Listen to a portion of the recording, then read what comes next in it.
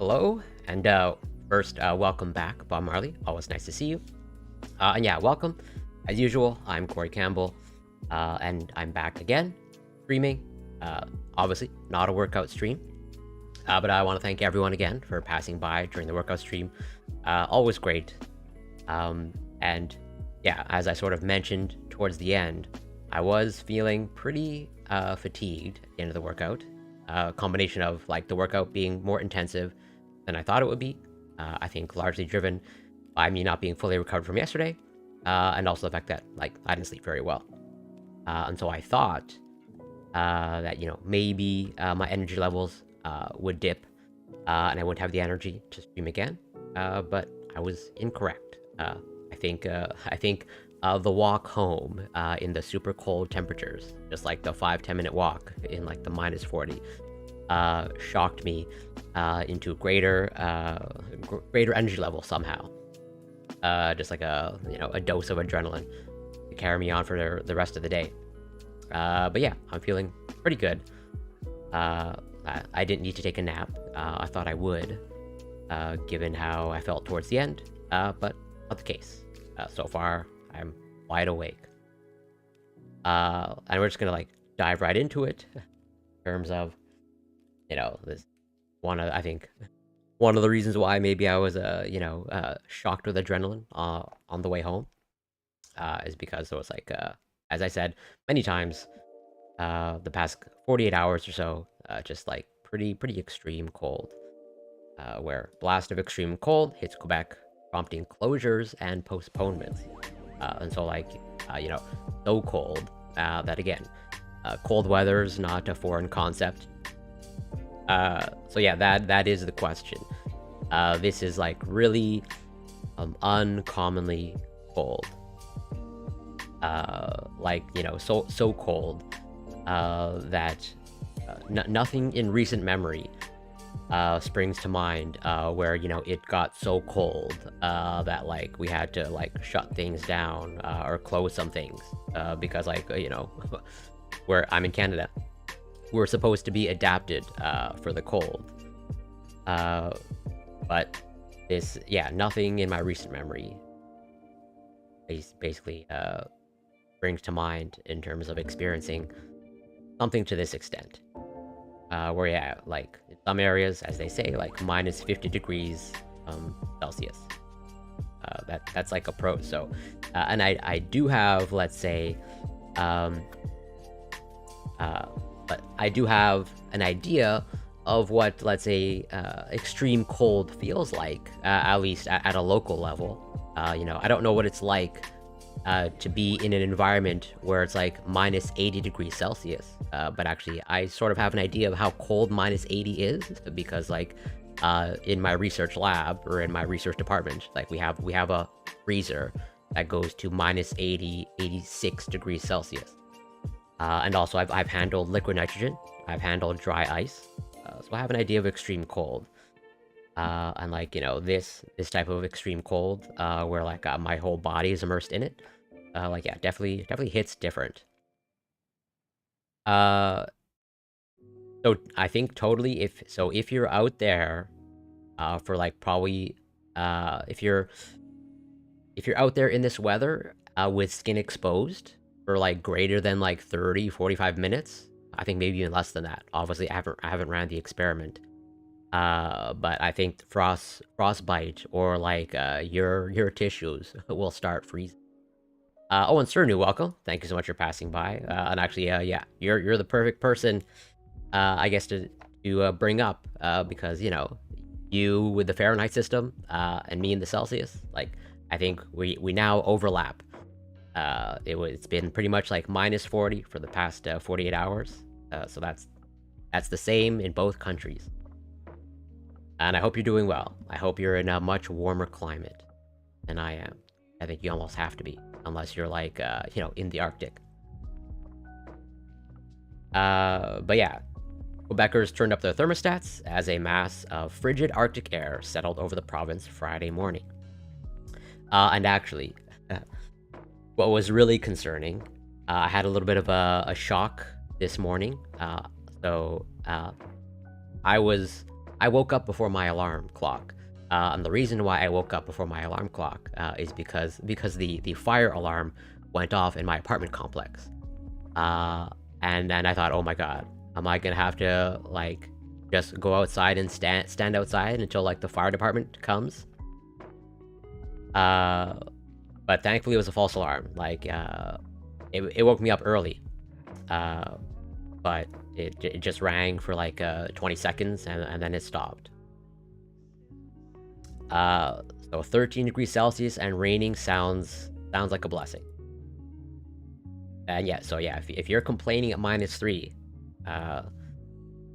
like this is unseasonably cold, but like getting to -20, -15 degrees Celsius, that's more typical.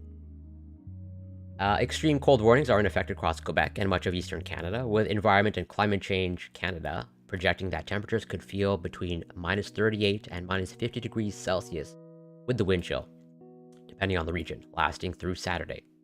So like by tomorrow, I think even now it's starting to warm up, even though it's nighttime. According to Environment Canada, it was -25.9 degrees Celsius in Montreal on Friday morning, but the wind chill made it feel like -40 degrees Celsius.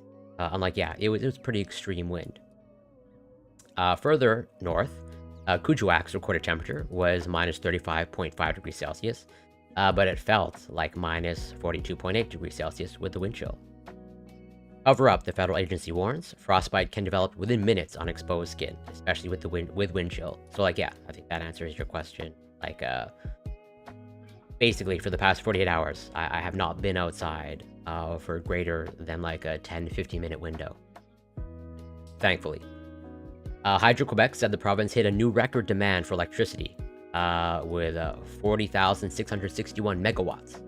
The previous record had been 40,380 megawatts. The utility had been preparing to face a historic peak in demand, one that was expected to outstrip supply by as much as 4,500 megawatts, according to internal Hydro-Quebec communications obtained by Radio Canada. So like, yeah, this is basically a, record-setting electricity and energy consumption, which I think that says something about the climate and weather overall.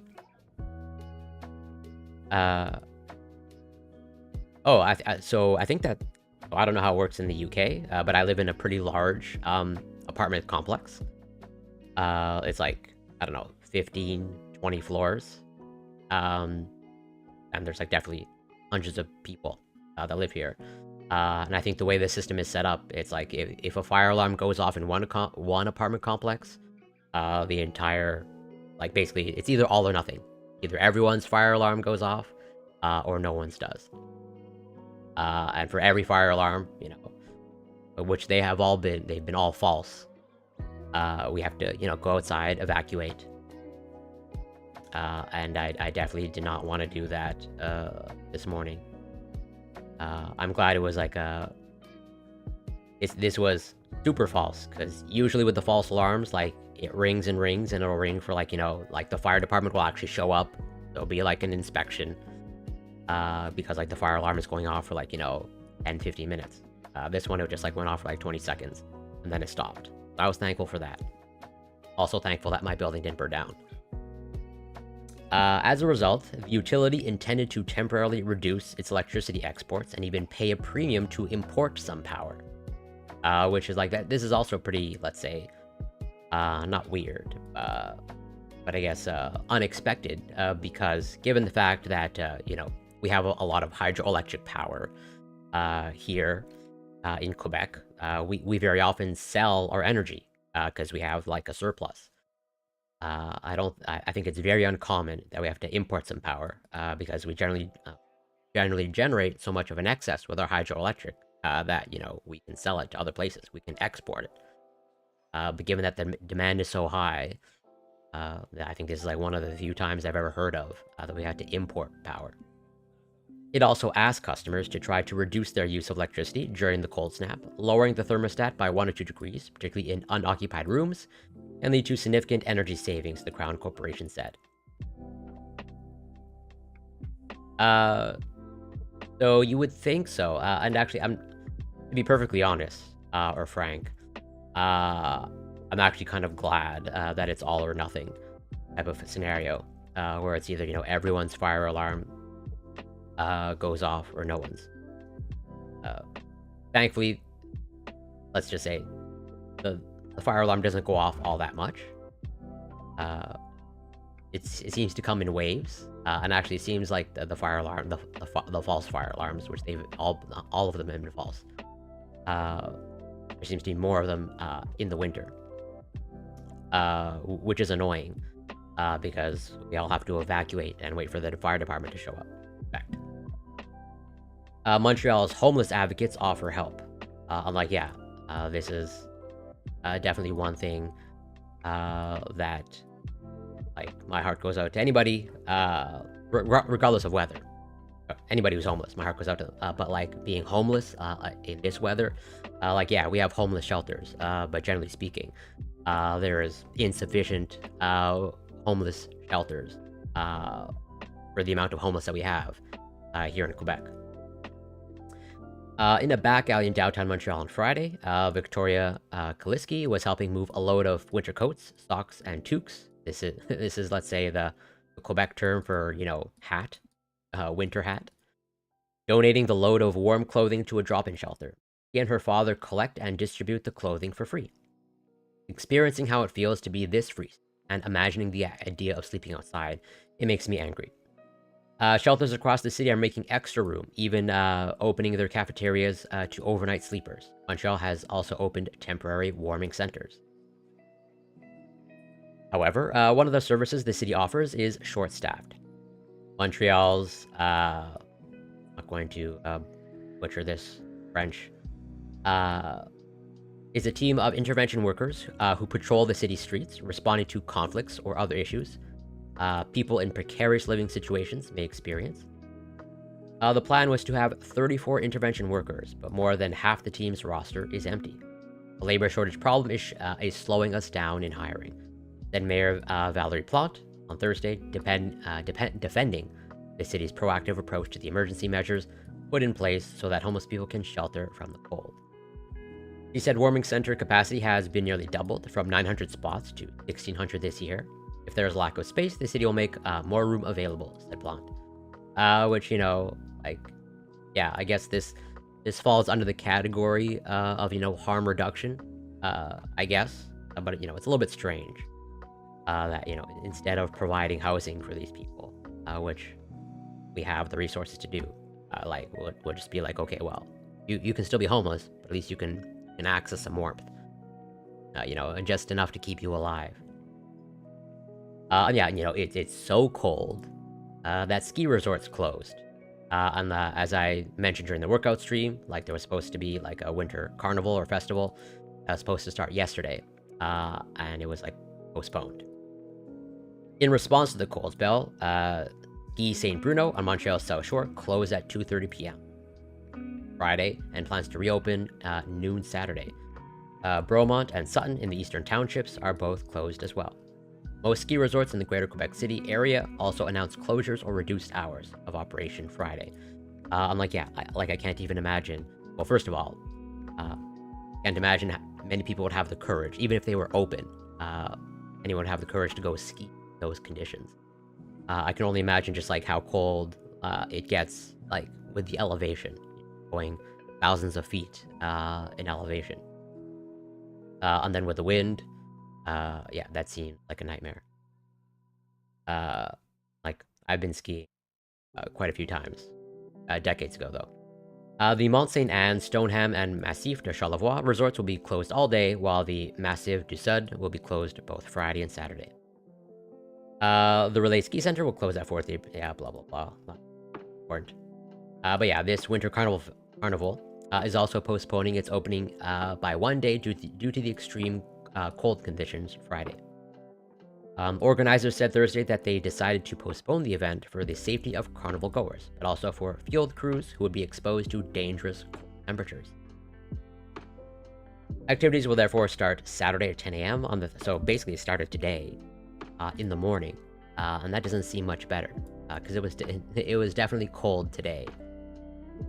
I can say that with pretty absolute certainty. because I was outside today earlier in the day, and it was cold. The Electro Fret evening that was set for Friday has been moved to Sunday at 7 p.m. More things rescheduled. On the road, Quebec's Transport Ministry is urging motorists to adapt their driving habits as the cold affects the function of de-icing salts. When temperatures are below -12 degrees Celsius, the salt loses its effectiveness, said Roxanne Pellerin, a spokesperson for the Transport Ministry in the Morrissey region. And when temperatures are below 15 degrees Celsius, the use of sand is preferred because the de-icing salts will not be able to do their job, adding that tires can also lose their grip in cold. And on Twitter, Quebec511 reminded people Friday that people should always have a shovel, snow brush, scraper, traction aids, blah blah blah in their car. So yeah, safety. But yeah, like that's how cold it is. Like pretty unseasonably cold. I don't know if it's record-setting. Doesn't usually if there's a record they report it. I'm just going to assume that a lack of reporting means a lack of a record. So if it got colder than this previously, that's also mind-blowing. But sort of still on the topic of extreme weather and kind of like contrasting, where this seems like unseasonably cold for a winter. But just, I think overall, there's a trend, despite this extreme cold, at least based off of my subjective experience, the winters are becoming more and more mild. And at least there's, some kind of like anecdotal evidence to support that. Or like, we can go from this, where like things are like so cold, you get extreme weather warnings of like, don't go outside because you're gonna freeze, to like, not that far away, a couple hours drive, it's so unseasonably warm that we can't we basically can't keep one of our kind of landmark skating rinks operating because basically the temperatures aren't cold enough. Or like, Rideau Canal, this is in Ottawa, or close to Ottawa. Skating rink still closed amid mild winter. And I would say even here, in my area, despite this extreme cold that we're experiencing, the winter overall has been unseasonably warm. Like, just pretty much not that cold temperatures, and much less snow, as far as I can tell. Despite frosty weather this week, the world's longest skating rink will be closed because of warmer than average temperatures. During the colder months, Ottawa's Rideau Canal turns into a 7.8 kilometer of icy fun. And as I mentioned during the workout stream, in elementary school, there were field trips to go and ice skate on this canal. But the canal in Canada's capital will have its latest start in over 50 years because of this year's mild winter. Temperatures dropped to -26 on Friday, but hovered around -5 degrees Celsius in January and -2 degrees Celsius in December. This is unseasonably warm. Until this year, the latest canal opening was 2nd of February in 2002. The first and only time the canal had opened as late as February since records began in 1971. Over the past 52 years, the average start date has shifted later and later. Which, is this like official data, testifying to the reality of climate change? Probably not. But, just say that's something. Before the 95-96 winter season, the canal would typically open at the end of December. Over the last 26 years, however, the canal is typically opened on 10th of January. This has been Ottawa's third warmest winter, according to records dating back to 1872. Environment Canada told the Ottawa Citizen previous record breakers were in 2001 and 1931. The skating season typically starts when a 30 centimeter thickness of good quality ice has formed, according to the National Capital Commission, the organization in charge of the canal. That requires about 10 to 14 consecutive days of temperatures between -10 and -20 degrees Celsius. Basically, as far as I can tell, at least in my area, I don't think I don't think this would have been reached. Like I said, it's been overall like pretty unseasoned form. Like even just going as low as -10, I think has happened only on a couple of days since the official start of winter. As opposed to like, again, this is just going by my memory of like, rewind 10 years ago. I think like starting in December, pretty much like just about every day, you're averaging like around -10 degrees Celsius. Last year, the NCC partnered with researchers at Carleton University to examine the potential impact of climate change on skating on the canal. Each year, Ottawa, Canada's capital city, hosts a Winterlude festival that celebrates the fun that snow and ice can bring, the tobogganing and ice sculptures, as well as skating along the canal. The annual event, which begins on Saturday, attracts as many as 1 million people. But the canal will not be able to open at the start of this year's festival, which puts a damper on some of the activities. Our teams are working relentlessly to safely open a section of the skateway, flooding the ice surface every evening, said Valerie Dufour, a spokesperson for the NCC. The cold snap over the weekend is good news, but we had to deal with mild temperatures and a lot of snow up until now. And like, yeah. So I think the extreme cold snap here is supposed to be done, I think, basically by tomorrow morning. And then like we're gonna go from really extreme cold to I think it's supposed to get into like, +1, +2 degrees Celsius territory.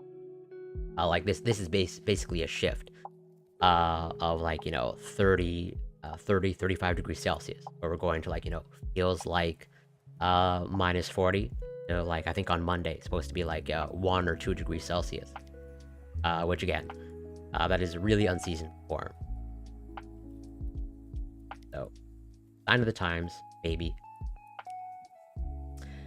The main topic of this stream, there are a couple of other news stories that I do want to cover, but I want to make sure I leave enough time to cover the ketamine and psychedelics topic properly.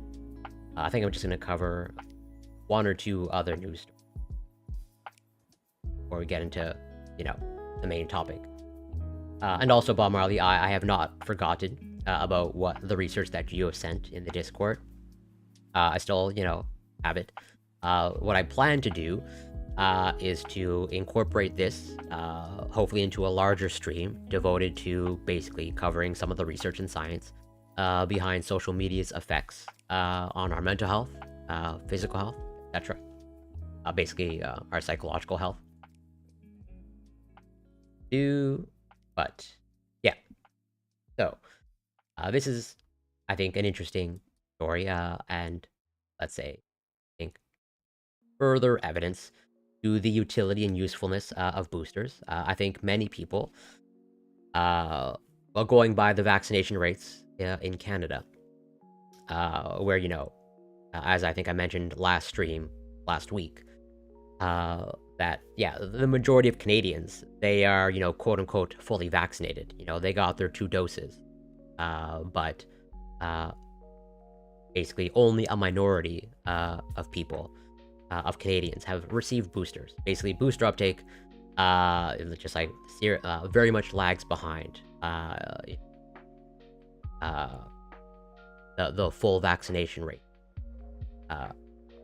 And I think one of the reasons why that is the case is because I think many people just don't see the reason to, continue to get boosters and be up to date with your boosters, because I think they're probably operating under the assumption that there's no real tangible benefit for receiving boosters, where I think people just have an overinflated sense of confidence that being fully vaccinated with your 2 doses gives you close to maximal protection, which, don't get me wrong, it does provide good and substantial protection.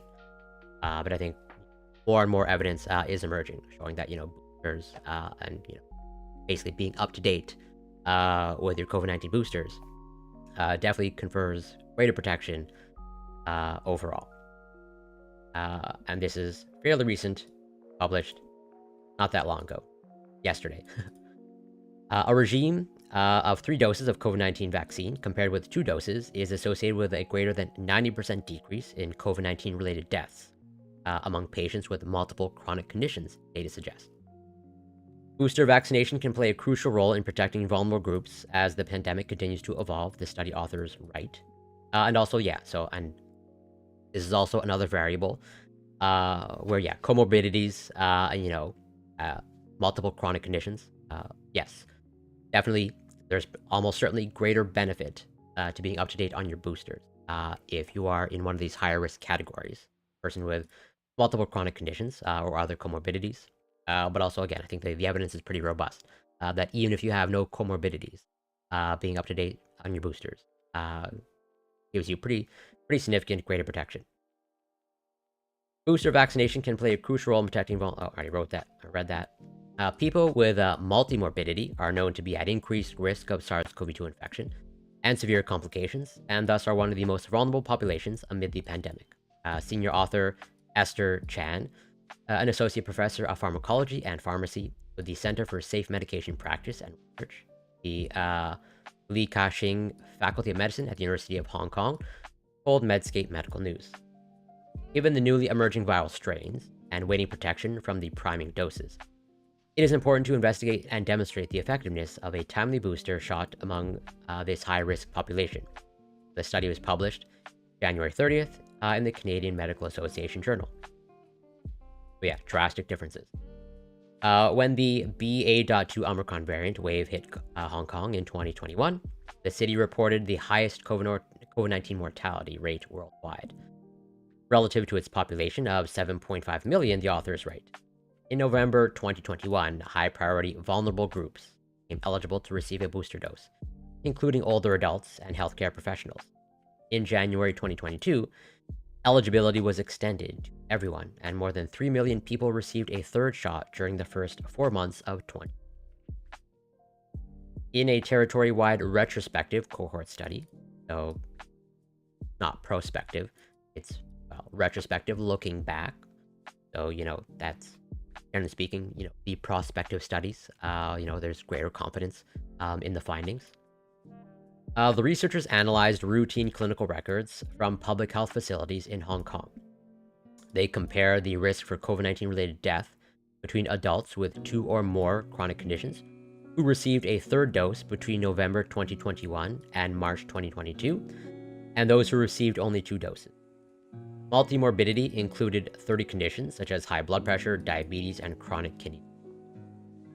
The researchers included 120,724 patients who received the BioNTech, or basically one of the mRNA vaccines from Fusion BioNTech, equivalent to Pfizer BioNTech outside of China, including 87,289 who received a booster dose and 127,318 patients who received Sinovac's Coronavac shot. I think this is, China's basically China's Chinese-made vaccine. Of the latter patients, 94,977 received a booster. In general, those who received a booster dose were slightly older. There were more COVID-19 related deaths among Coronavac recipients. So basically, the Sinovac Coronavac shot. Doesn't surprise me. The Sinovac vaccine seems to be very much less effective than the mRNA ones. Overall, the risk for mortality was lower among those who received a third dose of either vaccine, among basically the Pfizer BioNTech mRNA recipients. There were 5 COVID-19 related deaths among booster vaccinated patients and 34 COVID-19 related deaths among 2-dose recipients, yielding incidence rates per million person days of 1.3 and 23.4 respectively. Among Coronavac recipients, there were 26 COVID-19 related deaths among booster vaccinated patients and 88 COVID-19 related deaths among 2-dose recipients, yielding incidence rates per million person days of 5.3 and 53.1 respectively. Basically an exact 10-fold difference. For both vaccines, a booster dose was associated with a more than 90% decrease in mortality rate amid the Omicron wave, the authors write. Oh, and yeah, Pollock, welcome. Uh, Going with or oh no. So depending on your opinion, what do you perceive as the federal government's preferred narrative? And also, I'm in Canada, so depending on where you're located, maybe your federal government's narrative is different than mine. Subgroup and sensitivity analyses yielded similar results for booster vaccination. We were slightly surprised at the drastic differences, said Chan. We did expect great effectiveness before the analyses, but 90% is an incredible finding, particularly as this was a real-world study and not a controlled clinical trial with strict patient inclusion criteria. It is often in controlled trials where we see comparatively higher effectiveness. And also, like, this is peer-reviewed, published data. So, definitely doesn't hit a nerve. And you're free to stay, but you're also free to leave. Like, it definitely did not hit a nerve. Believe I have received much worse messages. Chan and colleagues are continuing to conduct research on COVID-19 vaccine and antivirals in vulnerable groups to understand how public health measures can reduce complications as the pandemic continues. They also plan to analyze how COVID-19 sequelae may increase the incidence of multimorbidity among those with ongoing symptoms. I mean, like, I don't know how I come across. Maybe it came across that it hit a nerve, but like, I can say with confidence that did not hit a nerve. As someone who goes on debate panels, like I think I can handle a lot more than that. Chan attributes the notable mortality differences between groups in this study to a higher baseline COVID-19 related mortality risk among patients with multimorbidity, as well as the long duration since the second dose. Many two-dose recipients received their last shot more than 6 months before the Omicron wave, which likely led to waning protection, she noted. Hey, to each their own, you know. If that's the way they perceive me, that is totally valid. Commenting on the study from Medscape, Antonius Diab, PhD, a postdoctoral fellow with the Canadian Society of Pharmacology and Therapeutics and Dalhousie University's College of Pharmacy in Halifax, Nova Scotia, said, I understand why they do this, but it's really annoying when like every single title is spelled out. It is becoming increasingly clear that vaccination against COVID-19 saves lives and that booster doses are needed. What remains to be addressed is how long after a booster dose does an individual remain protected, and how does this change between populations? Do those with multimorbidity need more frequent vaccination? Which, that is totally a legit and valid question. Diab, who wasn't involved with this study, has researched COVID-19 pathophysiology and pharmacology in clinical vaccine and drug trials authorized by Health Canada. He and his colleagues are assessing best practices and gaps in trial design in order to create guidelines for future trials. So the typo here. I think since we don't have, as far as I can tell, we don't have a conclusive answer to this question. Or we don't have any real answer that we can say with confidence. And I think this understandably contributes to the lack of uptake in boosters. Because, I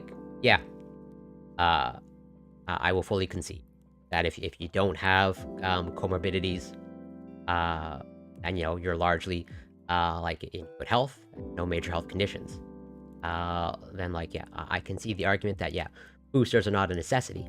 Even though yes, the evidence is quite clear that it provides an advantage. But it doesn't appear to provide let's say, very drastic advantage.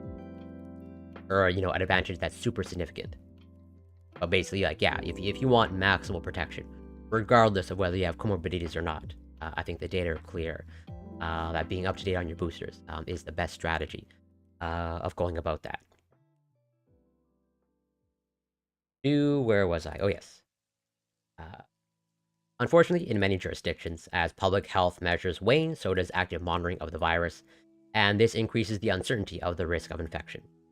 Ideal situation, including the XBB.1.5 variant, would be timing booster doses with periods of increased risk, defined as the convergence of waning immunity, increased chance of exposure, and pre-existing health conditions such as multimorbidity. However, we need the proper research, monitoring, and data to be able to assess risk. Is it like the flu shot in terms of... So that's an excellent question. And I think... let me just double check. I think there is a push. I don't know how widespread it is. This might just be local to Canada. But I think there's a push to have basically, just as we have, you know, going back the decades. We have flu season, and that, you know, you get your flu shot during flu season. I think, at least based off of what I read, in, let's say, Canadian news, there's at least a push in Canada to basically, you know, as you get your flu shot, you also get a COVID vaccine. 1 second. But I want to double check that.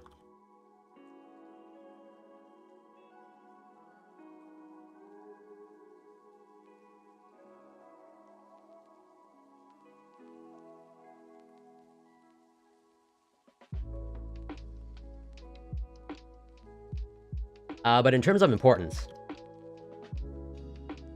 okay, so maybe not only Canada, but also maybe in the US, where, yeah, US health officials want to make COVID-19 vaccinations more like the annual flu shot.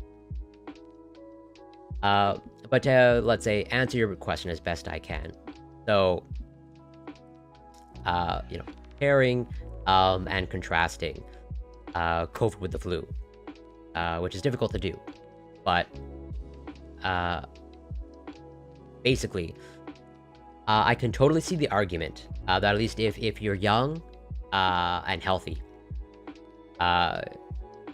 it's probably not super necessary to get a COVID-19 vaccination, because, like, at least so far, like, the data so far pretty clear that, you know, if you're young and healthy, like, the chance of a severe outcome by getting infected is quite low, as opposed to, like, with the flu. I can't remember the exact numbers offhand, but generally speaking, there is a slightly greater risk. I think basically, there are more chances of having a severe outcome with the flu if you're young and healthy, as opposed to COVID-19. And so I think the argument would be that basically the flu shot should take priority overall, across, like, all age groups. And that, like, unless you're, like, in a specific vulnerable high risk group for COVID-19, then it's probably, like, strongly recommended that you get the COVID-19 vaccination. But basically, I think overall, just from what I can tell, this is just my opinion. The way I parse the data is, like, yeah, probably just overall across all age groups, regardless of health status, like, the flu shot probably more important. Oopsies, sorry about that. Yeah, it is. Whether it's a good thing or not, like, I think for the vast majority of people, myself included, you know, COVID is pretty much, you know, not at the forefront of my brain. Although I will fully admit, it should probably be more at the forefront of my brain. Just because, like, I think for me, it's important to pay attention. Where, like, you know, rewinding, like, 6 to 8 months ago, like, I can tell you, like, you know, the daily case count, so to speak, of, like, okay, today there were this number of cases reported in Quebec. But obviously, across Canada, we basically have stopped recording cases or, like, providing daily updates of cases. And so that is kind of just, like, you know, basically, you have to put in the effort now if you want to, like, track the number of cases. Alright, done with this one. Do I want to cover one more news story? No. think I'm gonna save this one. I'm gonna save this one for basically a larger stream devoted to, you know, basically what's I've covered this before, but what's continuing to happen with Canadian healthcare, and just I would say like the medical profession overall, uh, across, let's say, developed countries, where this physician burnout and depression, not only in Canada but in the U.S. I haven't checked, but I would suspect also in the UK or the EU as well, where I think just like healthcare infrastructure, I think in very many developed countries, if not the vast majority of developed countries, like is heavily understrained for multiple reasons, and one of them is like basically physician burnout, physicians leaving the profession as a result of burnout, people not wanting to go into the medical profession as a result of what they observe. But I think we'll get into the main topic. I want to make sure I can devote enough time to it.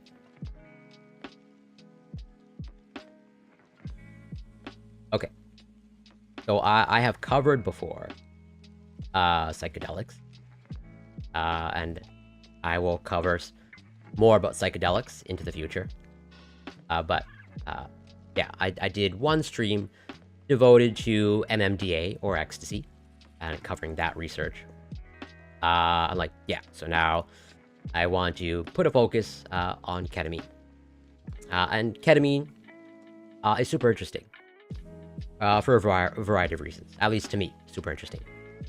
Where, like, so we have research, let's say, about ketamine in different contexts. You know, when it comes to managing pain, when it comes to anesthesia, all that stuff. And we have a pretty good idea, not a perfect idea, and there's definitely still a lot of unknowns in terms of like the mechanism of action in regards to ketamine. But let's just say ketamine, I think it's fair to say, is way more well characterized than something like NMDA, just because, like, yeah, for the longest time, just like not a lot of research was done on ecstasy, which is a shame, because like we should have been studying these things. You know, we're clearly behind in the psychedelic research, and we're kind of like playing catch up.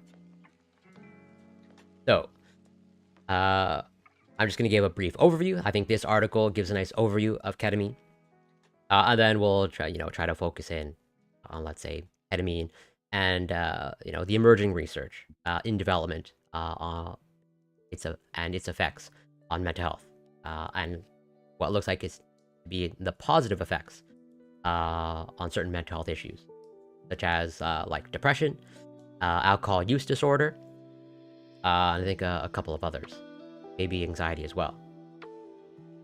So ketamine is a medication that doctors use as an anesthetic to induce loss of consciousness. Effects include sedation and reduced sensation of pain. The drug is a Schedule III non-narcotic that the Food and Drug Administration has approved for use only as a general anesthetic. However, doctors sometimes prescribe it for off-label uses, such as depression. Off-label means using the drugs to treat conditions the FDA has not approved. Some people use ketamine for its hallucinogenic properties. Ketamine can sedate, incapacitate, and cause short-term memory loss, and because of this, some people use it as a date rape drug. And also, dosing, at least as far as I can tell, dosing plays, let's say, a significant factor on ketamine's effect. While ketamine is safe to use in controlled medical practice, it becomes hazardous if someone takes it for recreational use. So what is ketamine? Ketamine is a dissociative anesthetic. Doctors use it to induce general anesthesia for medical procedures that do not require muscle relaxation. And so this is something to keep in mind, although like maybe not super critical. But even though ketamine is very often used for pain control and treating certain chronic pain conditions, It does not appear, well, it's let's say biochemically speaking, or just strictly, going by the chemistry. It is not an opioid. It's not basically in the opioid class. It appears to have a sort of a different mechanism, and binds to different receptors than opioids do. Where like opioids, they bind to opioid receptors. Ketamine, I haven't looked closely, uh, but there might be some like residual or like low affinity binding to opioid receptors. But basically, the main mechanism of binding, or the main receptor, does not appear to be opioid receptors. And yet it still appears to alleviate pain pretty effectively. And actually, I'm going to bring up an example of like it appears to be pretty decently effective at treating some pretty severe chronic pain conditions. Oh yeah, totally. Like for sure, I have been prescribed drugs from my own specialist for off-label use.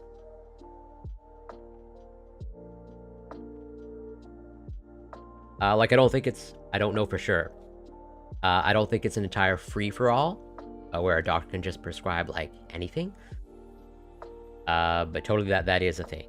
At least I can say from my own first-hand experience, at least in my province, off-label is for sure a thing.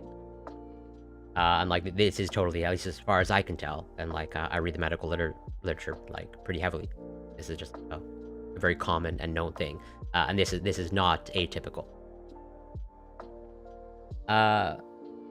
General anesthesia denotes a sleep-like state, while dissociative refers to the effect of feeling disconnected. Ketamine can produce hallucinations, similarly to other drugs such as LSD and PCP or angel dust. So, if I remember correctly, ketamine is essentially derived from PCP. Hallucinations are distorted perceptions of sounds and sights. So, therapeutic uses. The FDA has approved ketamine for general anesthesia only, but the drug has some off-label uses. Details are below. Doctors use ketamine to induce general anesthesia alone or with other general anesthetics, such as nitrous oxide. They use it in the emergency department setting.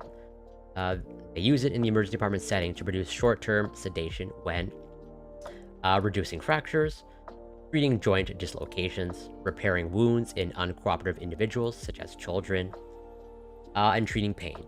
Practitioners use low doses that do not produce dissociation to relieve severe pain from the following conditions: trauma, fractures, abdominal pain, blah blah blah. I will also give another example of a pretty severe chronic pain condition that the research appears to be showing that ketamine is pretty effective in treating this type of severe pain. When he does that, do you usually research whether it's actually effective? So it's both. Like I have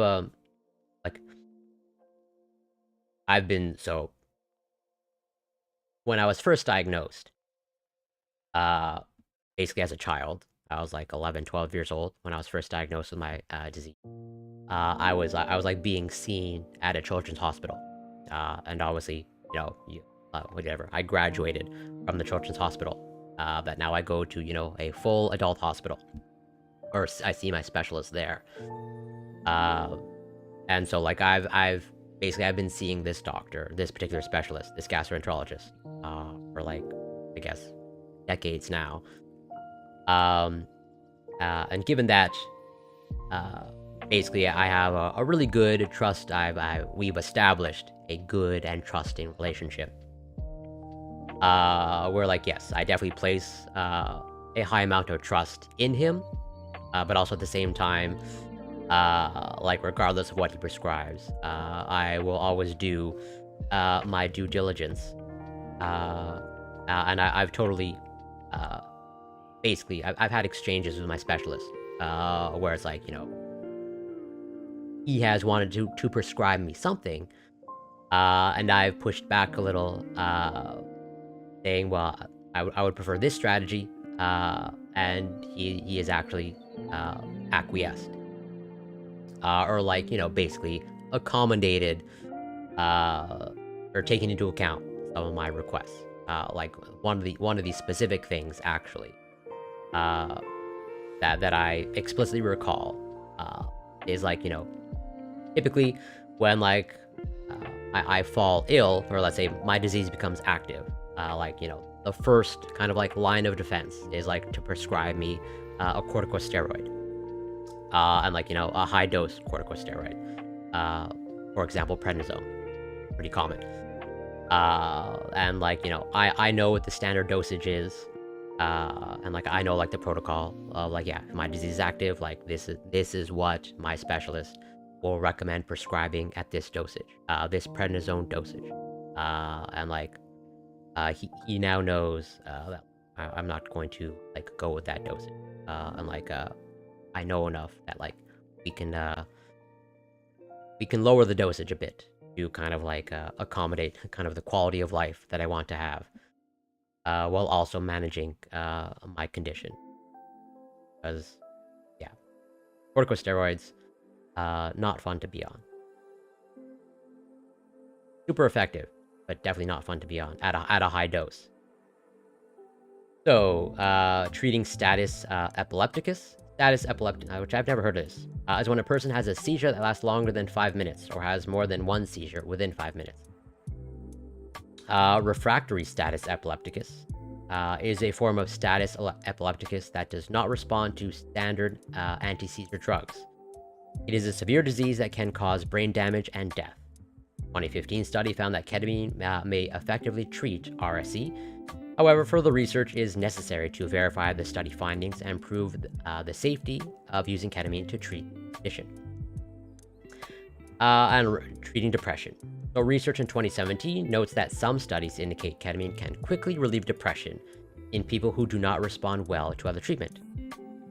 Despite these positive results, the authors warned that data on the use of ketamine for this condition are limited, so practitioners should consider the risks of the drug before prescribing it.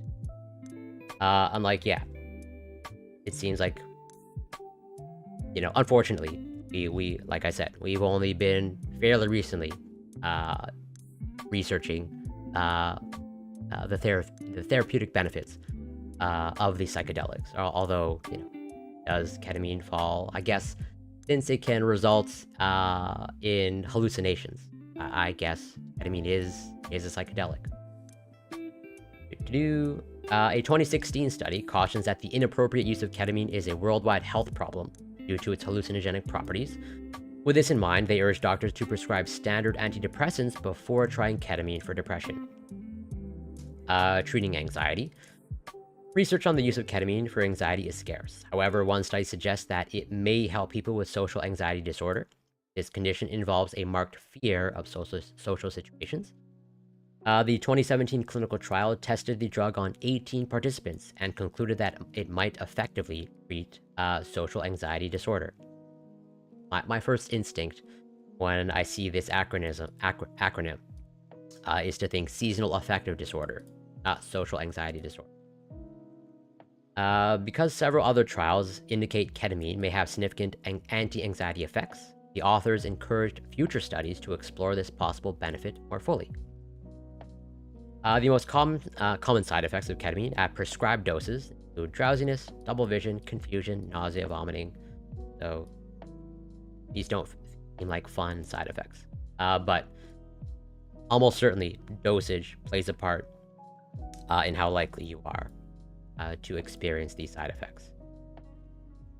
Ketamine can also produce an extensive array of other symptoms that affect many parts of the body, but they are less common. Evidence shows that ketamine is safe for use in people with a wide age range when taken correctly. However, ketamine is only safe when a person takes the drug their doctor has prescribed for a specific purpose. Despite the general safety, ketamine has the following risks: instability of heart and blood vessel function. This may include a temporary increase in blood pressure and heart rate, or a decrease in blood pressure and heart rate. Abnormal heart rhythms may also occur. Respiratory depression. This can happen in an overdosage or if the rate of administration is rapid. And this is also one of the known kind of adverse reactions to opioids, especially high-dose opioids. This risk for respiratory depression. Emergence reactions. Such reactions include agitation or confusion within the post-operative recovery period, increase in intracranial pressure. Due to this effect, practitioners should closely monitor anyone who has high intracranial pressure, basically, pressure in the brain or, in your cranium. Liver injury. The administration of ketamine may cause liver dysfunction, cognitive or thinking deficits. Some research reports that these effects occur in children. Doctors do not recommend ketamine for people of any age who have conditions in which high blood pressure could lead to aneurysm, uncontrolled high blood pressure, heart attack, aortic tear. And I'm gonna skip that. I don't think it's super important. As a drug of abuse.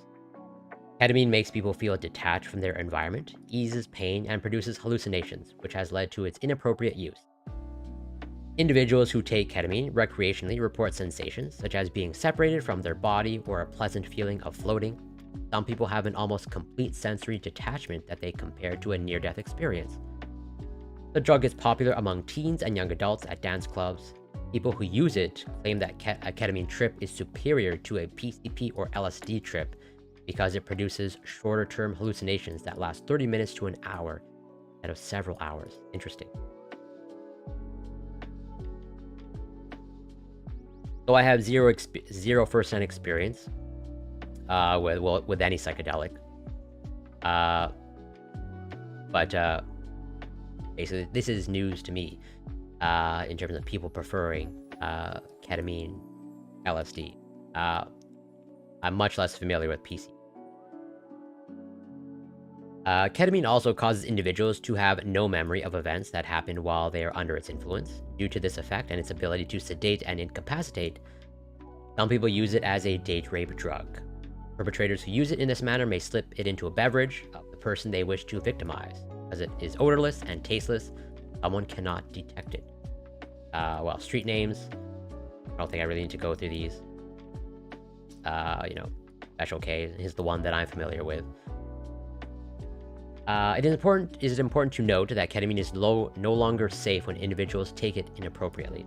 The danger increases with regular use since it can harm health and other aspects of life. The side effects and risks can also be so severe that they cause death. And well, yeah, mixing, pretty much like not recommended.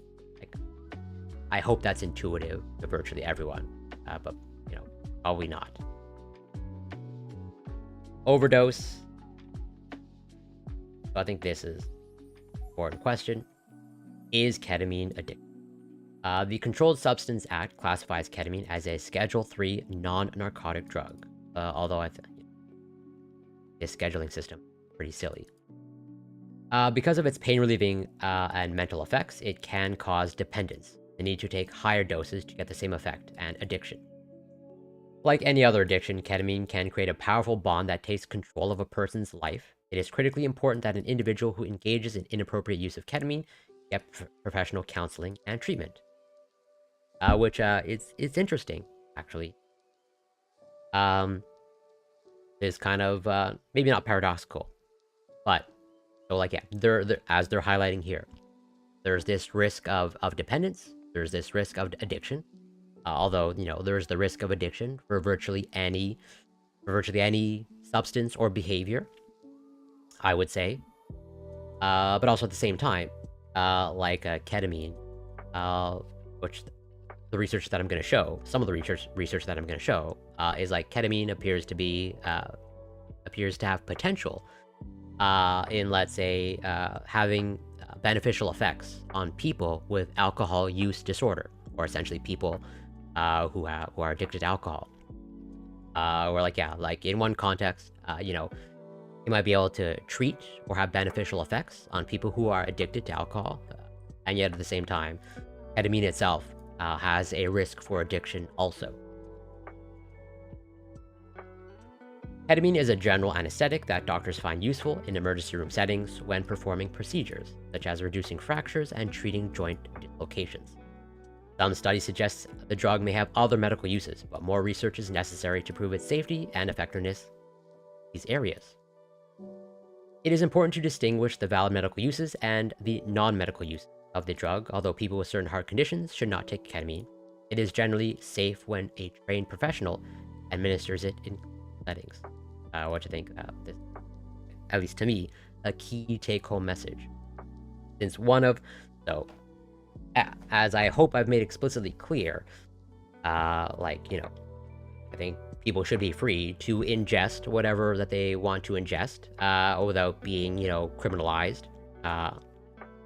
I'm pretty much for the decriminalization or legalization of virtually all drugs.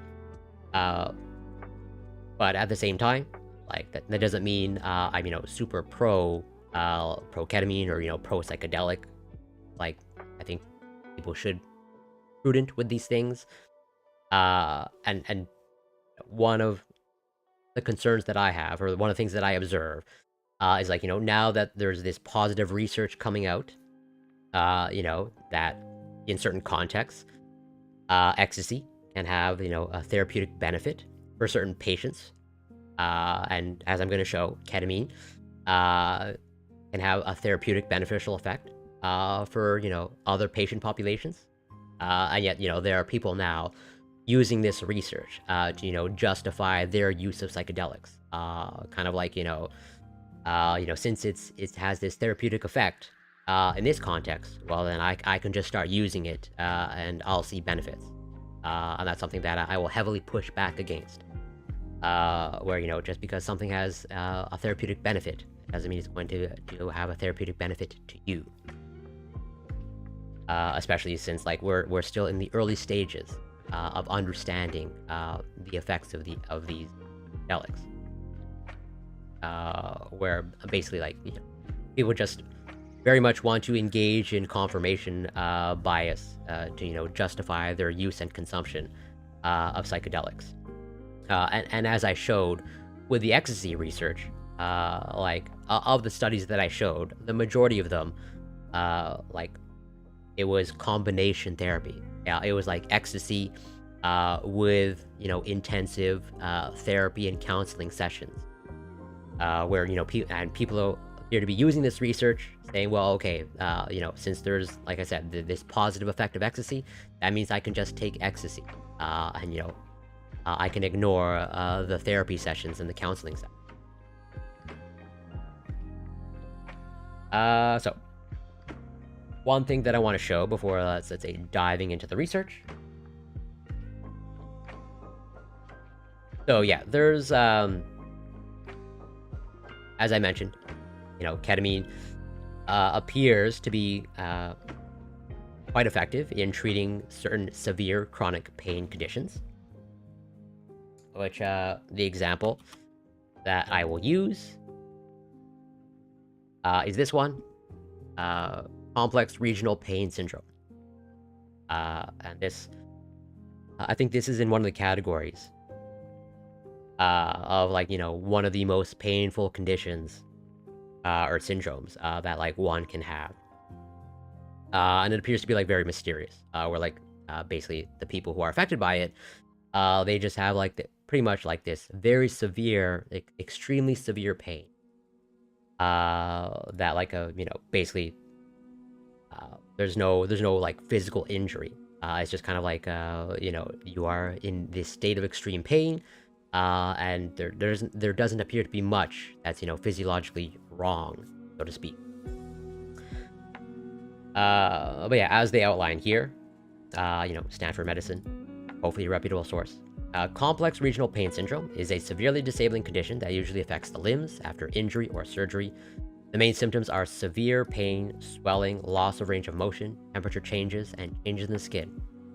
And yeah, in addition to the extreme pain that these individuals experience, it looks like the area that's affected, looks like it's inflamed.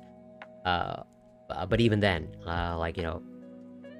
inflammation or something being inflamed, it doesn't appear to account for the severe pain that these people appear to be experiencing.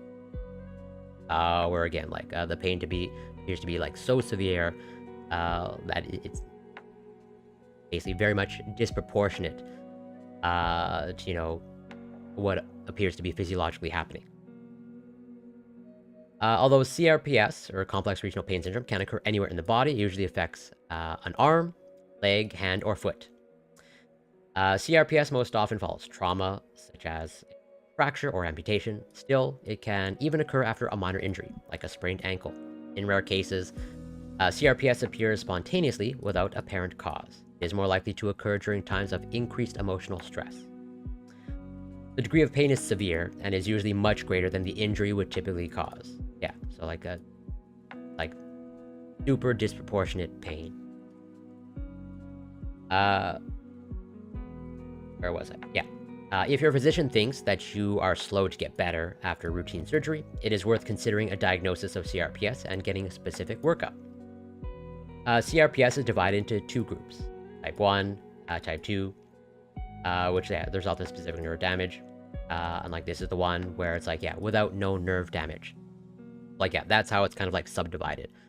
Where, with type 2, we can, at the very least, we can point to, some physiological, let's say, thing, or, some physiological injury that, might have something to do with the severe pain that they're experiencing. As opposed to like in type 1. And again, type 1 appears to be like the more severe extreme pain. And yet, like, there's no known nerve damage. Where, we go and look, these patients are reporting, again, saying it over and over, but I really want to get that message across. Like, really extreme, debilitating pain. And yet, like, can't really find anything at a physiological level that would explain such severe pain. It appears to be so severe, okay, that, like, pretty much, I think very often opioids fail to manage the pain. And one of the reasons why ketamine has emerged, or ketamine was studied, is like, there's the obvious, let's say, safety issues when it comes to opioids. Risk for dependence, risk for addiction, and other adverse effects. And so, ketamine, let's say, was studied in the context of treating complex regional pain syndrome. And let me just bring up the research, one moment.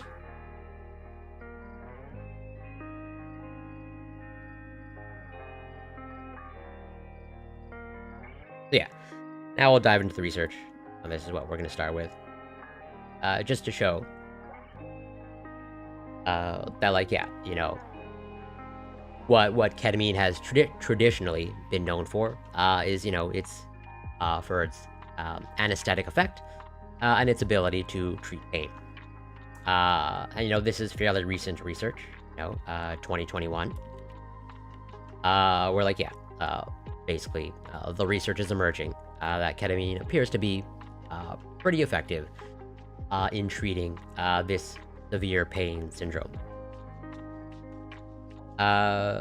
Where, patients who receive ketamine infusion for treatment-resistant CRPS, so basically, inadequately treated complex regional pain syndrome, self-reported adequate pain relief with treatment. This suggests that ketamine infusion may be a useful form of treatment for patients with no significant pain relief with other conservative measures. Future large-scale studies, including randomized double-blind placebo-controlled trials on the use of ketamine for CRPS, must be conducted in a large-scale population to further assess the effectiveness of ketamine in populations.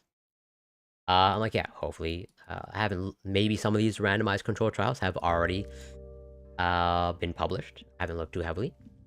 But, like, basically, I think, as far as I can tell, all of the emerging research appears to show that ketamine is pretty effective for this. And, like, also, in addition to, it's effective in managing the pain, one of the other sort of advantages is that it appears, at least based off of my understanding of the treatment protocol, where, like, the conservative treatments, it's kind of like day-to-day pain management, where it's like, you're basically, taking something on a daily basis to manage your severe debilitating pain, as opposed to based off of the treatment strategy that I understand of this. It's like basically ketamine appears to be much longer lasting, where I think patients can receive like an infusion, and it will allow them to manage their pain for like weeks to months. Where it's like, yeah, they can just receive kind of like an initial infusion, and that basically manages their pain for a significant amount of time before their next infusion, where they don't have to take daily or regular medication in order to just like manage their pain. That also appears to be another one of the advantage of these ketamine infusions.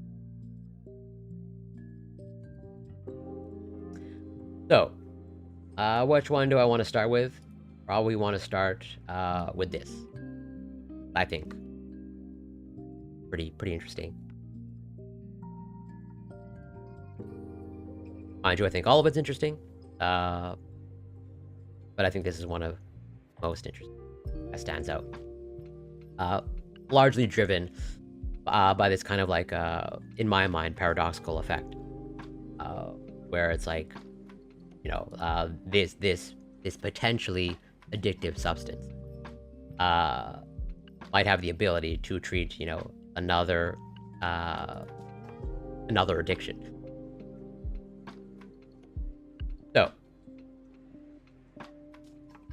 harmful use of alcohol causes more than 5% of the disease burden worldwide, but a great proportion of individuals with alcohol use disorder do not respond to currently available pharmacological and behavioral treatment, with more than 70% of those entering treatment relapsing within 1 year. Right, and this also adds to why this, at least to me, this research is interesting. Where it's like, I think most people know or are aware that alcohol use disorder, very difficult thing to treat or recover from. Where as highlighted here, basically relapse is common, and it seems to be exceptionally difficult and challenging for basically for someone to be able to like make a long-term recovery from alcohol use disorder, or essentially alcohol addiction. The N-methyl D-aspartate, this moving forward, this will be NMDA. So that is an excellent question. Like, is this just harm reduction? I don't think it is, because I think as you'll see from this research, it appears to kind of have an effect on the craving for alcohol, where like their metric, as I'm going to cover, it's like it appears to just like reduce the amount of alcohol that they consume and that they crave. And it's probably not that you're basically substituting just alcohol for ketamine. I don't think it's analogous to something like methadone treatment or methadone replacement therapy, where methadone very often used to treat individuals addicted to opioids, or very often those addicted to heroin. But that is essentially a substitute. Like methadone is explicitly an opioid, but its advantage, and one of the reasons why it's used to treat opioid addiction or heroin addiction is because methadone has a really long half-life. Basically, like it is a very long lasting or long-acting opioid, where you could take it once, and you can be basically, you can have it in your system for like 12 to 24 hours. Where like, yeah, that is one of the key advantages of methadone.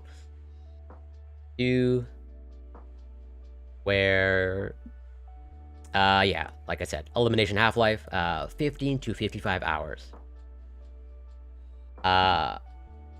Where this is an opioid agonist. And like I said, very often used to treat heroin addiction or other opioids. But this is just like straight substitution, essentially. Because like other opioids are also opioid agonists. I'm pretty confident that when it comes to ketamine and its seeming ability to treat alcohol use disorder, it's not simple substitution. Because basically, I'm reasonably sure the mechanism of action is distinctly different than alcohol's effects on the body.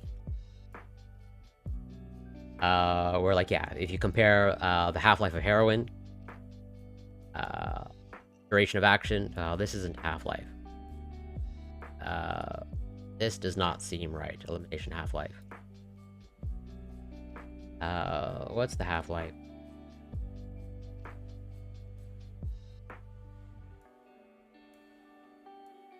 Yeah,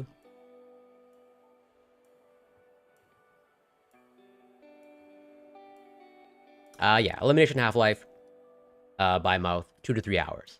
Like oxycodone, another opioid. Brand name OxyContin, the notorious OxyContin. And so like, yeah, this is also an opioid agonist. But like, yeah, so this is what, like I said, why methadone is very often used is because if you just like compare all of its elimination half-life, it's basically on the order of like a couple of hours, ranging basically from 2 hours to like 6, maybe 10 at most, 10 to 12 at most. Whereas if you compare it to methadone, it's just like basically like super long lasting. And so like basically, when you treat someone with methadone, or you're getting them off heroin onto methadone, it's just like you just have a more sustained level of the drug in your body, or level of the opioid in the body, so that you're not consistently craving, or you should ideally or hopefully you should not be consistently craving let's say the heroin or the other opioid that you were dependent or addicted to.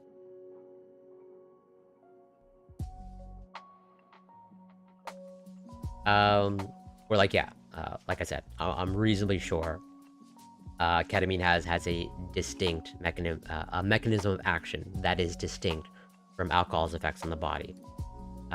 So yeah, is like I said, I don't think it's a straight substitution. So yeah, the NMDA receptor antagonist ketamine is a promising candidate therapy in alcohol use disorder for several reasons. I'm like, yeah, so even though I've explained this before, but I want to always try to be as clear as I can be. So antagonist, this is basically, blocking the action. Going back to, what I just brought up. Comparing and contrasting the terms. Opioid agonist, so like, yeah, agonist, the agonist binds and, mimics, binds the receptor, and, it has like a physiological effect. As opposed to like, well, everyone knows what antagonist means in common language. But basically antagonist is like, it's blocking the receptor so that other things can have an effect. So first, substantial evidence supports the antidepressant properties of sub-anesthetic doses of ketamine. Like, yeah, basically lower doses of ketamine, leading to the recent U.S. Food and Drug Administration and European Medicines Agency approval of S-ketamine, an enantiomer of ketamine. Okay, I want to cover enantiomers. I don't know if it's all that, but so what is an enantiomer? What's the difference between S-ketamine and ketamine? So enantiomers, without getting too hardcore into organic chemistry, although I couldn't even get into hardcore organic chemistry even if I wanted to, just because like I'm not an organic chemist.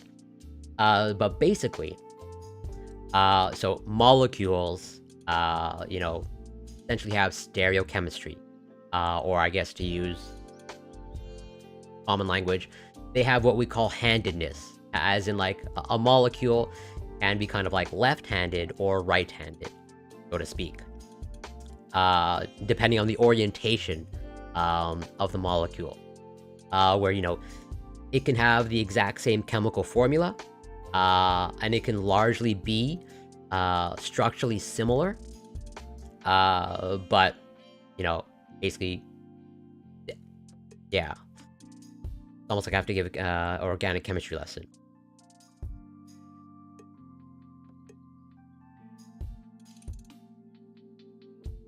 But basically, yeah, mirror imaging. So, oh, Jesus, welcome. Thank you so much for passing by. I hope you're doing well. Well, like, yeah, in this picture here, they're basically showing what enantiomers are in a nutshell. That, like, molecules have handedness, where, like, these are the mirror images. These are technically, these are the exact same chemical formula, but the orientation of the atoms matter. Like, it matters where in space, let's say this methyl group is located. So yeah, a molecule can be left and right-handed, and that actually has can have pretty substantial effects physiologically, and actually like the best case is thalidomide. Like, this is one of the reasons why there was this, let's say, this tragic event that took place with thalidomide, because we didn't really realize that handedness was a thing, and basically the negative effects of thalidomide resulted from, like, you know, one of the handedness having the negative effects, and like the other, you know, let's say right-handed one had the positive effects. But yeah, I don't want to get too down that rabbit hole. But all that to say, is like basically S-ketamine would pretty much be virtually identical to ketamine. It's just like the molecules will be slightly oriented spatially in a slightly different manner. Where I might as well just like look it up.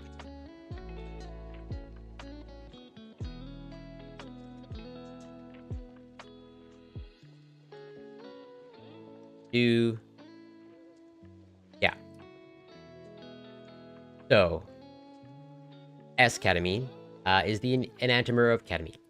So, like, it's the exact same chemical formula. Let's see if I can, like, get it side by side. But there's, like, some handedness to the orientation of the molecules. I don't know if it's going to show up here. Okay, so it's really discreet, right? So can anybody spot the difference between these two pictures? It's super subtle, but it's totally there. Of, like, you know, spot the difference. This is like one of those kids games. As like pretty much at first glance, even on close inspection, it's hard to discern the difference between these two pictures. I'm gonna give it like 10 seconds. But it is totally there. But like, unless, I don't know, you're used to seeing structures like this, I wouldn't blame anybody for not really noticing. Yeah, exactly right. So it has to do with this bond here, like, as you highlighted correctly, the HN, where, like, yeah, this dashed line actually means something, and this, you know, thicker black line. So, like, these lines, they all represent covalent bonds. And basically, this dashed line So this is just like trying to depict something in three-dimensional space, and the dashed line means it's behind. So basically, you can think of this HN as being behind your screen if you're looking at it, Well, you are looking at it in two-dimensional technically. And then this thick black line, it would be coming out of the screen. And so that's why it's basically this HN, since it's just a solid straight line, it's in the same plane. And same thing here, this bond also in the same plane. So like I said, these have the exact same chemical formula, and like largely speaking, like they're pretty much oriented like 99% in the exact same way. But like that slightly distinct difference has a huge has potential, let's say, has potential for pretty significant physiological effects if you're administering this thing. So where was I? Yeah, I was right here. So depressive symptoms are common in individuals entering treatment for alcohol use disorder, and the likelihood of alcohol relapse is elevated in patients with such symptoms.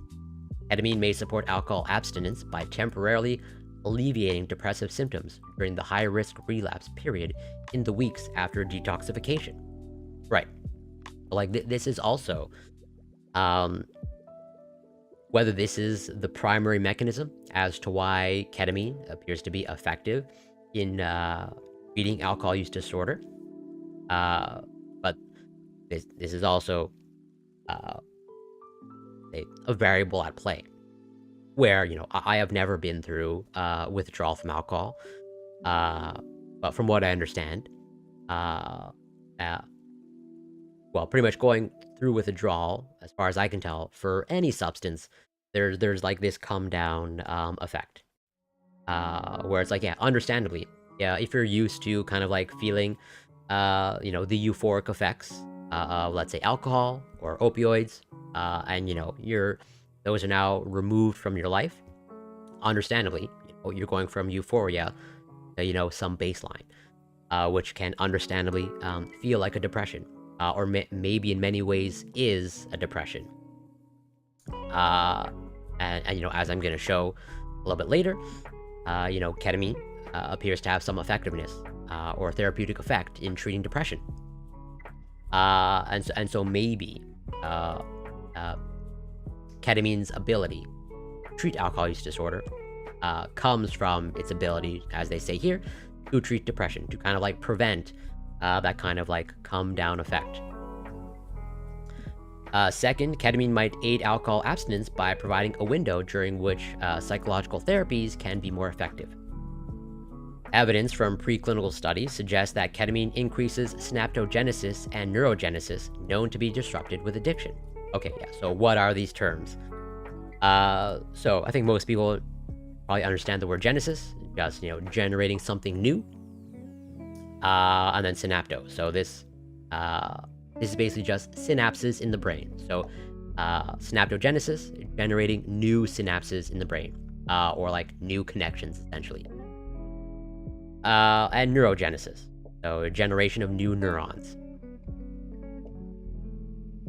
Learning and planning are impaired in patients with alcohol use disorder, and these deficits likely underpin the limited effectiveness of therapy in patients suffering from alcohol use disorder. Ketamine may provide a temporary boost to synaptogenesis and neurogenesis, which may allow psychological therapies and new strategies for managing addiction bed more readily. Interesting.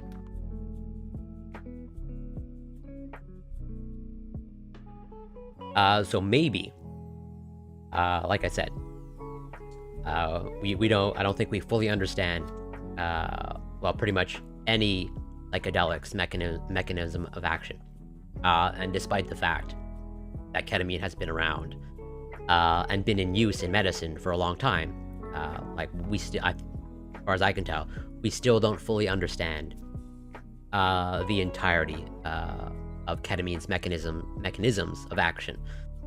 And actually, I have a paper devoted to that. Mechanisms of ketamine action as an antidepressant. And that's one of the reasons why I say it doesn't seem like we really know, because like based off of this, like there's a lot of proposed mechanisms. And, there's evidence backing up these proposed mechanisms, but basically, the case isn't closed, and there's still a lot of unknowns, and still, I don't think pretty clear. We don't fully understand the entirety of ketamine's mechanisms of action. But yeah, it seems like maybe in this context, ketamine might be able to set the stage to allow for interventions for alcohol use disorders. Whereas they're outlining here, ketamine has this effect at the level of the brain, specifically when it comes to generating new synapses or new connections and new neurons. And given that, maybe this, as they pretty much explicitly say, it might allow for other psychological interventions to be more effective. And definitely, so that's not surprising.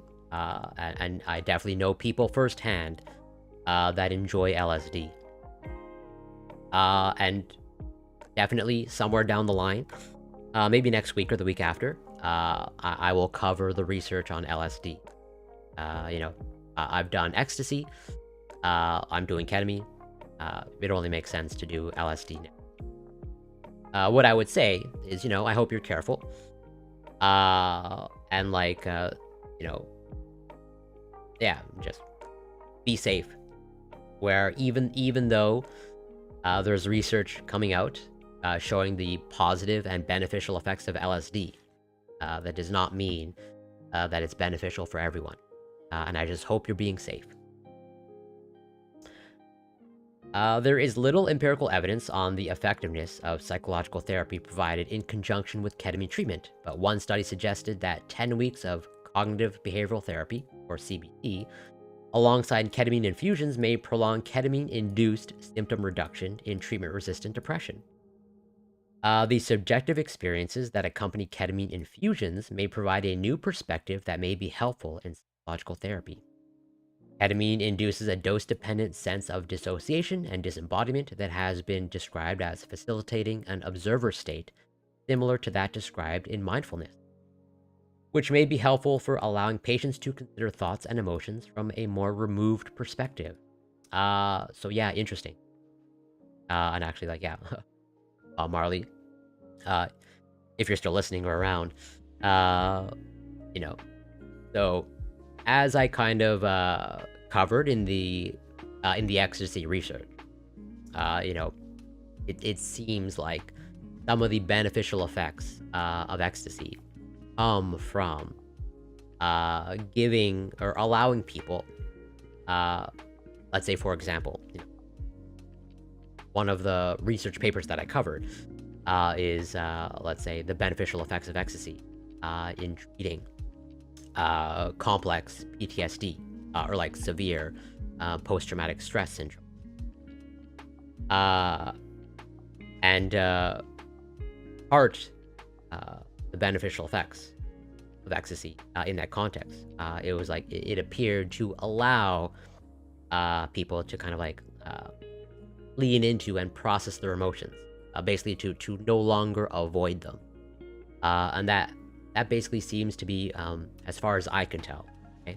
As I said many times before, I'm not a mental health professional, but it seems like, being able to process your emotions, even your negative ones, even your traumatic ones, appears to be pretty important in recovering from those traumatic experiences. So what did they do in this study? And there's a nice chart here that we're going to go through. What was the intervention? At least when it comes to, the ketamine aspect. So, the infusions were administered at visits 2, 4, and 6. These visits were spaced apart a minimum of 1 week and a maximum of 3 weeks and lasted for 40 minutes. Ketamine, so this was the dosage, 0.8 milligrams per kilogram, and placebo of the same volume were administered as intravenous infusions. The dose was higher than in depression studies, based on findings of possible cross-tolerance to ketamine in people with alcohol use disorder. And it roughly equates to what was suggested to be the lowest effective intramuscular dose in alcohol-dependent patients. The intravenous route was used because it is considered the best method to control ketamine blood levels and is associated with fewer adverse effects, such as nausea, than intramuscular administration. Intravenous administration has by now been established as the conventional method for administering ketamine for therapeutic purposes. Saline was used instead of an active placebo because upon starting this study, it was the first in this patient group since the early work in Russia, and we were concerned that an active placebo, for example a benzodiazepine, might have unintended therapeutic consequences. Interesting.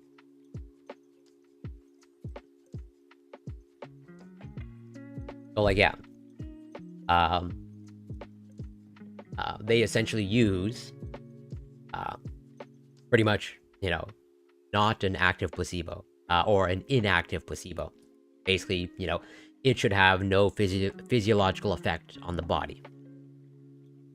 Because, as they're alluding to here, it looks like in past research, they were using, an active placebo, a placebo that appears to have, a physiological or biochemical effect on the body. And like, yeah, a benzodiazepine, that would be, as far as I can tell, a confounding variable, because,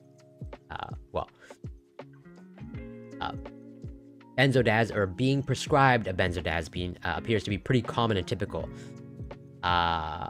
in recovering from alcohol addiction.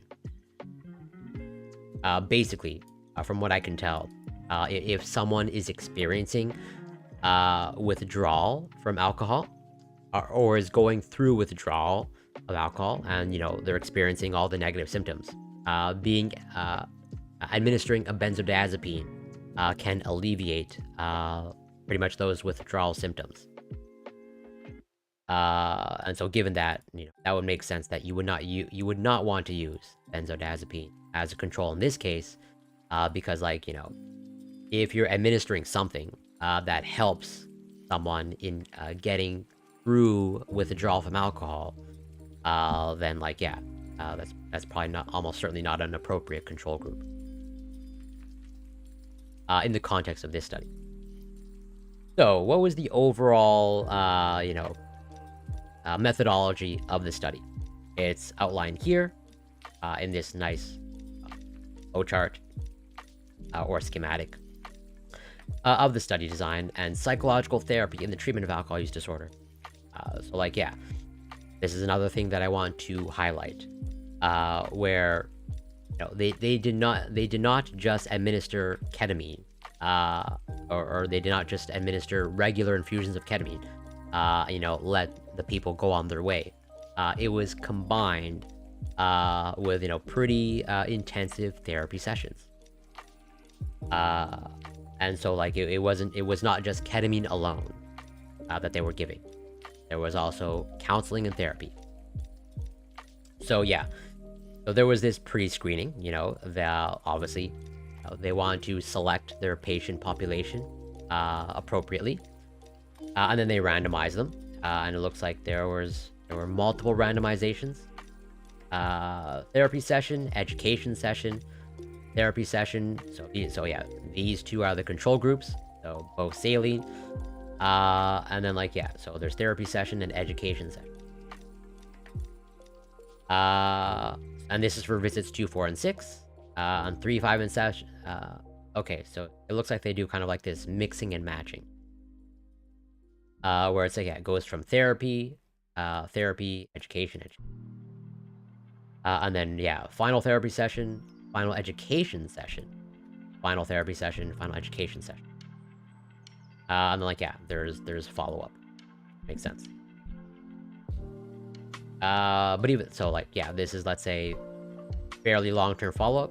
But even then, that would be like still a limitation of the study, even though they followed up for 6 months. Longer-term studies are still needed. So before each infusion, patients were prepared in terms of potential ketamine experiences by the therapist, and how they might reflect on the previous therapy session during the drug experience, including directions to use the relaxation or mindfulness techniques learned prior to the infusion during the experience. Patients were asked to bring to mind, where possible, their intention for a life without alcohol. A therapist was present and available throughout the infusion to provide reassurance if the patient required it. The infusion was administered by an anesthetist through a cannula in a vein in the antecubital fossa. Blood pressure, heart rate, and blood oxygen saturation levels were measured. A psychologist and a nurse were present during the infusion. During the infusion, participants listened to instrumental music through headphones in a single-bed hospital room to facilitate relaxation and minimize distraction from stimuli. Okay, so like, yeah, I think this is pretty similar to the types of interventions that I covered when going over the research on ecstasy, where, like, yeah, very often they administer the ecstasy in a very relaxed setting, including relaxing music. And as I mentioned when covering that research, I'm pretty curious as to what type of music they selected or allowed. Where do they allude to?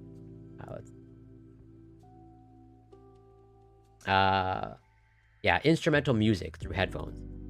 Like, I'm very curious what type of instrumental music. Is it just simply classical, jazz? Do they set limitations? Do they let the patients pick or like bring their own music as long as it's instrumental? Let's see. Participants rated potential side effects at 20 minutes, 0 minutes. Oh, so minus 20 minutes. Yeah, that makes sense. So before the intervention, at the start of the infusion, and then 20 minutes, and then 40 minutes at the end, and then a little bit afterwards, which, yeah, makes sense. These were assessed by a research nurse or psychologist.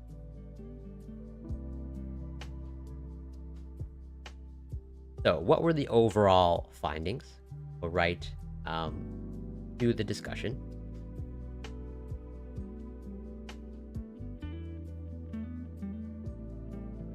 In this proof of concept study, we set out to examine the effect of ketamine alongside manualized mindfulness-based relapse prevention therapy on alcohol intake and relapse in currently abstinent patients with alcohol use disorder over 6 months. Okay, and this seems like an overall summary. So yeah, on the y-axis, mean percentage days abstinent. So over the course of 24 weeks. And like, yeah, graphed by the intervention. So it's, yeah, it looks like the ketamine plus psychotherapy was overall like the most effective. As in, like, at the end of the 24 weeks, it has the highest number of days, mean percentage days abstinent, as in abstaining from alcohol. Which, like, yeah, that doesn't surprise me. But it's always nice, like, that is what I would have predicted. But it's always nice to actually have the data and the evidence to back it up.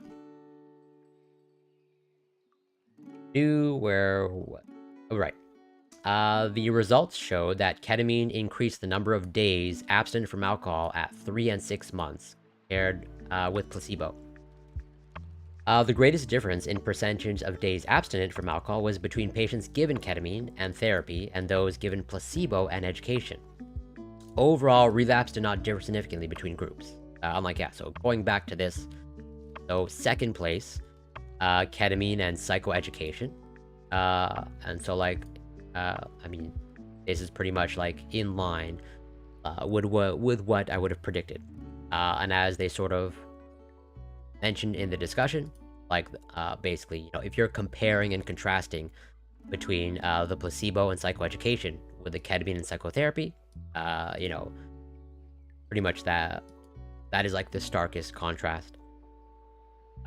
Whereas like, yeah, it looks like you're going, so I guess on the scale here, you're going, so like, yeah, mean percentage days, so yeah, you're going from like 70% to like 90%, it looks.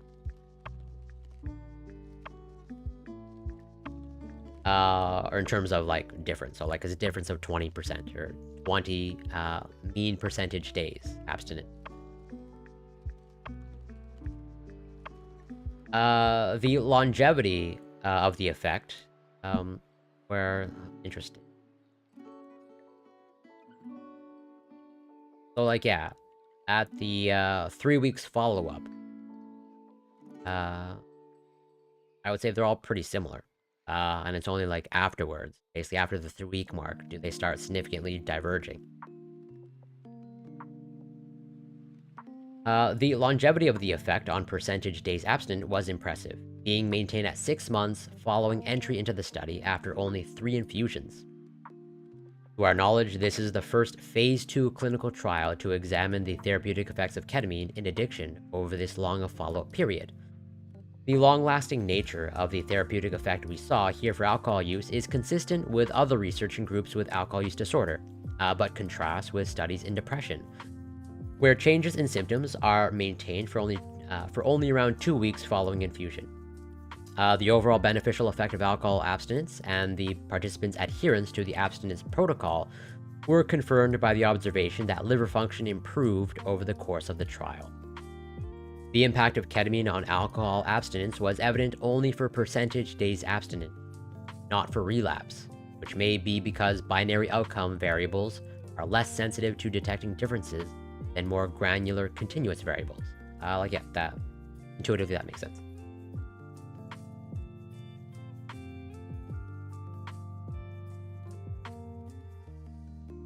Further, I mean, yeah, I think it's definitely easier to compare outcomes when like it's pretty much like literally black and white, binary.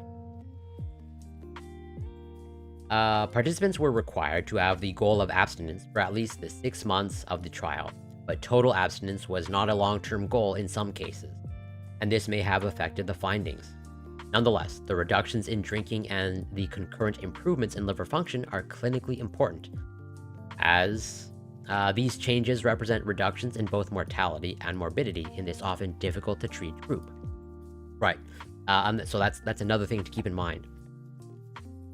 Again, going back to the ecstasy research, I might as well bring it up.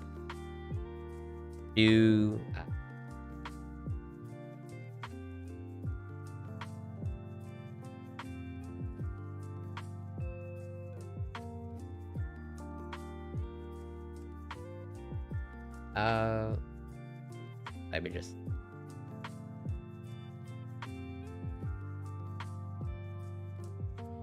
Oh yeah, I don't know why I'm saying MDMA.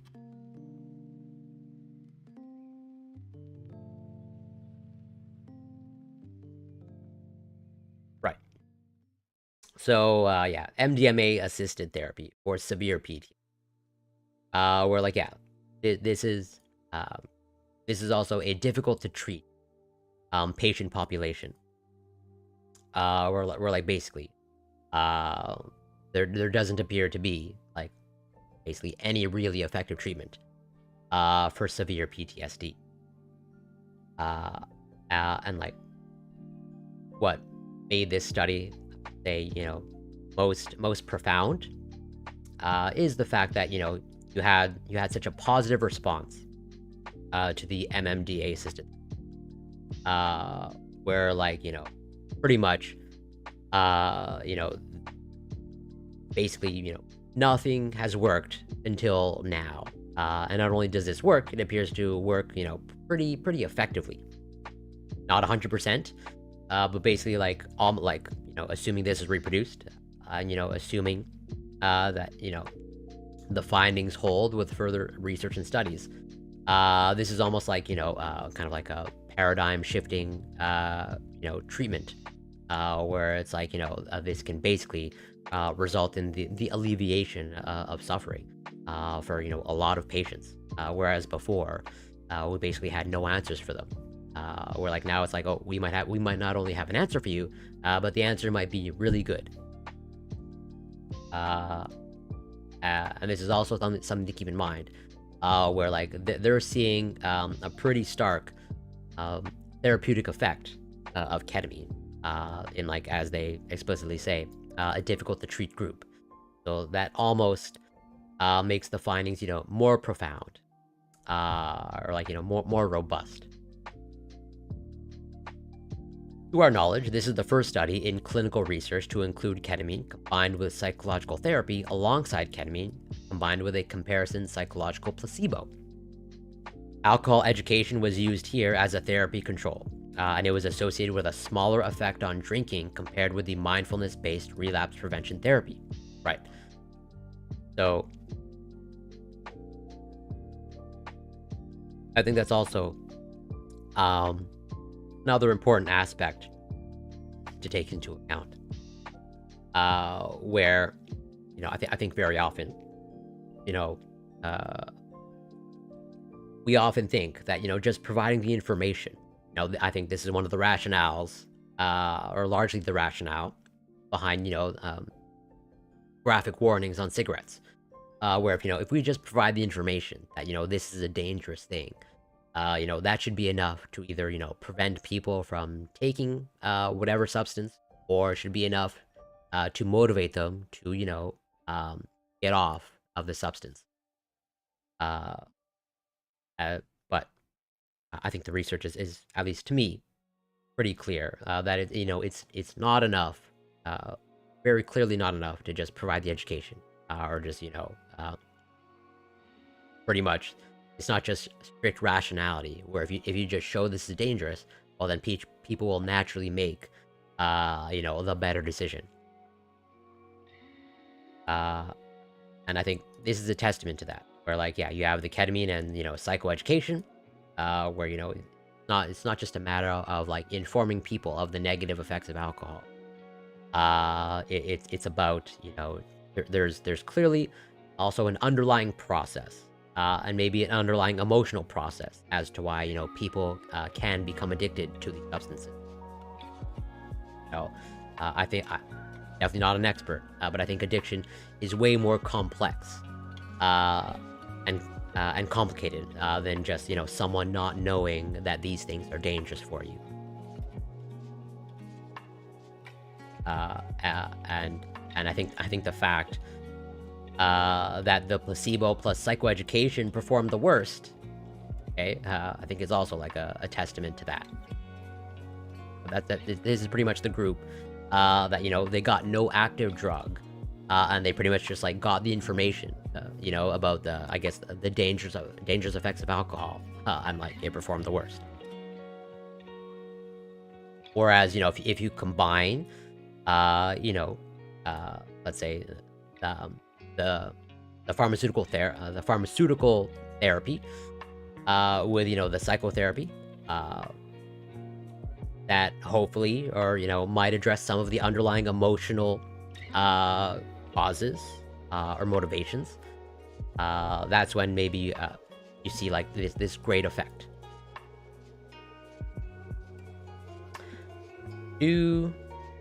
Like, yeah, I think that's pretty clever that they used alcohol education as a control.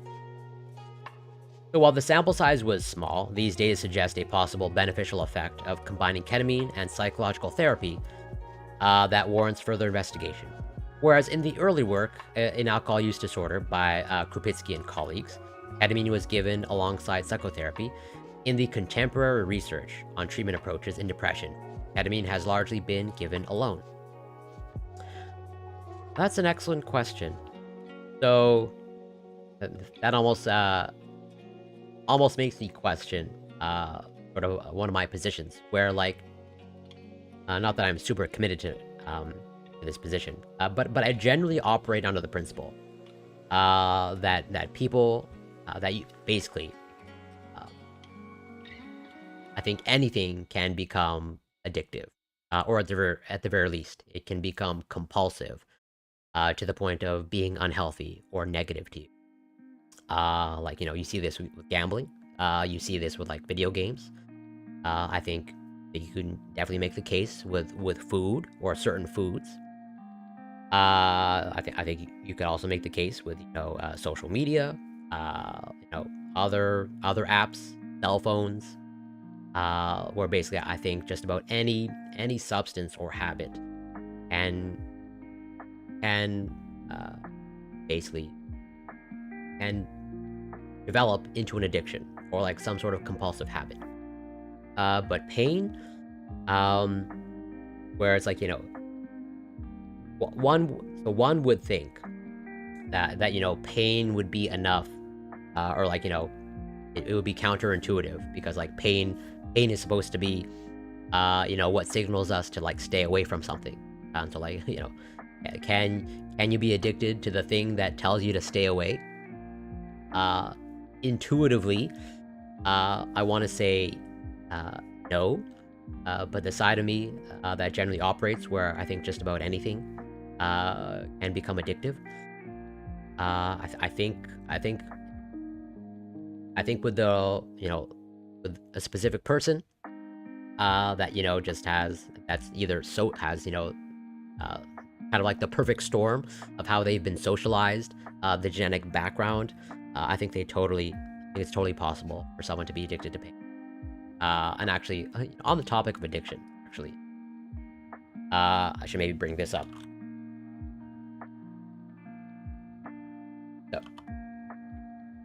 So, this podcast, and I recommend this podcast to anybody. But there's a particular episode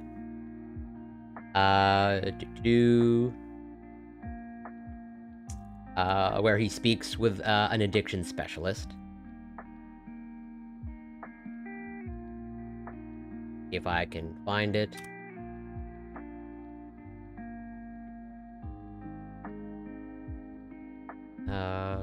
Now I'm like pretty dead set finding it. This person.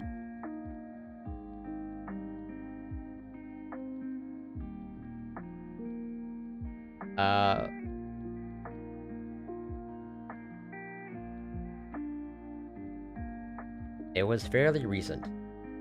Obviously, I'm not going to go through every single one.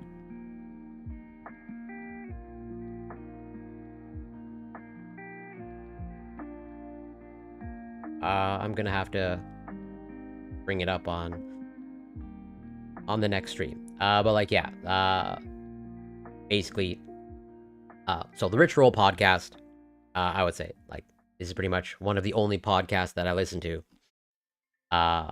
Really great. And he speaks to an addiction specialist. Yeah, this person here. We're not being truthful with our... So yeah. Anna Lemke, on the neuroscience of addiction. And I think I have some of her research.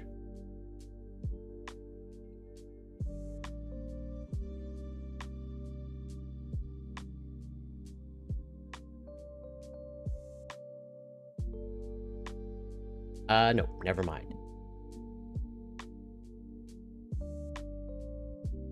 But yeah, so I'll put the link in chat for anybody interested. But I would say this is a really great podcast on addiction. That I think gives a good overview and gets into a lot of the science and research. I watched on Netflix there is a doctor addicted. Yeah, that doesn't surprise me. And I'm curious. So if you want to,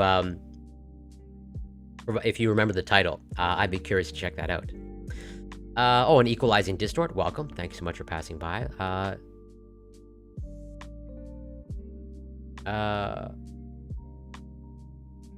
As far as I know, there's no empirical. Well, so basically, I'm going to plead ignorance. because like that is not a question, uh let's say, that I have asked, or at least I've asked, I guess, but I've never been motivated to look in if there's research available showing, is Jewish privilege a thing. But maybe I should look into it. But basically, I do not know. And basically, I would suspect that there's no peer-reviewed, published academic research that addresses that. And I think, for obvious reasons, that like I don't see why any actual scientist would, let's say, ask that question, or like I can't see that type of research being funded.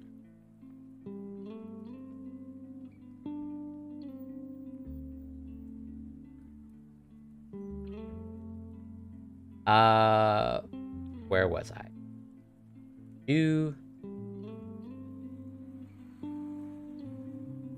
I think I was right. Yes, here. So recently, Dakwar and colleagues combined ketamine with motivational enhancement therapy for alcohol use disorder. Based on ketamine's demonstrated positive effects on motivation to quit cocaine, combining these two interventions was expected to increase motivation to achieve and maintain alcohol abstinence. The Dakwar et al. Study and the present study demonstrate mindfulness-based approaches to be effective in substance use disorders.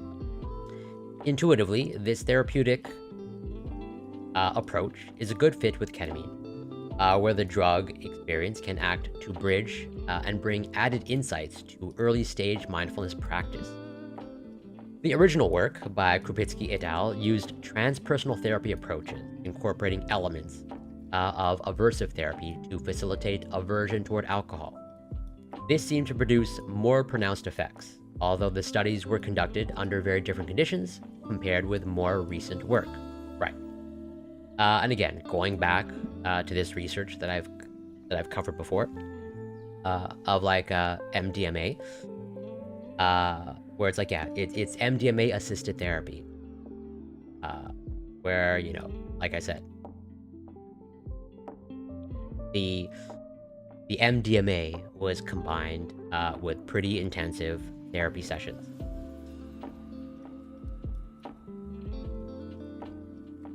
So I've definitely seen the social media posts of that individual, and especially like the most recent one that I think went viral. It definitely came across my Twitter timeline. So, like, definitely, I am all about like inclusive fitness, and being kind, and giving people the benefit of the doubt. So, like, yeah, are there people out there that just go to the gym, and they film things for attention? Like, almost certainly those people exist. But basically, I'm going to give most people the benefit of the doubt. And this might just be me being naive or ignorant. But like, if someone posts something, and they're describing it as like a negative thing, like I'll just kind of like take their word for it. So I've only recently come across him since like since that viral post. I basically 2 weeks ago never heard of Joey Swole. And from what I understand, I think at one point he was on steroids, and he has since come off of steroids. But like, yeah, if he has heart issues, I definitely hope that he recovers from that. And this is one of the many reasons why I would never recommend steroids or any sort of PED. That's like, at least for me personally, I don't want to jeopardize or risk my health in that manner. So like, yeah, again, main message, like, therapy is very often accompanied with these psychedelics.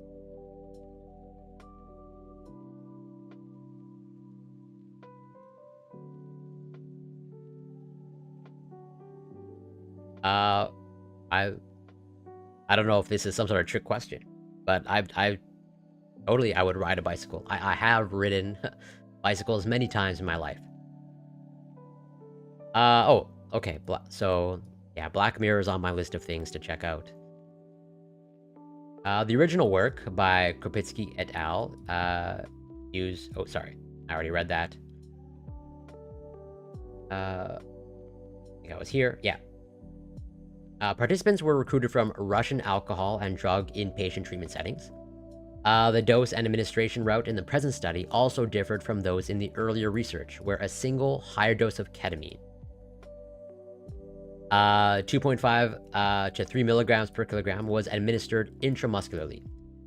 Intramuscular administration was chosen in the earlier studies because of its longer-acting acute effects compared with intravenous administration.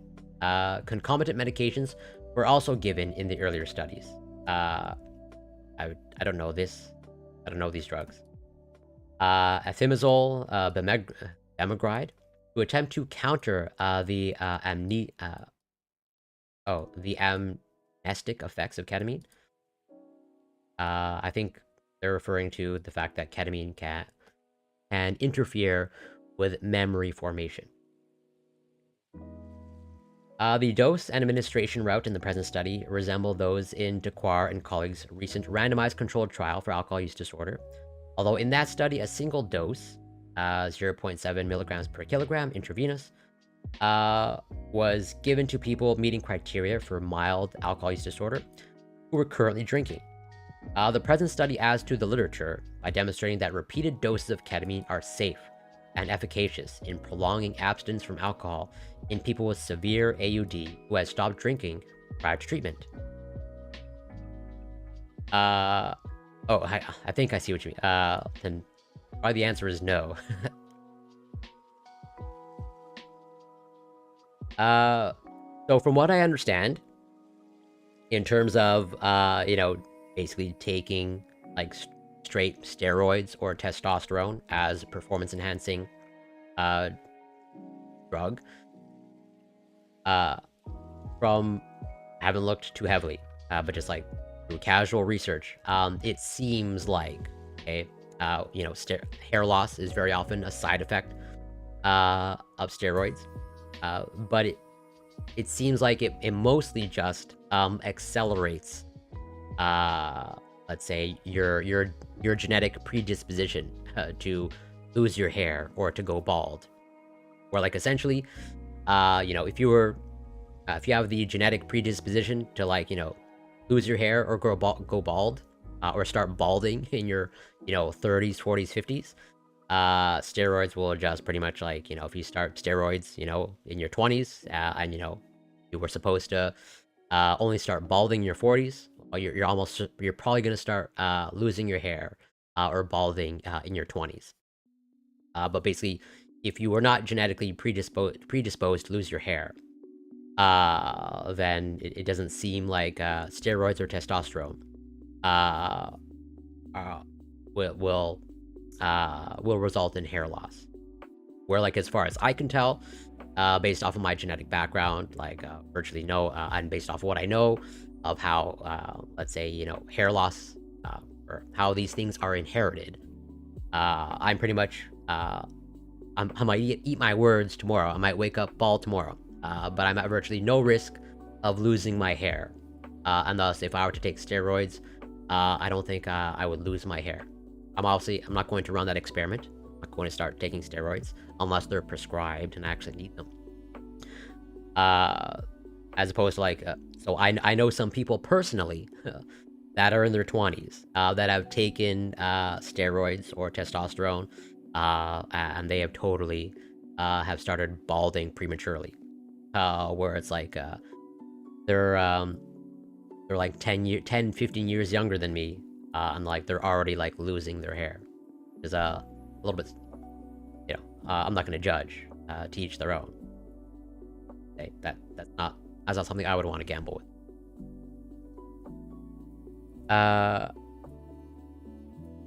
Fair enough. So yeah, based off of where I know that you're located, Jesus, that doesn't, if I remember correctly, I think you mentioned Indonesia. So I think that would make sense. Yeah, I can't imagine there's a large Jewish population. And actually, interesting. This is just a coincidence.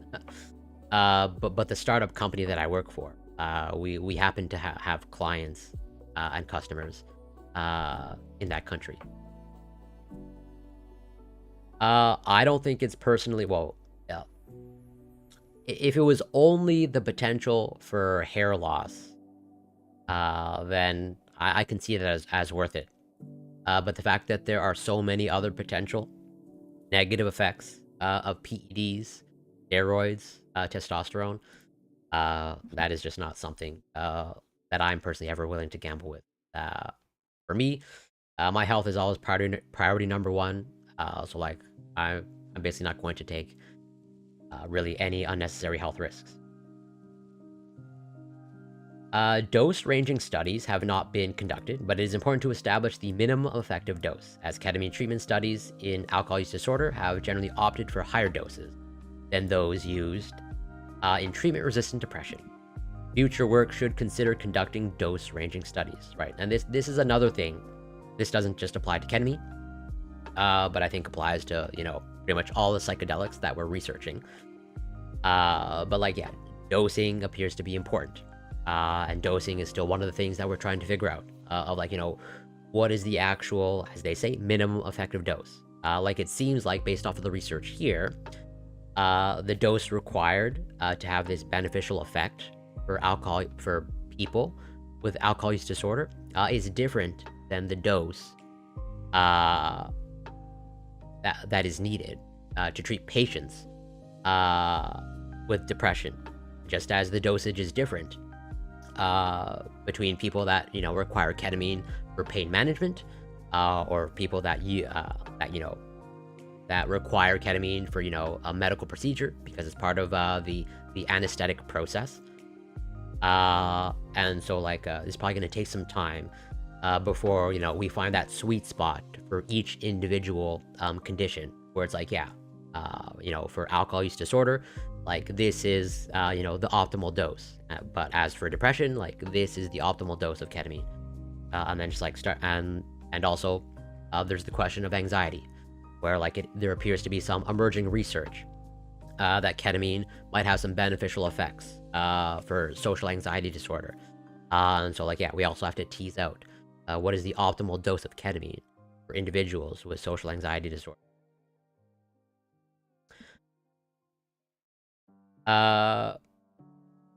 So I can definitely think I have some level of understanding where you're coming from.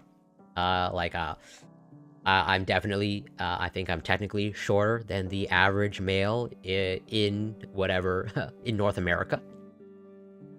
And like, so I can understand the temptation to, let's say, overcompensate, because as a result of societal expectations, marketing, all of the messaging that basically society, gives to men, is like, you gotta be tall, and you gotta be, super muscular. Not only super muscular, but also super lean. And that, if you're falling short, well, then, you're just like, whatever, a bad person. Or, you're gonna be judged harshly. So I personally don't think it's worth, like, I'm definitely not, I don't have the physique of a bodybuilder, and I will never have the physique of a bodybuilder, just because, like, I never intend to take steroids or PEDs, but I'm quite satisfied with, not that I do it for looks, but like, I'm proud with how, basically my physique and how it performs, and mostly what I'm concerned with is like performance. How does my body perform? And I understand it's difficult to, let's say, reject societal expectations. And like, I agree with you.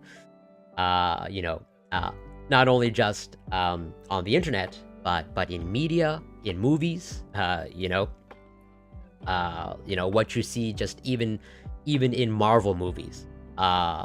Like that contributes to kind of like the now I would say distorted view of like, you know, what a real masculine physique should be, or like, you know, basically, if your goal is to look like a Chris Hemsworth, well, it's pretty much like you he's like 99.9% guaranteed to be on some sort of PED. uh and like almost certainly, well, and for sure, like I would bet uh everything that I have, all my possessions, all my money, that Kumail Nanjiani uh is on PEDs, or has taken PEDs. uh there's like absolutely no way that someone can have that amount of muscular development at that age in such a short amount of time. It is absolutely not just you know, a workout program with chicken and broccoli as a diet. And like, yeah, so, and it hasn't happened often, but like, you know, I have been accused, not accused, but like, I have been asked in person if I have taken or am on PED, and I take that as a compliment.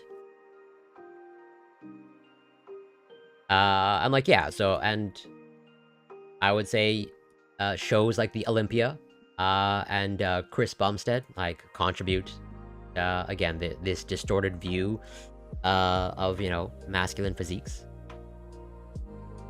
Yeah, that's fair too. Pretty much, yeah, I agree with you. Those who are not gym goers, those are the civilians. Where was I? Yeah, an effect of ketamine on depressive symptoms at 3 months was found when assessed with the self-rated BDI, but not the clinician-rated HAM-D. Generally, the HAM-D is believed to place emphasis on somatic symptoms, whereas the BDI... oh, and also to answer that question, who is Kumail Nanjiani? It's this actor, who, you know, that this is, let's say, his I don't know if it's his current physique, but it was physique a couple years ago, when he was starring in one of the Marvel movies, The Eternals. And he's like, you know, 45, 46 or something. He's in his 40s. Like, yeah, he's 44. And like,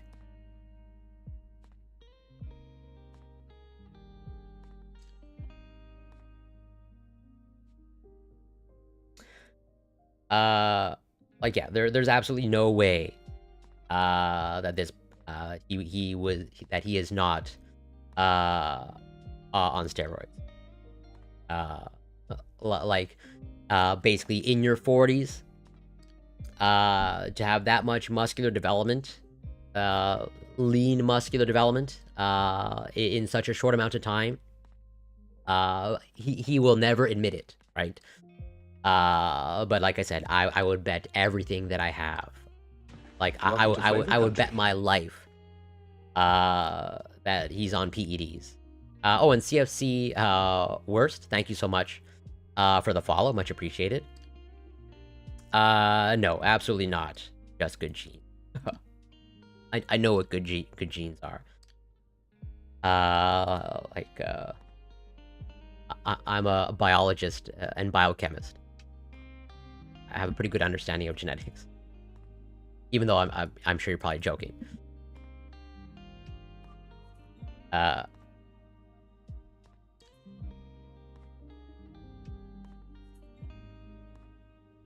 Even then, first of all, like, I would agree with you. This is not like some stage ready physique. Definitely, this is not in the territory of like, you know, bodybuilder body fat percentage. But even then, it's not just about how lean he is. It's just the amount of muscular development in that amount of time. Like going from like this frame to this frame, this is like, you know, 30-40 pounds of muscle. Like, unless he like literally has, which again, I would bet all my money he doesn't.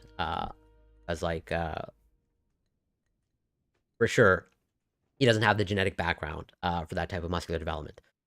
There is, like I said, I would put my life on the line. No question, that he is or was on a performance-enhancing drug.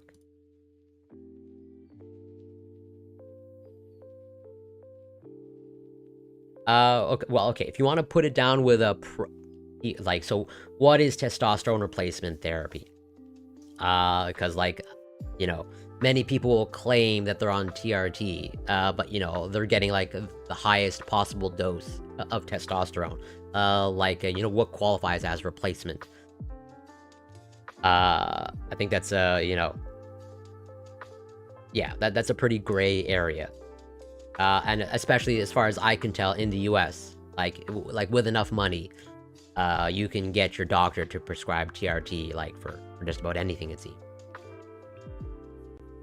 So like, I don't think it's good genes, but like I can see with TRT, or you know, quote unquote TRT and proper fitness and diet, like yeah, that I would agree with you. This is an obtainable physique.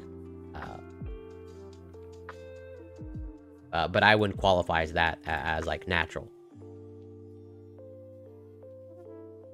So that ketamine can reduce both alcohol use and depression in AOD is encouraging therapeutically. While a clear link between depression and alcohol use disorder is acknowledged, alcohol and mental health services still struggle to meet the needs of dual diagnosis patients. So ketamine may represent a solution to this long-standing comorbidity, identifying transdiagnostic factors common across depression and substance use disorders that may be common targets for ketamine. For example, alterations in reward sensitivity and anhedonia, basically a lack of, well, basically, you no longer get pleasure from the things that typically bring you pleasure, is anhedonia. Will be important in advancing the use of ketamine in dual diagnosis patients. Yes, yeah. So you know, I know the overall reference ranges of, you know, what's the, you know, normal testosterone levels. But like, let's just say, I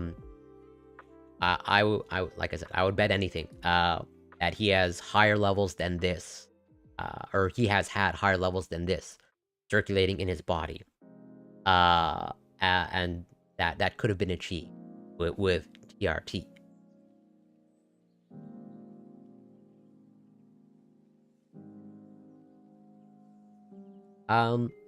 There were no serious adverse events associated with the trial drug. And adverse events were generally mild, suggesting that this treatment is well tolerated in this population. Ketamine in anesthesia is indicated for use with caution in people with alcohol use disorder in the summary of product characteristics. Although the results of this study suggest that at a sub-anesthetic dose, it is a well-tolerated treatment in this group, and that concurrent alcohol use problems need not be an exclusion criterion for ketamine treatment in other psychiatric settings, as depression. 7 is, so like, well, I will almost certainly never get down to 7. You know, if there's any accuracy, so you can never, with 100% accuracy, measure your body fat percentage. But let's just say, you know, going by, you know, my SMART scale, you know, I may have been in the ballpark of like 9% body fat. But I might have been 11. Who knows? Because there's error associated when measuring body fat percentage. but like 7% is really low. And I think probably like the absolute lowest that I have ever been, probably like in the 9% range, give or take.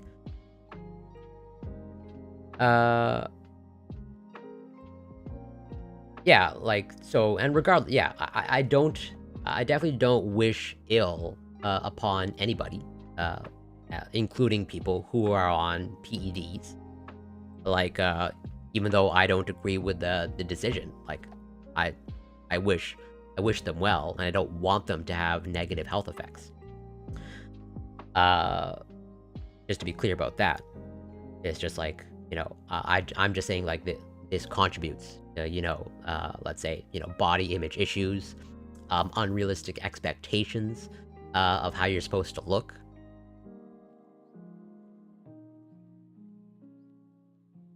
You also don't wonder if he was doing, yeah, he had these gains, at least I would say, suddenly. Like, pretty much in the span of like 2 years. Myron Gainsborough, I don't know if I can pull it off. I don't think I do. Like, yeah, I don't think I look like a Myron. Not that I really know what a Myron looks like, but like, I think there would be a disconnect with how I look, and what someone imagines a Myron to be. Yeah, you know, I know what VO2 max training is. And also, there's, you know, there's the people that, you know, another way of VO2 max training is like people can wear those masks that restrict your breathing. I definitely know those strategies, for sure. This study had a number of limitations. Notably, that the generalizability of the study findings is limited by the rigid enrollment criteria, such as the prohibition of antidepressant use. Right. Where, like, just like in the studies that I've covered in the past.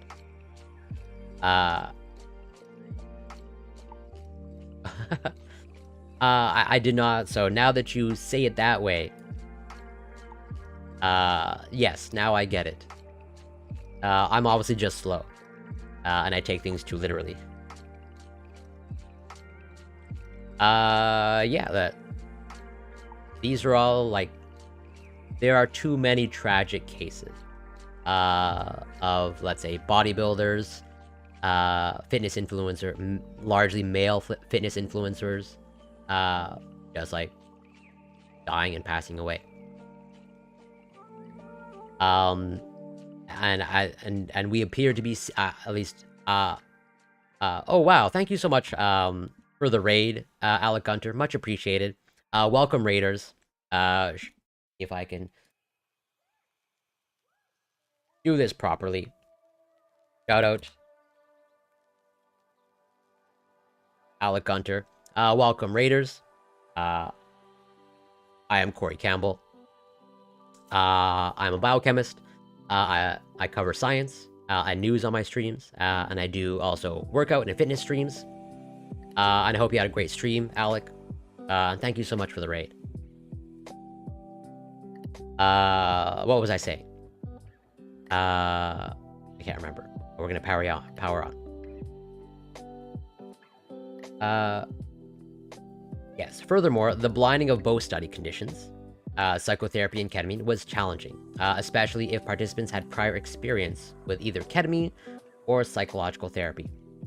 Saline was used instead of an active placebo, but studies reported since the start of our own study have demonstrated that midazolam does not have unintended treatment consequences, and indeed is associated with reduced engagement with treatment in this patient group. The challenge of blinding to ketamine effects is a limitation of the study. And although it would not be entirely circumvented by use of midazolam as a control, particularly in a group of patients who are not naive to benzodiazepines or ketamine, it would certainly be reduced. Around 1/3 of patients in our placebo group believed they had been given the active drug, whereas nearly all the patients in the ketamine group thought they had been given the active drug, which could have an impact on their self-perceived efficacy of alcohol use. Therefore, future studies should use an active placebo to better maintain the blind. Okay, yeah, interesting. So, yeah, the spy balloon. So I heard that it was shot down. But I have no doubt that she'll recover. So, yeah, this is, as mentioned before, this is another one of the tricky things when it comes to studying and understanding psychedelics, where like, it's understandable why they used, an inactive placebo. They just use a saline solution, just like basically salt water or fancy salt water. But, in the context of psychedelic research, where, can you have a truly blind study, a blind randomized trial with psychedelics? Something that's, is psychoactive, and you're supposed to, feel the effects. So, like, basically, like, the placebo group will probably figure out pretty quickly that they are in the placebo group and they're not receiving the active drug because, like, use the extreme example of, like, psychedelics and, hallucinogens. If you're part of a psychedelic study and, you're expected to basically go through a psychedelic trip and you don't go through one, you're probably going to figure out that you are not getting the active drug. And that's probably one of the reasons why, in some of the past research, the control group, or the control that they used, was a benzodiazepine, because, like, that will have a physiological effect, and, the people in the control group will feel the effects of the benzodiazepine, and that might make them think that, they're getting the active drug. And so, like, when they're really not. And so, like, that would blind them. Well, that'll be part of the blinding process. I mean, I haven't seen pictures of this balloon, but I'm curious as to what it looked like. What does a spy balloon look like? I'm pretty sure it's not, it's a red balloon emoji. Welcome to Flavor Country. Oh, and New York City Twitch, thank you so much for the follow. Much appreciated. Happy to have you here. Hope you're doing well. So, like, yeah, it's really hard to find an appropriate control in psychedelic research.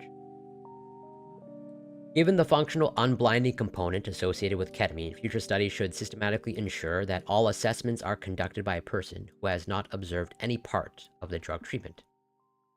The inclusion in our sample of some individuals who had prior experience of ketamine may have compounded functional unblinding issues. Individuals with more positive expectations of ketamine based on previous experiences may have been more likely to volunteer to take part in the trial, although the majority of participants reported no previous ketamine use. While including this group may be seen as a weakness of the study, the absence of subsequent problematic ketamine use suggests that this therapy may be suitable for those with such experimental recreational ketamine experiences. Right. So, like, this is kind of contrasting with other psychedelic research, where when I covered the MDMA research, in those studies, they very often, they only used people or patients that had no prior experience with MDMA. Basically, like, this will have been their first experience with MDMA, as opposed to in this study here, it looks like they included patients or people that had a prior experience with ketamine. I'll provide, yeah, that's an excellent question. I will provide a link.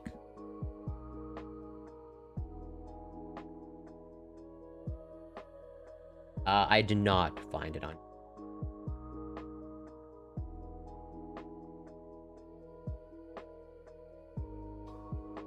One moment. Get it. Also, at the same time,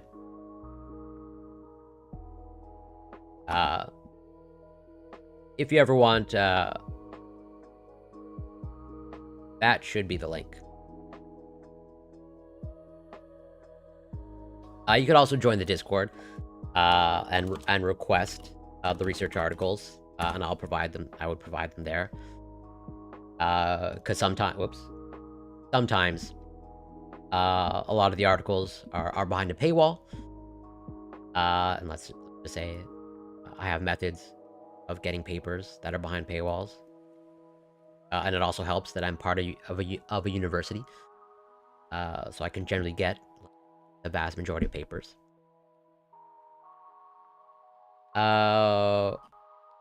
So wrapping up.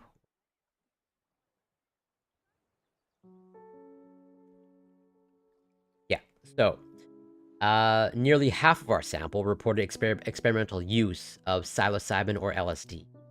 Individuals' previous experiences with other psychedelic substances may have influenced expectations from ketamine treatment. A formal assessment of the effect of therapeutic alliance would be a further important addition to future studies. The use of the mystical experience questionnaire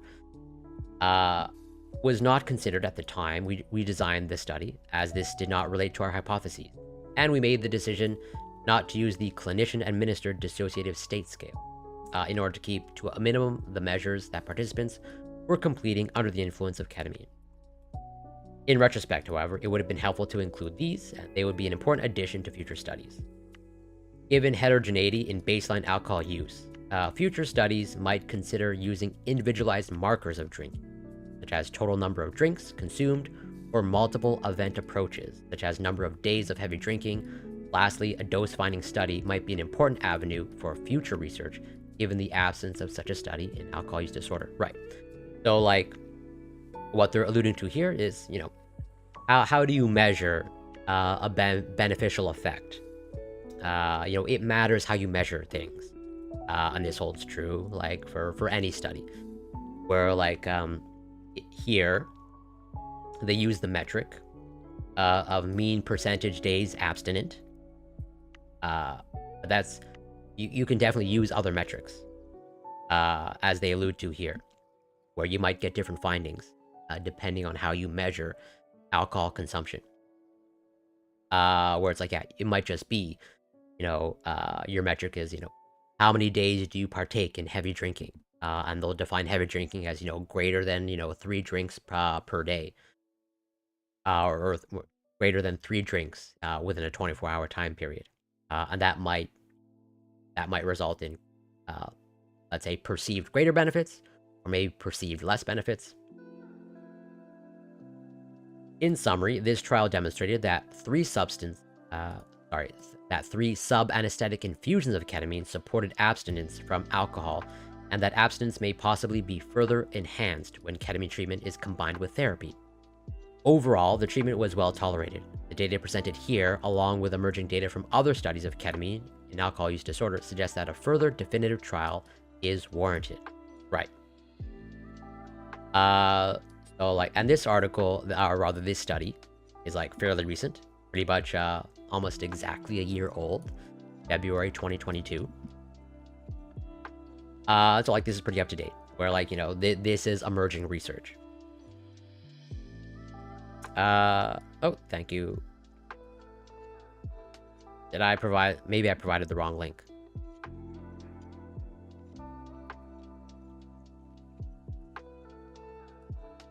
Yeah. Did this link not work?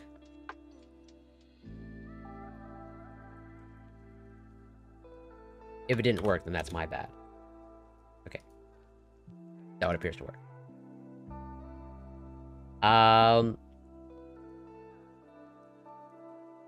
So, you know, as they say, you know, I think this was a phase 2,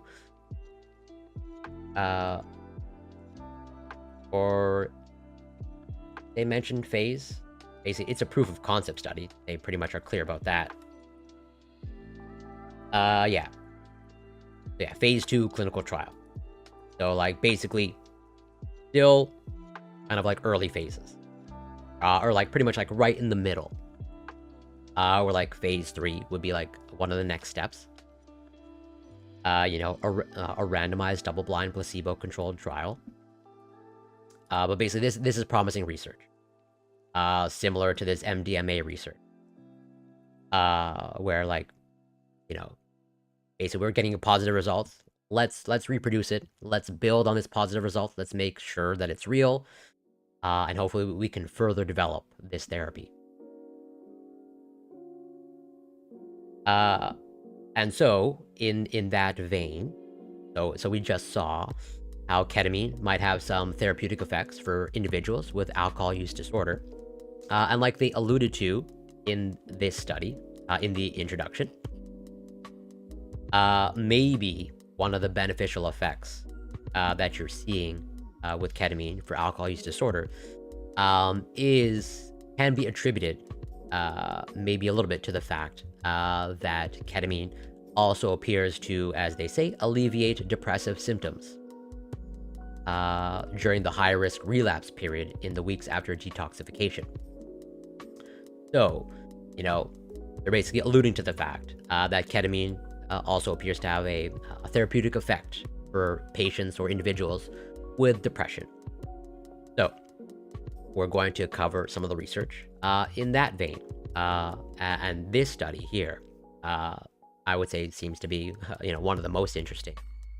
Where like they're comparing ketamine to electroconvulsive therapy, or you know what's commonly referred to as you know, electroshock therapy. Where it's like, yeah, electroconvulsive therapy or ECT versus ketamine in patients with treatment-resistant depression. And like, yeah, and this, I would say this is pretty key. And you know, they're using electroconvulsive therapy for a reason. It's because, as far as I can tell, this is one of the more, I don't know if the word is invasive, but one of the more kind of like last resort type of treatments to administer to a patient with a major depressive disorder. Like basically, you know, if someone is diagnosed with major depressive disorder, they're not going to be, they're almost certainly not going to be recommended for electroconvulsive therapy right off the bat. They are probably going to try a number of therapies before they resort to electroconvulsive therapy. But at the same time, it appears, at least currently, that electroconvulsive therapy is like one of the most effective treatments for major depressive disorder. Where like yeah, it might be one of the more last resort, but it appears to be the one that is the most effective, at least according to the data. So like with that in mind, they're like basically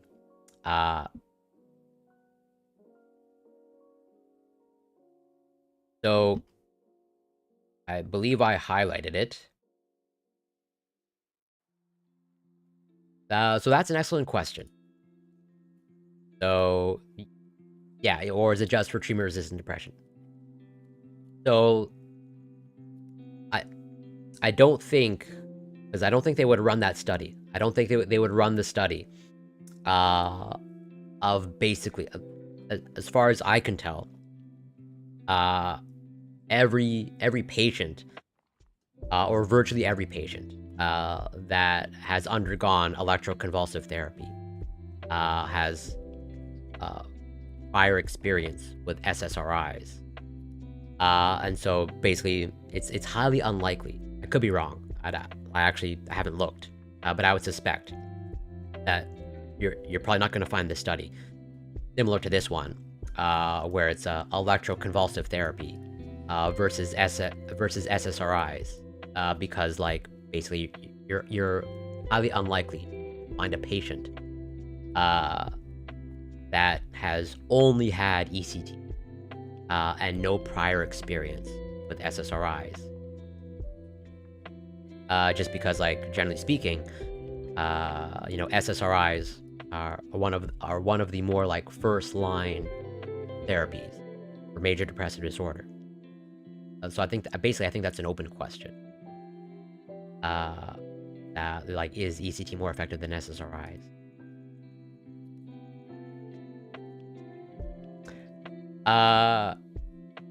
Probably, yes. So I have... So, a lot of... Even then, actually, I don't think...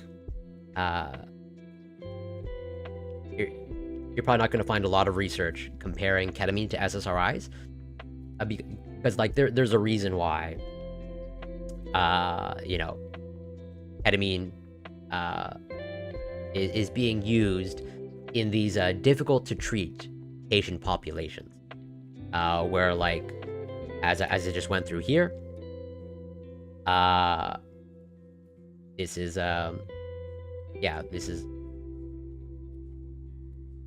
not respond to currently available pharmacological and behavioral treatments. So, like, basically, you know, with alcohol use disorder, this is also treatment resistant, I think it's fair to say, or challenging to treat.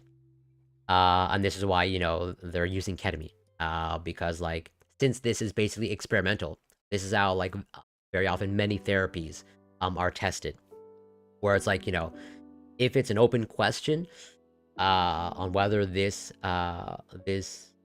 therapy has any beneficial effect, like, they're just going to take, they're very often going to take the difficult to treat patients, because, like, they have already, like, been through the gamut of all the treatments, and thus, like, well, we'll just enroll them in a trial, and, you know, maybe try this Hail Mary.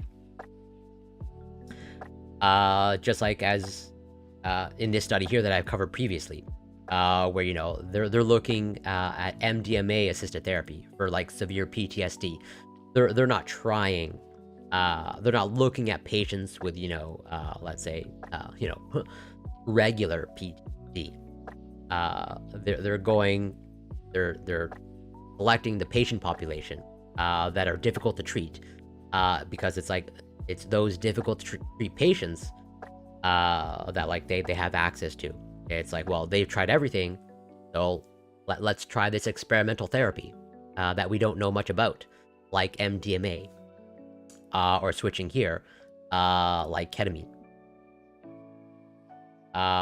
where it's like, yeah, treatment-resistant depression. Well, we don't really have answers for this patient population, so let's try this unknown therapy, and maybe we'll find something there. And so that's why you're probably, even then, you're unlikely to find studies that are comparing ketamine versus SSRIs. There are a lot of private clinics that do it very expensive. Yeah, I would imagine. Yeah, that makes sense. And, like, I'm curious, like, I don't know if you know, but, like, basically anybody can just go to, virtually anybody can go to a private clinic, and request, let's say, these types of therapies. As, like, as far as I know, at least in Canada, which, you know, we have public healthcare, like, these types of therapies are highly gate kept. From my experience, a single moderate to high dose is better than long-term low doses. I can't remember the dosing schedule that they did with MDMA, because it's been, like, a few months covered this study. But even then, I still don't think as I just covered in the last study, we're still kind of, like, teasing out what the optimal dose is.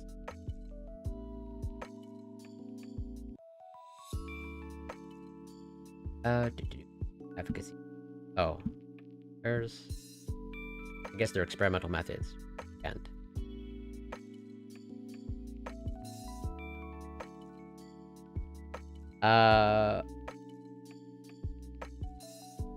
drug. Okay, where's the administration?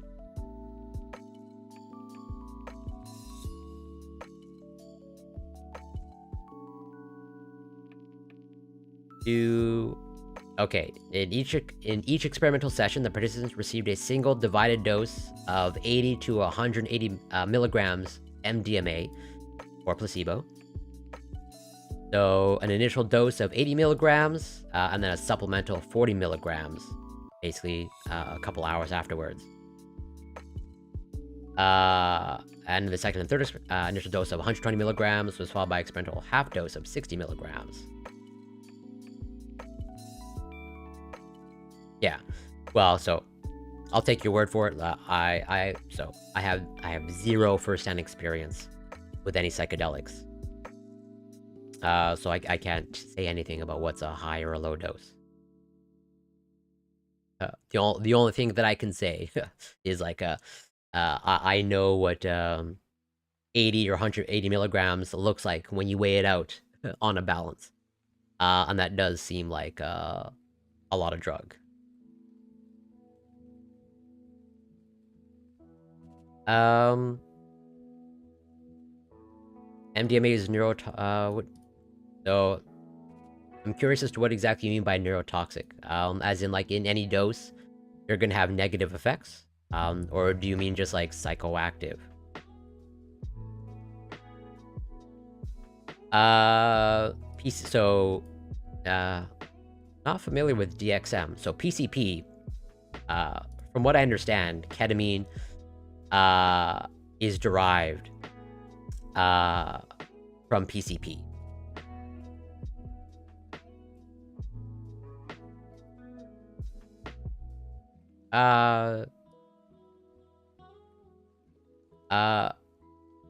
Curious as to what you mean by pruning. Like, so I know what you mean by, so I know what pruning means in terms of synapses.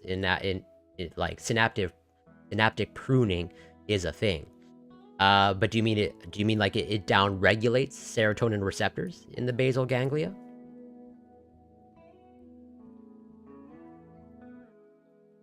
Yeah, by all means. Fact check. Because, like, if I'm wrong, I'm wrong. Let me just clarify. I am not saying that MDMA results in synaptic pruning. I'm just saying I'm familiar with the concept of pruning, in the context of synapses. Like, at least that's what I've learned, in my, in the neuroscience that I've taken. I'm like, yeah.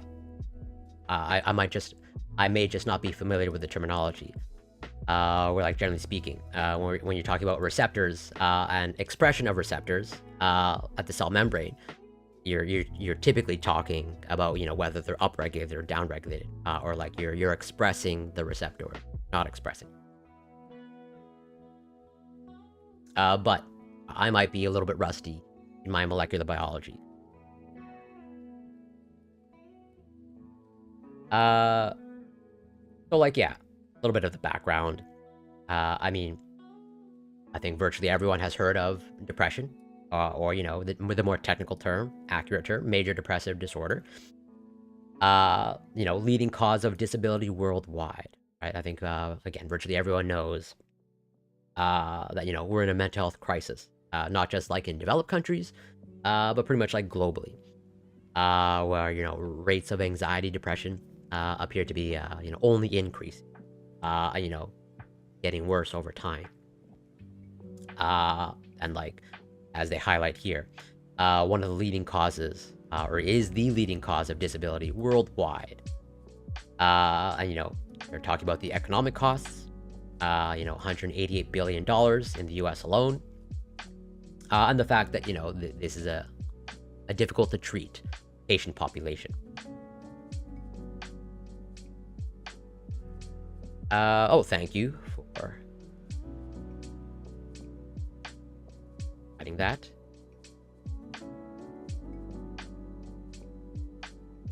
I don't need the Kumail Nanjiani tabs open anymore.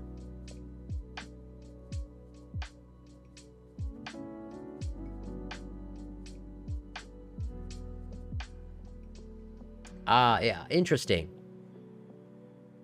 Let's see.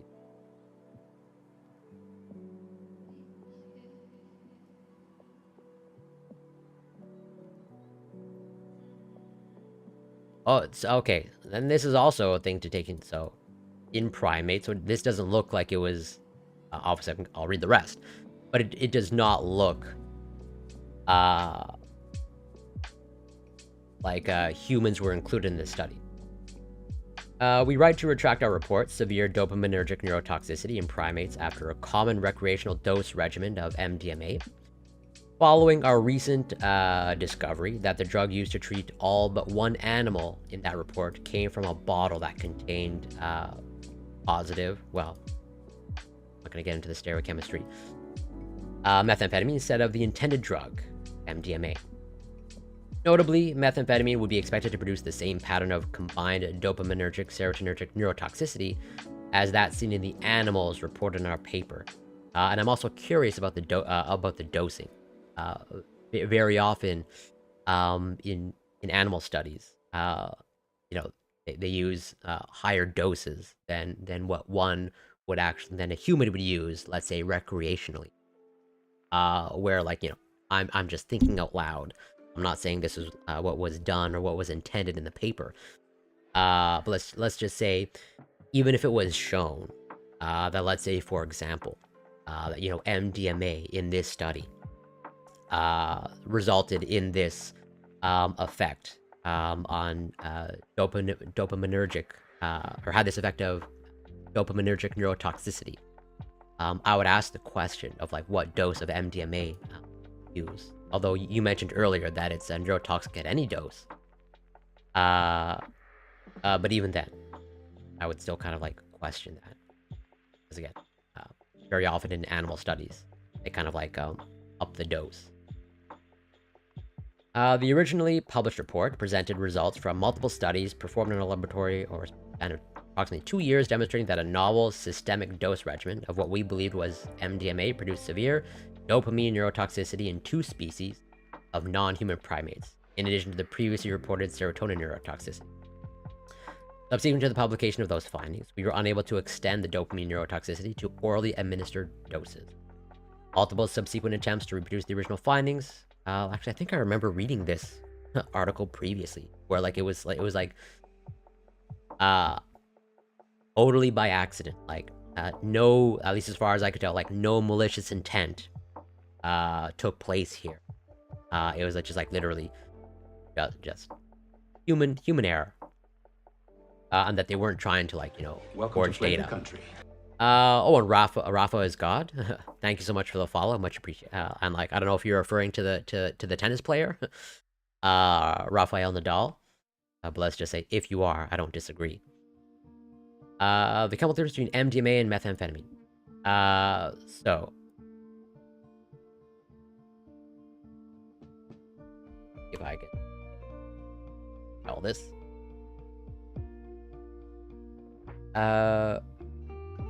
And MDMA, it's methylene di blah blah blah. Never remember. Yeah, for whatever reason, I can never remember LSD other than lysergic acid. Or D-lysergic acid. Something like that.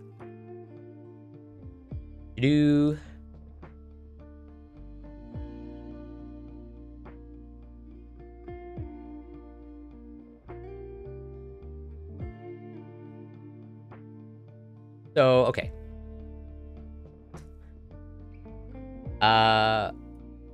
Yeah. I mean, there are clear structural differences.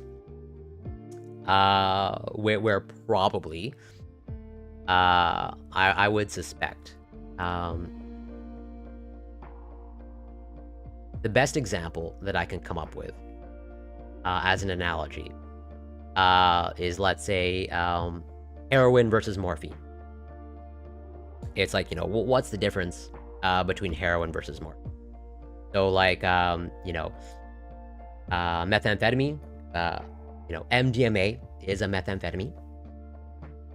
So, there's overlap with, strict methamphetamine. And there are clear structural overlap where MDMA, this 6-membered carbon ring with a double bond. This is a benzene ring. And this is shared. So this structure right here, where you have double bond, single bond, basically alternating double bond, single bond, 6-membered carbon ring. That is a benzene ring. Or, an aromatic organic. So, what I would suspect, I'd have to look into the actual biochemistry, which I'll probably do that off stream, and I can provide an update. But this is, I would speculate that this is just like the similar phenomenon to heroin versus morphine. So, both heroin and morphine, they are both opioids. Okay, and as Jesus almost certainly correctly points out, heroin feels better. I'll take your word for it. I've never been on heroin, but I've been on virtually every legally prescribed opioid in existence. But like generally speaking, heroin, in terms of potency, heroin is about twice as potent as morphine. They're both opioids. They both bind to opioid receptors. But why does heroin appear to be like more addictive? Why does heroin appear to be more potent than morphine? So we can look at the structure of morphine. Okay, it has this structure here. And if you look at the structure of heroin, it's not all that different. Because, basically heroin, whoopsies.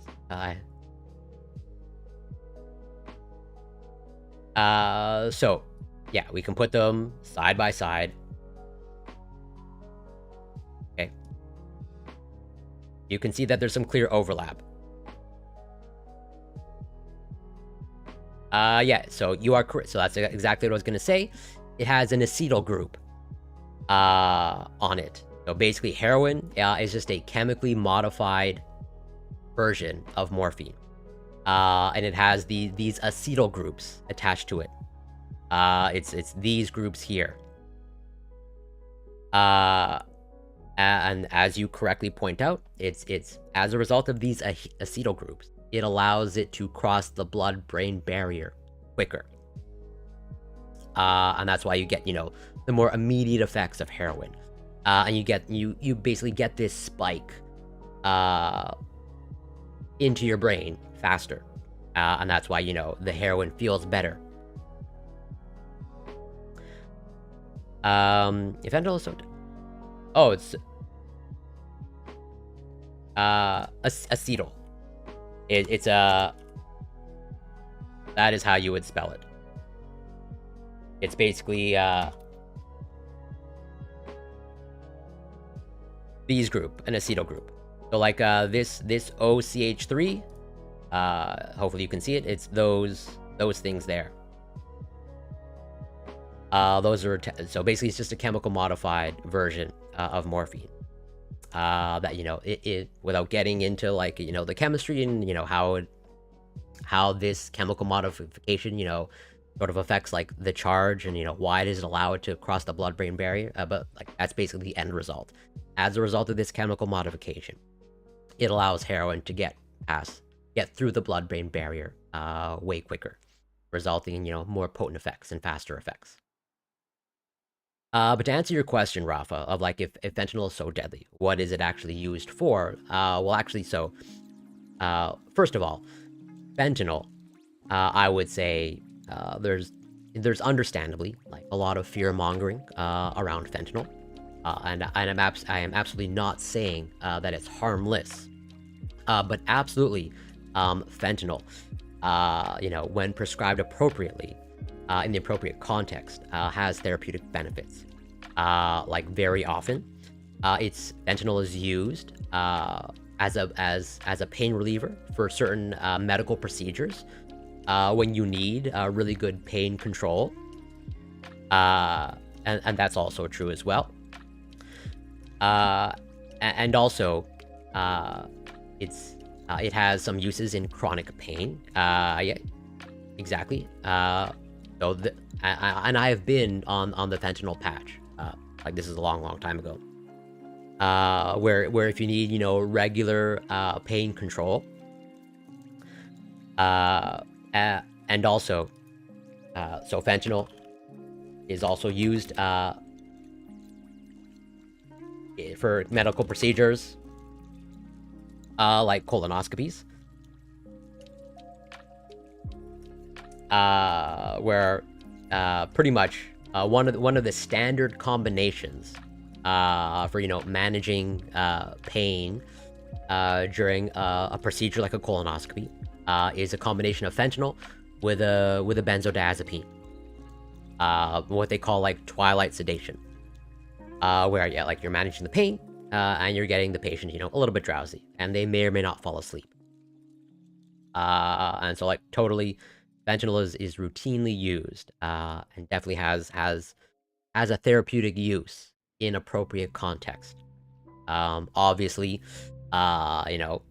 recreational use of fentanyl, totally different. In a hospital setting for a medical procedure, administered by, an appropriately trained, hopefully, an appropriately trained medical professional.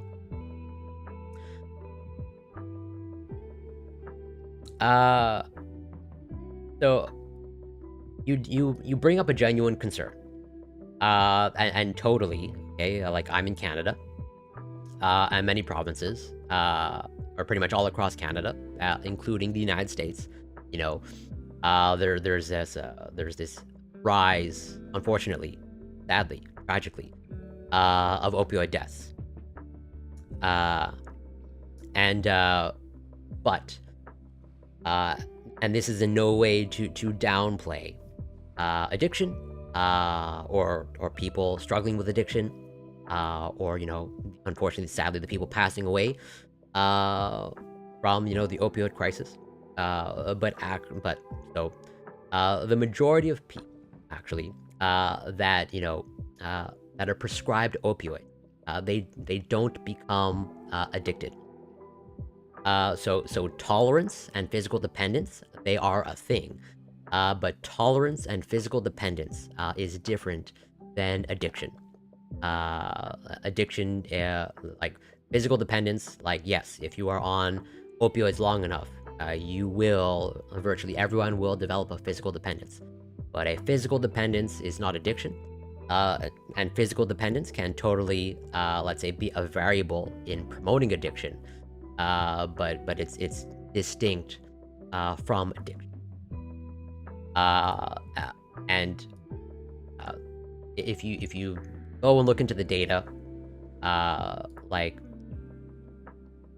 most people that are appropriately prescribed opioids, they do not become addicted. They might become physically dependent. I have been physically dependent on opioids in multiple times in my life, and I've been lucky that I have not become addicted, and I have been through withdrawal actually. But that is, yeah, addiction is sort of like a separate, distinct phenomenon.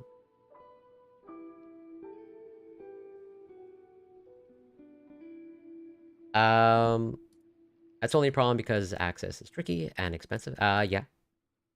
And like, yeah, totally. And I haven't looked into the data too heavily, but from what I can tell, yeah, the people that are passing away, unfortunately, from, let's say, ingesting or overdosing on fentanyl, they don't appear to be, as far as I can tell, I could be mistaken, but they are not taking it intentionally.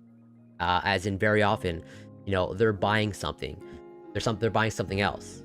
And what they are buying appears to be laced with fentanyl. And thus they are unintentionally ingesting the fentanyl. And they're kind of like unintentionally overdosing on the fentanyl. And unfortunately, in too many cases, like they're passing away.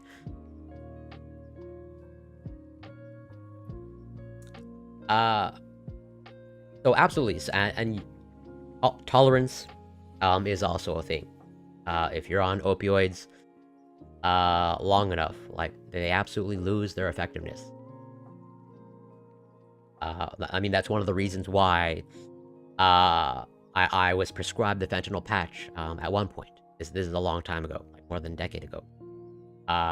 You know, I was in the middle of, you know, a severe, let's say, flare-up of my disease. I have Crohn's disease, and like I was in quite a lot of pain. And you know, at one point, my specialist was prescribing me Percocet, and that was managing my pain pretty well for some amount of time. But you know, my disease was not basically.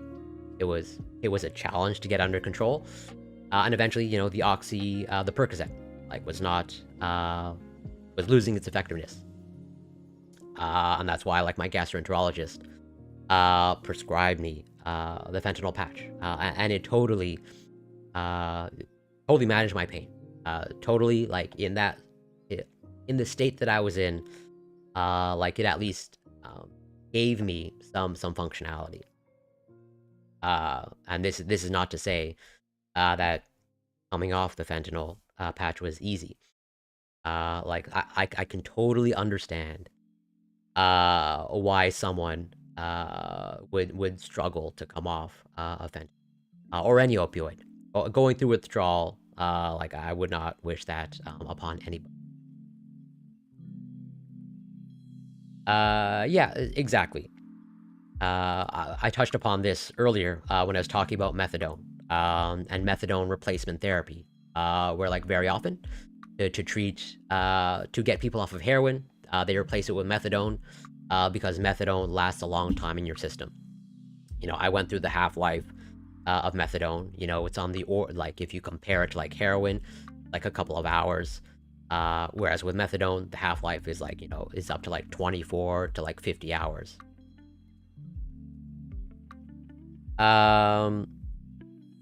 So yeah, to be frank, and you know, to be transparent, like totally, at the time, were there times that, let's say, I took a Percocet where I didn't absolutely need it, where it was like you know, like if I, you know, I really, like, you know, focused, could I have, like, you know, pushed through that pain without it? I probably could have.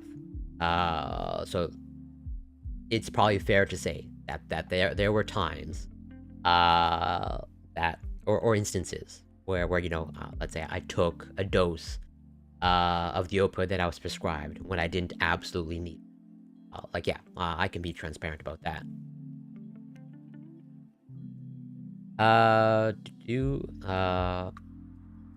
So yeah, I don't know a lot about laudanum. But that is definitely something I want to look into and understand better. But I definitely know about Freud's cocaine habits. And like, if all you need to get by is taking creatine, then all the more power to you. I wish I can only just take creatine and be healthy. But unfortunately, I need to take my prescribed medication. Do you think something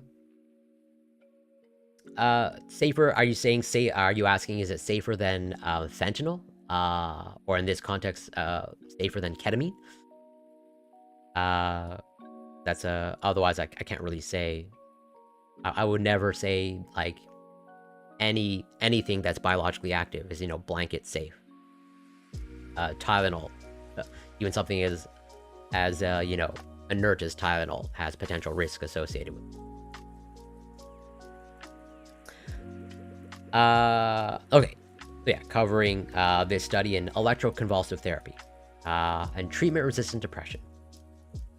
So yeah, to kind of like maybe answer your question a little bit that you posed earlier, of like, is electroconvulsive therapy the most effective treatment for major depressive disorder?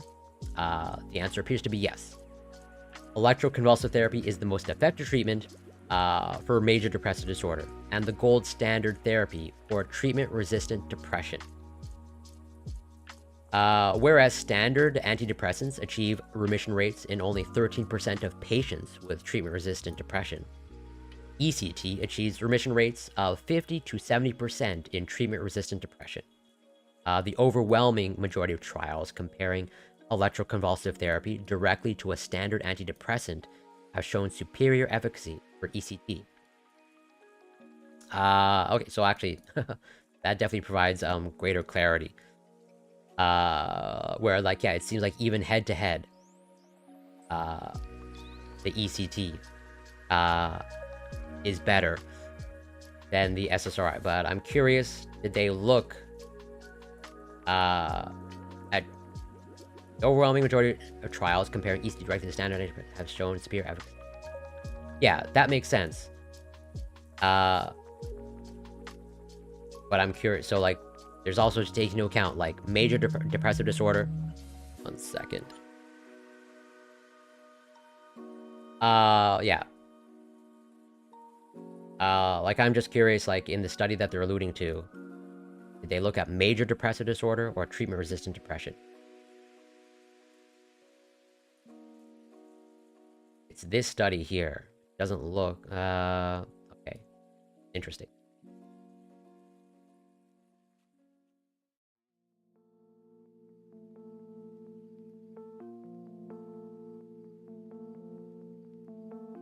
Yeah, I think that's true. I remember seeing something that things like headache medicine are just things your body comes to need, and it's similar to caffeine withdrawal.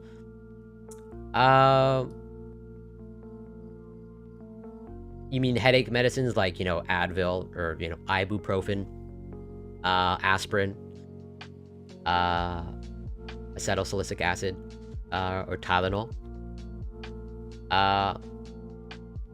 I don't know that your brain, I don't, like, me thinking out loud, I don't think Advil or aspirin has any real effect, or, like, yeah, that you develop a tolerance like Advil or Tylenol. I mean, maybe it's possible, but given what I know of the mechanism of action of these types of medicines, like, these are all NSAIDs, Advil, aspirin, Tylenol. These are all non-steroidal anti-inflammatory drugs, and I'm pretty familiar with the mechanism of action. And it's possible. I guess anything's possible, but I can't see how your body would come to need these things. And yeah, if you've had positive experience with all these things, I mean, that's great. Like, but I do want people to be aware that, like, not everyone has positive experiences with these types of psychoactive substances.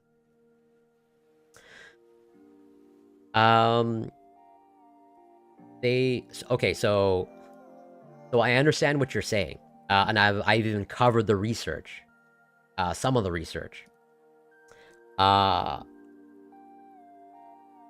how some of these substances basically affect the connectivity in your brain. Let's see if I can bring it up.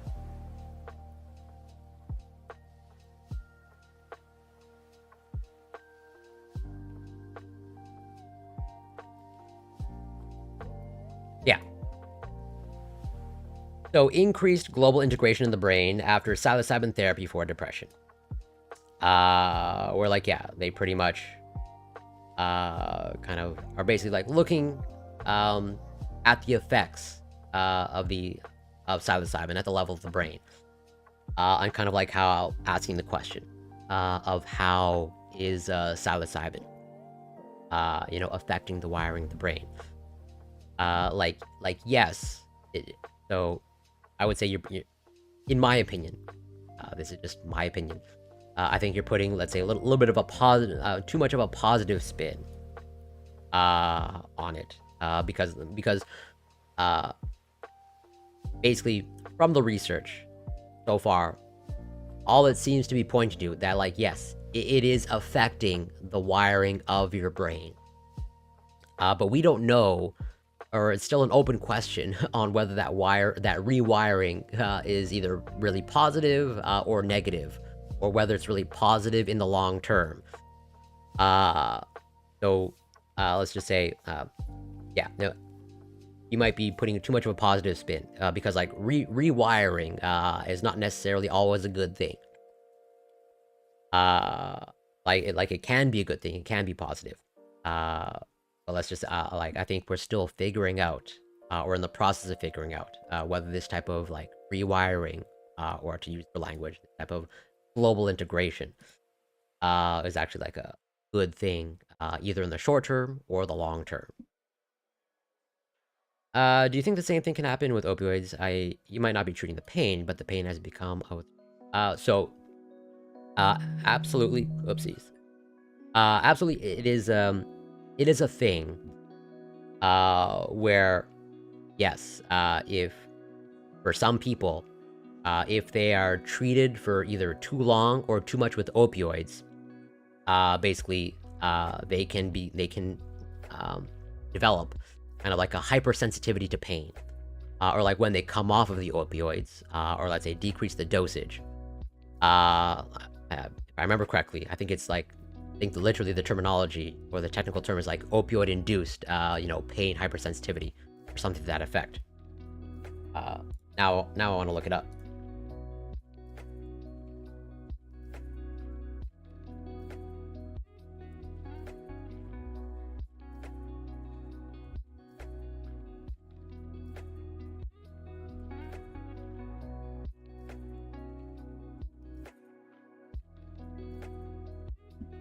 Yeah. I was off, but like, yeah, it's hyperalgesia. Or opioid-induced hyperalgesia. Where it's like, so, analgesia, that's, pain relief. This hyperalgesia, this is like, basically more pain. And so like, yeah, basically in certain context, like it is a potential possibility, that like, the opioids over the long term, they might be contributing to more pain, or you basically developing maybe a greater sensitivity to pain, as they outline here. Defined as a state of nociceptive sensitization caused by exposure to opioids, the condition is characterized by a paradoxical response, whereby a patient receiving opioids for the treatment of pain could actually become more sensitive to certain painful stimuli. So like, that is definitely a known phenomenon. Right, this one.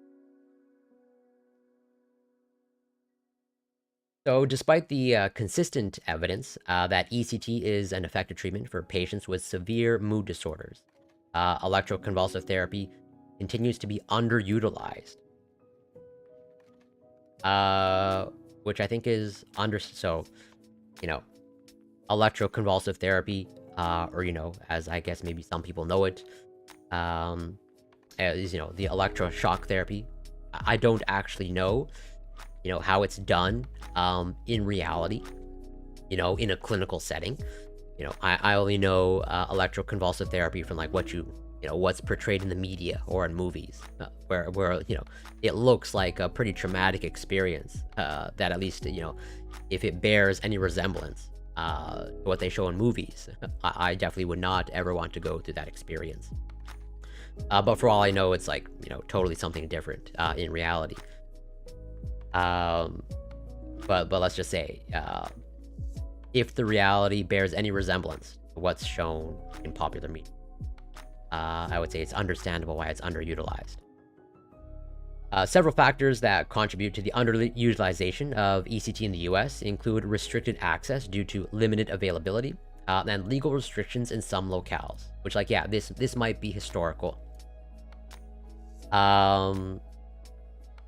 Patient choice, stigma, and an antiquated perception of the treatment also play a role. So yeah, it seems like they're touching upon it here. Like, basically Unfortunately, given what's portrayed in popular media or movies, we might just have basically, and as they say, an antiquated perception of the treatment, and that plays a role in the underutilization of ECT. Nonetheless, this treatment continues to be hailed as potentially life-saving by patients and practitioners. Do you know what kind of opioid that they gave to? I'm not sure 100% what you mean. If you want to clarify, because like I don't. Yeah, I'm not 100% sure what you mean by this question. I knew someone who was very bipolar, but when they smoked marijuana, they were very nice. Is that a mood altering thing or the actual chemical imbalance?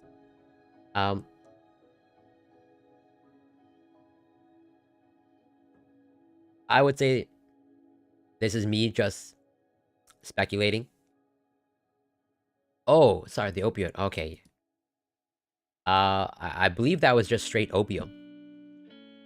Like it definitely wasn't anything like fentanyl or like oxycodone, because like those are new and synthetic opioids. Like I think that was just like straight opium, which is basically just like harvested poppy plants, I think.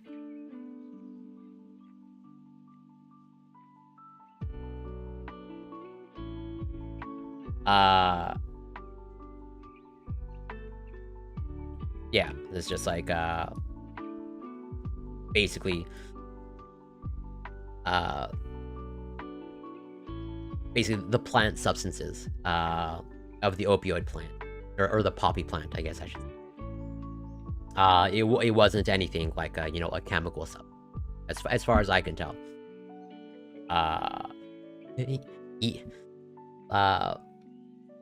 Again, to be transparent, sadly, even though I've actually taken a history of China course, my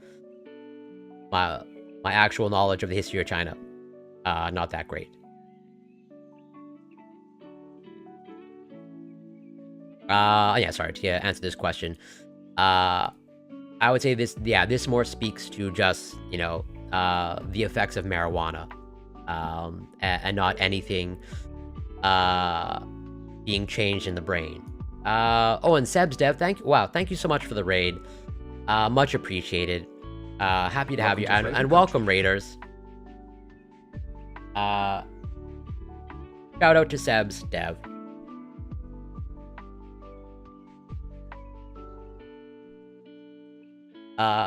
Yeah, I am Corey Campbell. I'm a biochemist, and I cover science, I cover news, I do the occasional workout stream. And Seb's Dev, I hope you had a great stream. And yeah, thank you so much for the raid. Super grateful. And welcome, raiders. Thank you for the follow, Strin Sam, sorry. But so yeah, and right now, we're covering some of the research on psychedelics, or specifically the psychedelic of ketamine. The last study that I covered was about ketamine and how it appears to have some effectiveness in treating alcohol use disorder. And now we're going to go over how ketamine, let's say, might be effective in treating treatment-resistant depression. And how does it compare to, let's say, a treatment like electroconvulsive therapy? And thank you so much for the follow, Orbis Cheval, and Catalepsy Kills. Much appreciated. Happy to have you here. No, definitely a biochemist is not the same as a pharmacist. I have no ability to, let's say, prescribe or supply. Well, pharmacists don't really prescribe, but like I don't deal with pharmaceuticals or pills. I straight work in a lab. I do lab research. And I might have missed some other things. And so, personality does play a moderating factor in, let's say, your risk factors for becoming let's say, addicted, but anything. And you know, pharmacists, they are typically trained on, like, you know, well, pharmaceuticals, and administering medications, and you know, you know, mixing and mixing medications and all that stuff. Me, as a biochemist, basically, you know, the way I'm trained, you know, I study proteins, I study biochemical pathways, and pretty much, it's hard to, like, really summarize the entirety of the field of biochemistry. But basically, biochemistry is very often the study of proteins, and biochemical pathways and metabolism, etc.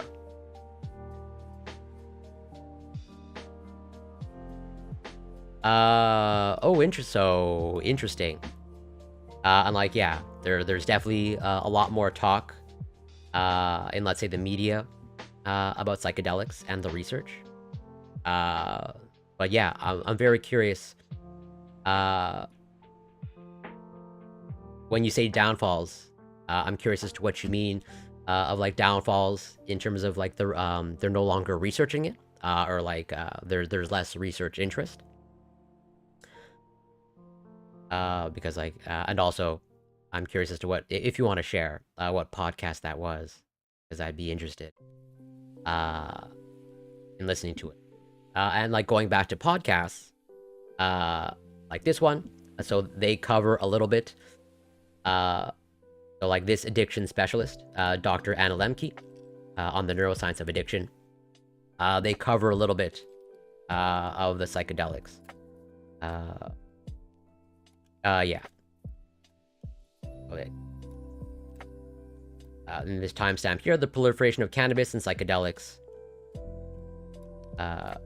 and how, like, yeah, let's say there's emerging research. Well, I'm covering some of this emerging research of how psychedelics, you know, might have some therapeutic benefits for people struggling with addiction. So, giving a brief primer on ketamine, even though I've covered a little bit before.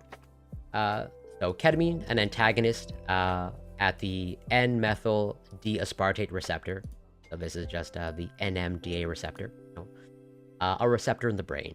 An antagonist, you know, basically, you know, an antagonist blocks the action of something. So basically, you know, you have your receptor, and the receptor typically binds to something, you know, native in the body. And so what ketamine will do is, like, it blocks that receptor. That receptor can no longer bind to the thing that it's supposed to bind to. Basically, you know, ketamine is blocking this specific receptor. And it was approved by the US FDA as an anesthetic in 1970. Like, yeah, it's been around for a while. And that's even more a testament to how sad the state of the research is. Like, you know, this drug has been around for, like, literally 50 years. And it's only now that we're asking the question, or, like, doing the research of, like, oh, does this have any other benefits for other conditions? And one of the reasons why, you know, it's taken so long is because of the, you know, this scheduling system, where it's classified in Schedule 3, signifying abuse liability. Since 2000, several small clinical trials have shown that a single sub-anesthetic dose of ketamine can lead to rapid and robust antidepressant effects. Okay, so yeah, it seems like we've known for, like, 2 decades that ketamine has had this effect, this positive effect on depression. With response rates of 50 to 71% within 24 hours of exposure. Despite the promise surrounding ketamine's potential antidepressant efficacy, several potential downsides, including abuse, liability, neurotoxicity, and bladder toxicity with long-term exposure, warrant a cautious approach. Nonetheless, given the need for improved therapeutics for treatment-resistant depression and considering that potential benefits outweigh the risks of long-term use, a rapidly growing number of academic and private sector practitioners have begun offering ketamine off-label for the treatment of psychiatric disorders. They were talking about how, though effective, some doctors would not respect their patients' boundaries. Oh, okay, yes. Yeah. So, I definitely know what you're talking about. Because so I'm in Canada, and there have definitely been stories in the Canadian news. 1 second.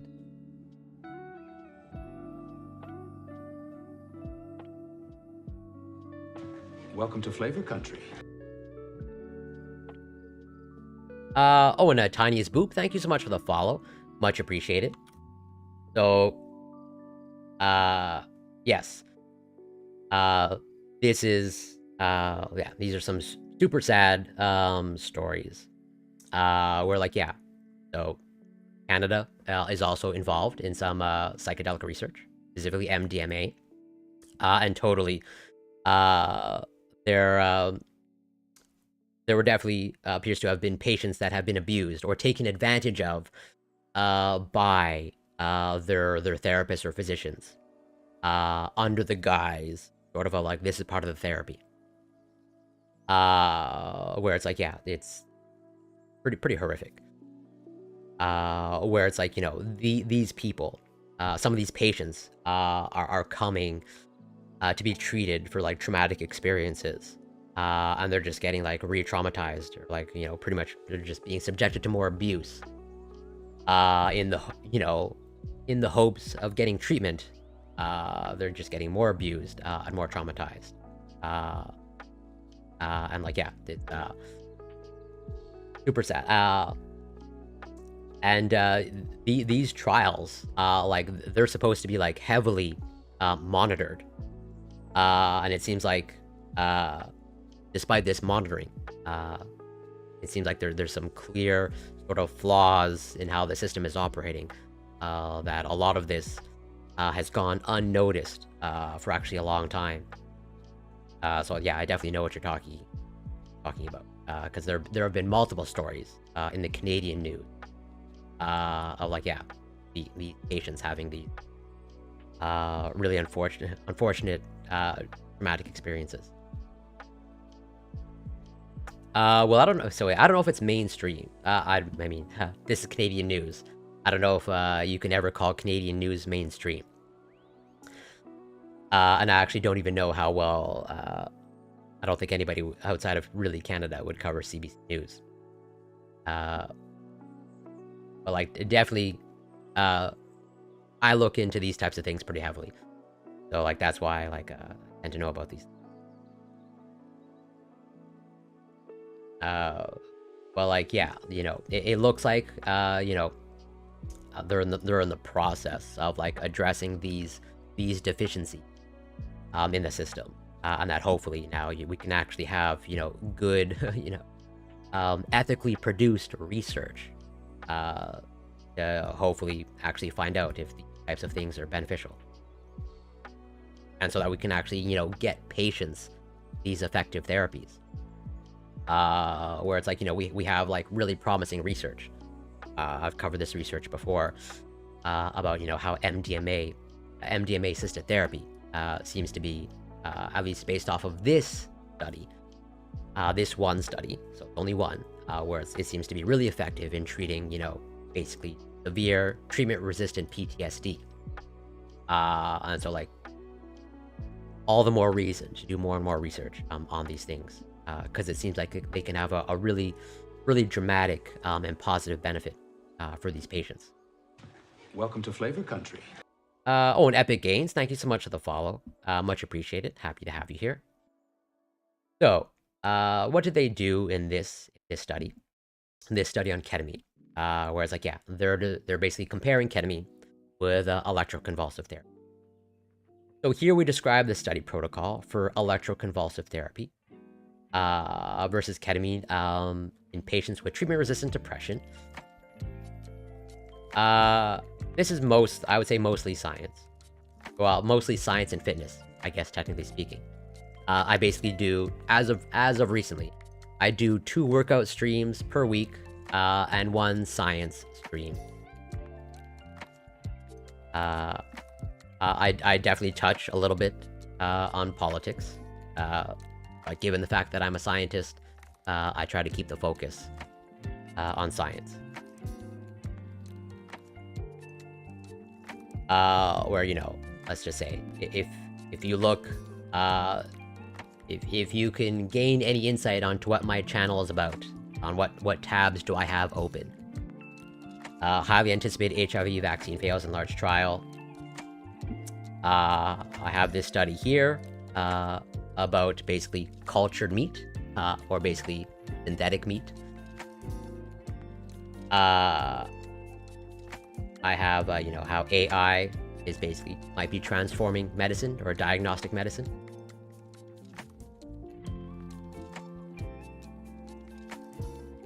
So yeah, the ELECT-D trial is a randomized, non-inferiority, comparative effectiveness trial funded by the Patient-Centered Outcomes Research Institute.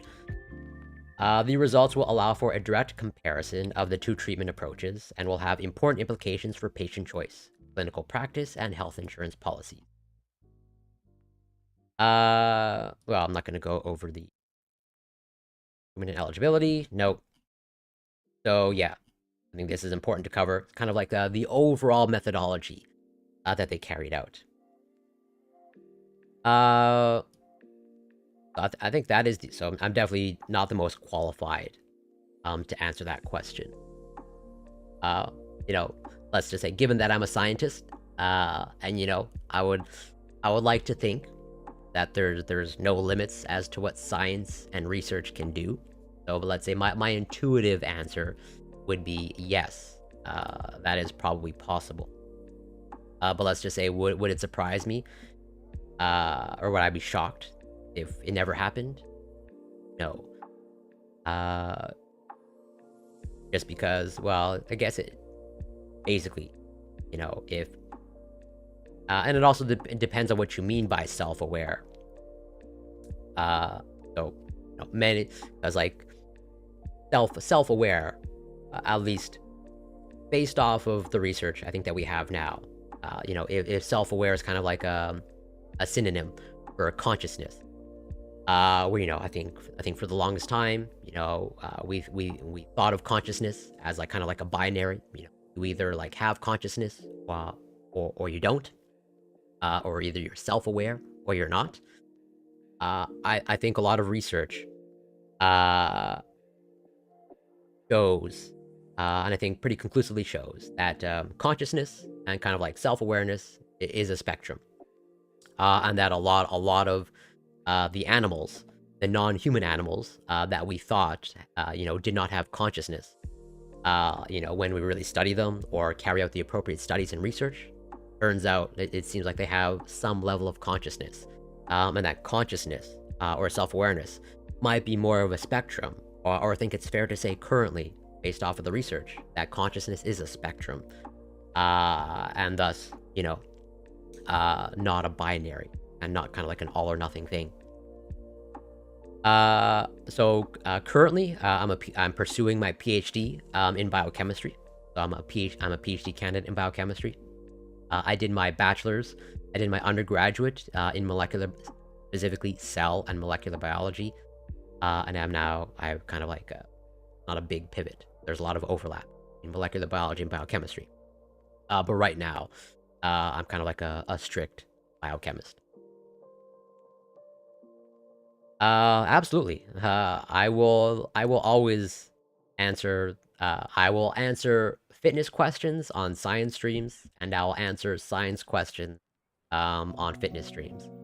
There's basically a reason why I always have Ask Me Anything in my stream title.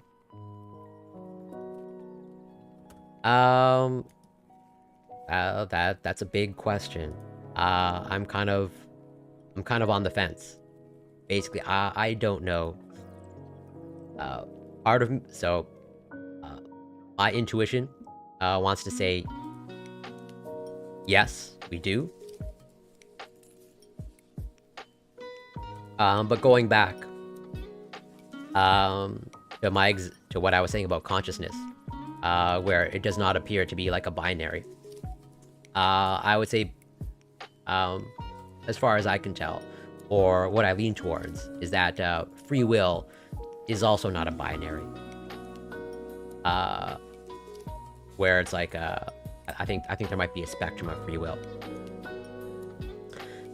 Recently, I was just at something on gene editing. I'm technically in high school, but not related to school, and just so definitely gene editing, totally, getting more and more popular by the day. CRISPR. I think CRISPR is now just part of our regular language now, and virtually everyone knows about CRISPR, and gene editing, and all of the potential ethical questions that we're gonna have to answer as gene editing. I've even covered gene editing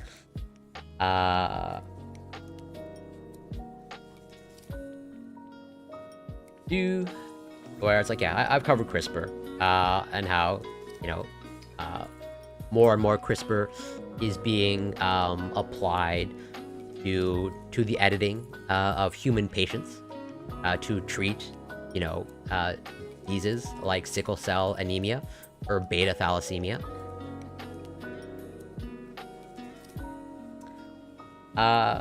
So what did they do overall in this study?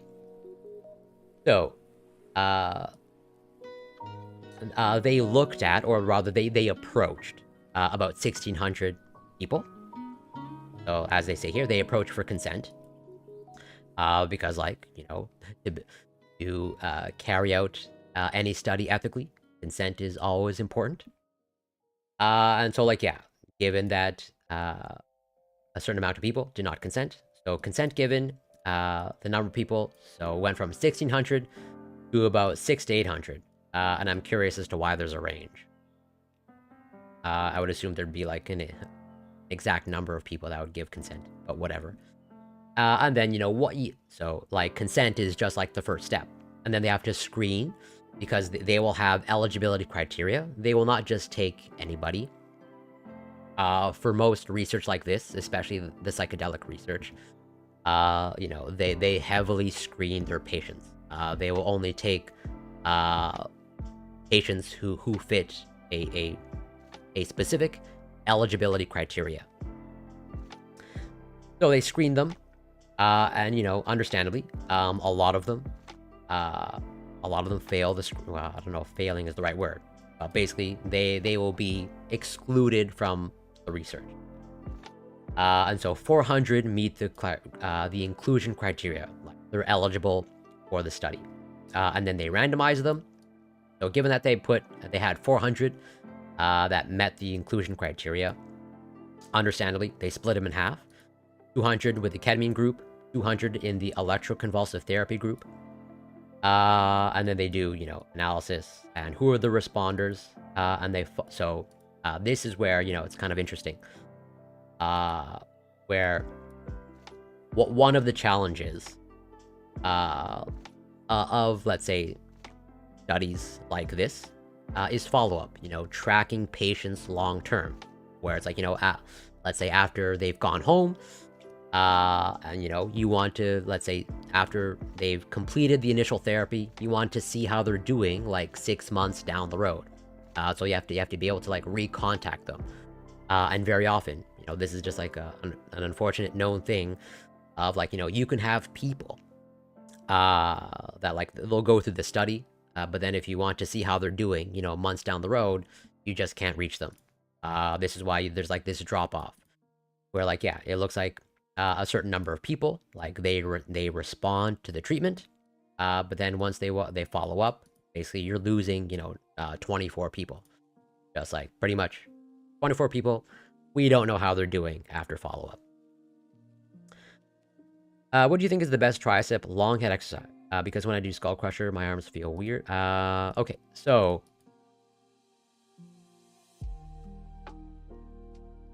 I would ask the question, when you do skull crushers, your arms feel weird. I'm curious as to what you mean. Do you literally mean your arms, or do you mean your wrists? Because for some people, doing skull crushers, places, and this might be due to physiology or your technique or both. Where it's like, yeah, if you're not performing skull crushers appropriately, you might be putting too much strain on your wrists. But generally speaking, I would say, like, pretty much, I'm a heavy advocate for close grip bench press, but that also can place a lot of strain on your wrists. Or dips, also done appropriately with appropriate technique, basically, but again, that also it can place a lot of strain on your shoulders. But like, yeah, I would say, personally, strictly speaking, for tricep, long head, in my experience, close grip bench press has been very effective in my tricep development. I am Jewish. It was temple, but since in my religion they encourage discussion and debate, they decided to host a forum about this. Professors and rabbis, and I would imagine many great scientists throughout history have been Jewish as well. Raise more ethical questions. Yeah, this doesn't surprise me that it raised more ethical questions and answers. And like, yeah, I think we're going to be grappling a lot with these ethical questions as more and more of this type of technology, like gene editing, gets more mainstream or gets rolled out more with human patients. That was their overall methodology. And so, like, here they go through, like, their inclusion and exclusion criteria. So, yeah, they have to be at least 21 years of age, younger than 75. Obviously, they have to, actually be diagnosed. Oh, sorry, you meant your elbows. I missed that. Your elbows, okay. Interesting. I would suspect that you're probably, obviously, I can't say for sure, because I can't assess you in person, unfortunately. But I would suspect that maybe you are not doing skull crushers appropriately. But regardless, I would say skull crushers are overrated. I would say there's nothing really special, in my opinion, about skull crushers. Like, they're a cool exercise, and like, it does result in, like, a good pump in the tricep, and also, it results in you feeling like your triceps are being worked. But I don't think it's like this super effective exercise. Basically, I think skull crushers are a little bit overrated, personally.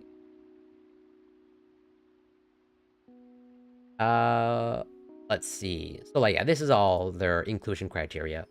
And so their exclusion criteria.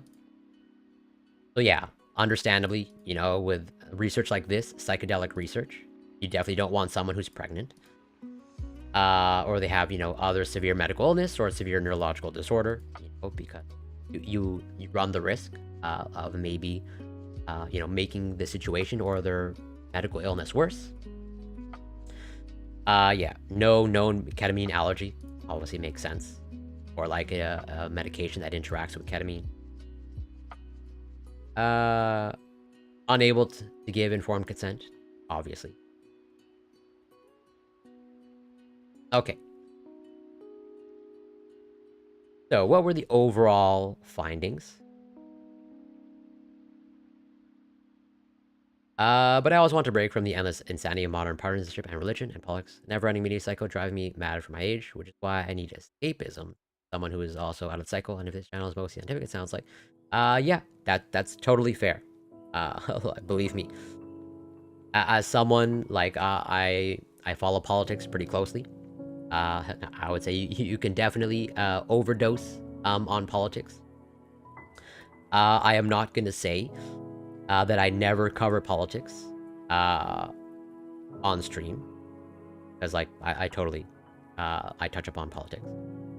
But I think if you go back for pretty much most of my VODs, I would say, like, at least 75% of the content that I cover, if not more, like 80, 90% of what I cover in the articles, is science.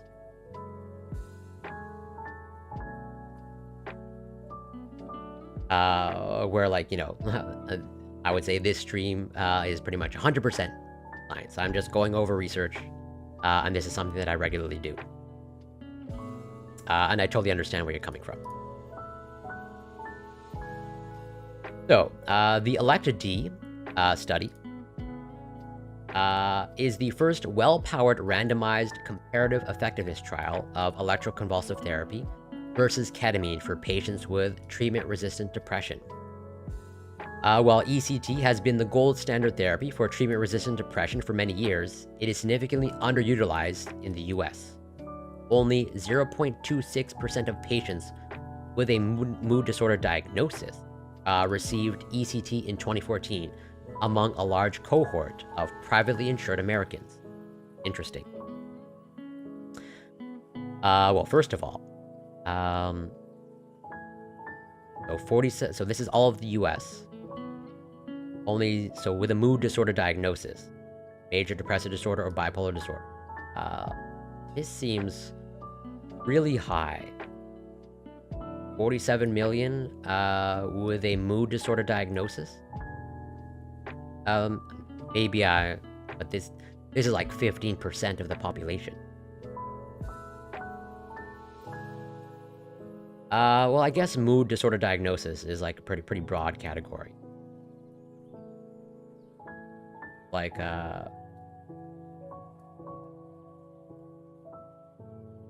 yeah, that's like 15%. That pretty much literally is 15% of the population. Which, yeah, what am I saying? That actually makes sense.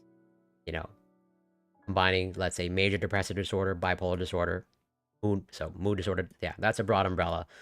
15% seems about right. Given that up to 1/3 of patients with mood disorders have treatment-resistant depression, and that ECT is the most effective treatment for this condition, this utilization rate is inappropriately low.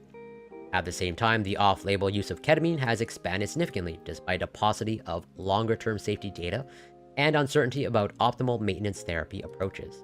Wilkinson et al. Found a rapidly growing number of physicians from a variety of geographic locations and specialties offering ketamine treatment off-label for psychiatric disorders.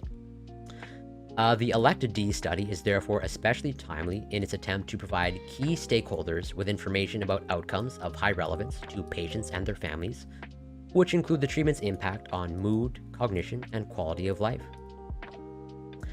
Out of curiosity, if we can make a form of self-aware AI, that AI have free will. Well, sorry about that. You heard me knocking the mic. So, I think it's going to come down to how well are we going to be in reproducing the human brain and the connectivity of the human brain. Like, basically, once we actually do that or get close to that, I think that's when, basically, I think that's as far as I know, that's kind of like the only scenario that I can imagine where we can make, let's say, a self-aware AI that might have free will similar to what humans have. And I think, or I suspect, that we are very far off from reproducing like the connectivity and the wiring in the human brain.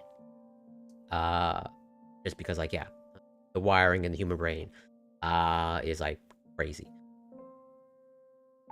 But like, I would say if we're able to make a form of self-aware AI, I would say, like, yeah, then I would say it would have free will. That would be I could be totally wrong, but I'm just thinking out loud. And if so, should we be worried about something like that having more powers than humans? So like I think there are genuine kind of like safety concerns with true AI, you know, true self-aware AI. Just because like, you know, I think kind of once we open that box, I think it'll probably be impossible to close. Where like I think there are genuine concerns about AI and its potential of, let's say, having more powers or having, you know, kind of a largely negative impact on humanity. What is escape? Ooh. So this is an excellent question. And actually, this reminds me of some of the research that I posted in the Discord. 1 second. Let me bring it up.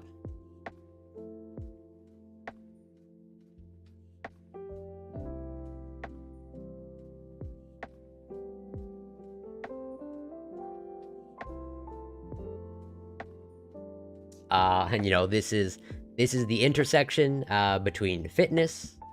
This research is the intersection between fitness and science.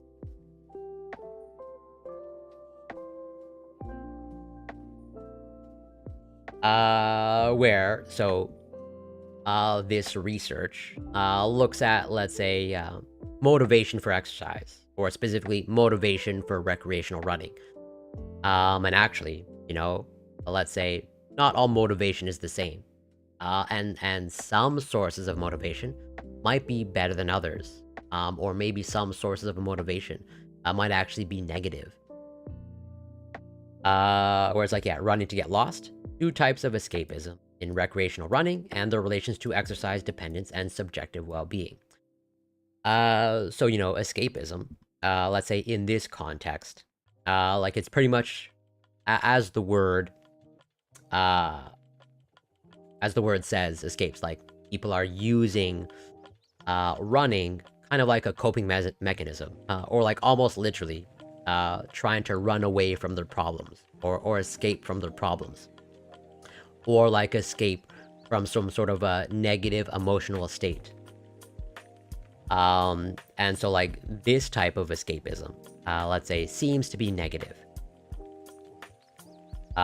Where escapism is a fundamental motivation in many forms of activity engagement. At its core, escapism is a habitual diversion of the mind as an escape from reality or routine. Accordingly, escapism may entail many adaptive and maladaptive psychological antecedents, covariates, and outcomes. However, few studies have been conducted on escapism as a motivational mindset in running. Here, in a sample of recreational runners, we applied a 2-dimensional model of escapism, comprising self-expansion, adaptive escapism, and self-suppression, maladaptive escapism. So, like, basically, they're contrasting, kind of like, or comparing 2 types of escapism. One that seems to be adaptive, or let's say beneficial, and the other one maladaptive, or basically, you know, negative or detrimental. And examine how they were related to exercise dependence and subjective well-being. First, confirmatory factor analyses showed that the escapism dimensions were highly diversifiable in the sample. Then, correlational analyses showed that self-expansion was positively correlated to subjective well-being, whereas self-suppression was negatively related to well-being. Right, so what they're saying is, this adaptive escapism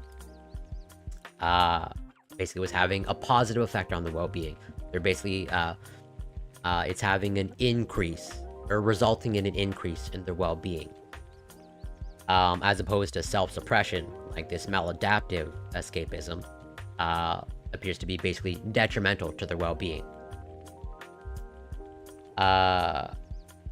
Whereas, like, yeah, the self-suppression was negatively related to well-being. So, like, the more they self-suppressed, basically, you know, the greater negative effect on their well-being. Self-suppression was more strongly related to exercise dependence compared to self-expansion.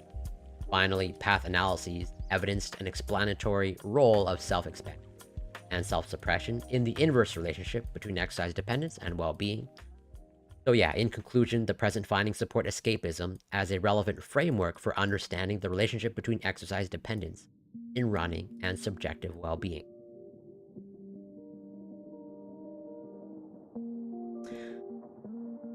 I can totally see how free will can be overrated. I can totally make the argument that I wish I wasn't in control of my decisions. So, wrapping up this study, several study design considerations merit comment. First, although electroconvulsive therapy and ketamine treatments demonstrate similar response and remission rates in the clinical trials conducted thus far, the patient samples were drawn from different contexts. So it seems like ketamine is equally effective or similarly effective to electroconvulsive therapy.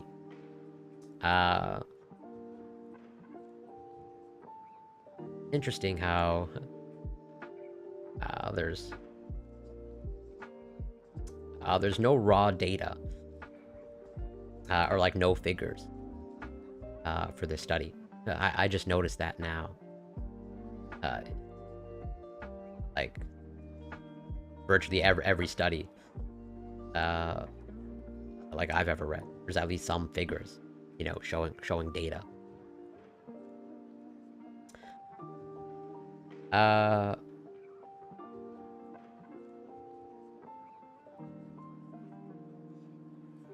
So yeah, where was I? Yeah, several studies. So yeah, virtually all of the most recent large ECT trials have been conducted by recruiting from contexts where patients are seeking treatment. Some ketamine trials, on the other hand, have recruited primarily using advertisements. Thus, it is not possible to make a true direct comparison of the two treatments from the existing literature. Importantly, prospective patients in the ELECT-D study are approached for participation only if they have been referred for ECT and found to be suitable for suitable ECT candidates. This design feature was implemented to ensure equipoise in the randomization.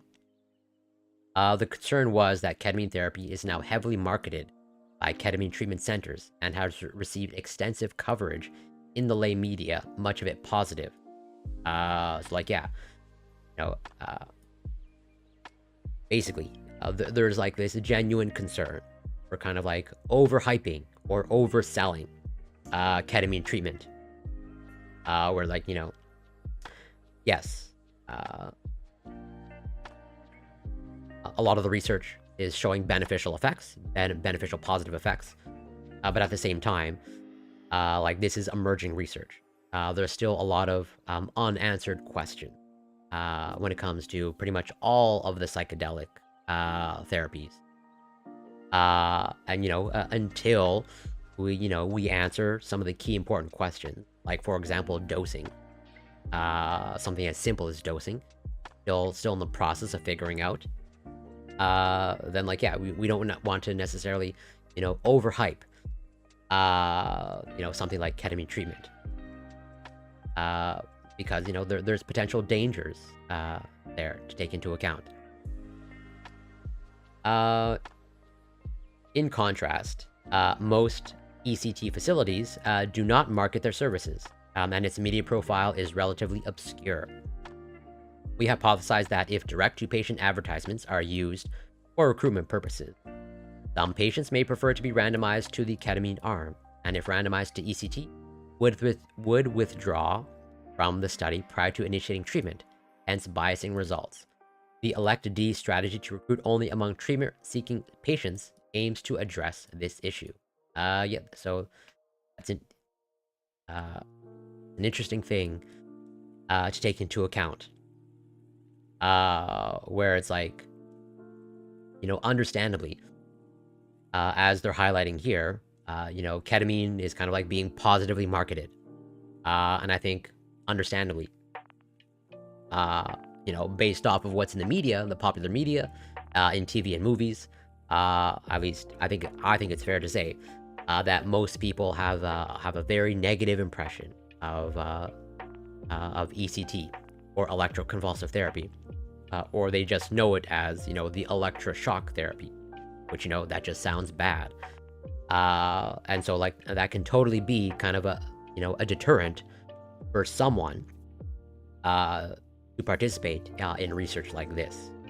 And they're basically saying, like, they might have found a way to kind of address this in how they recruit patients.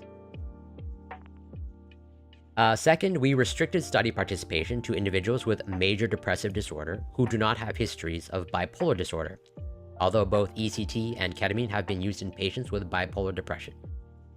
In addition, patients with psychotic depression are excluded.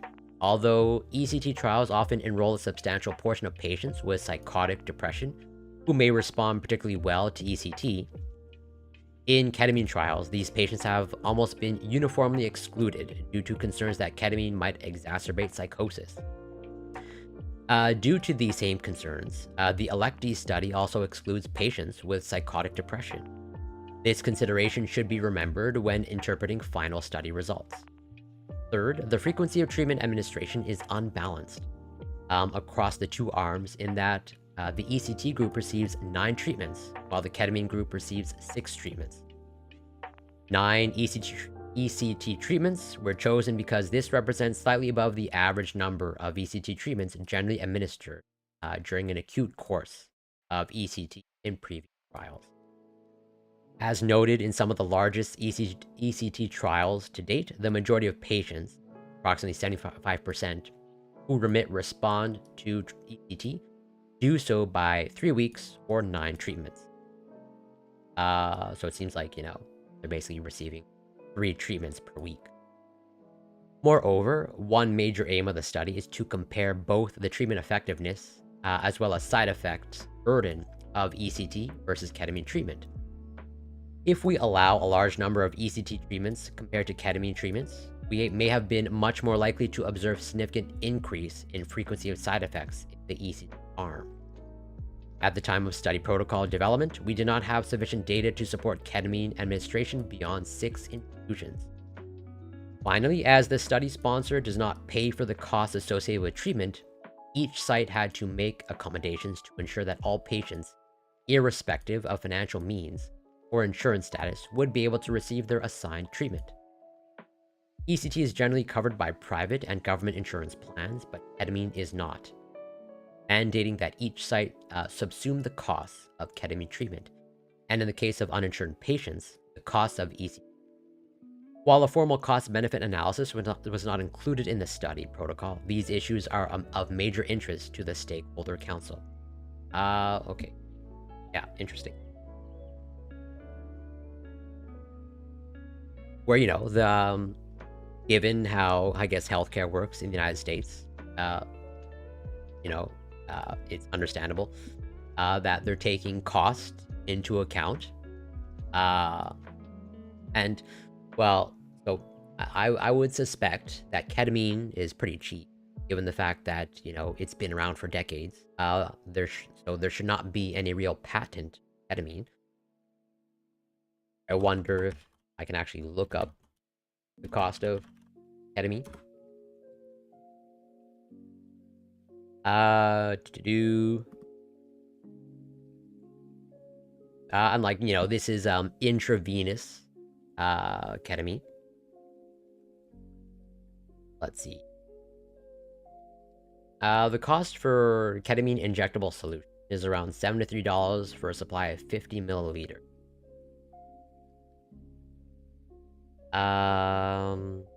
Wonder how much ketamine they administer.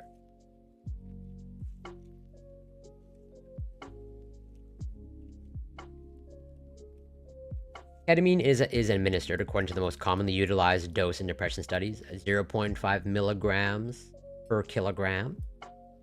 Okay. So,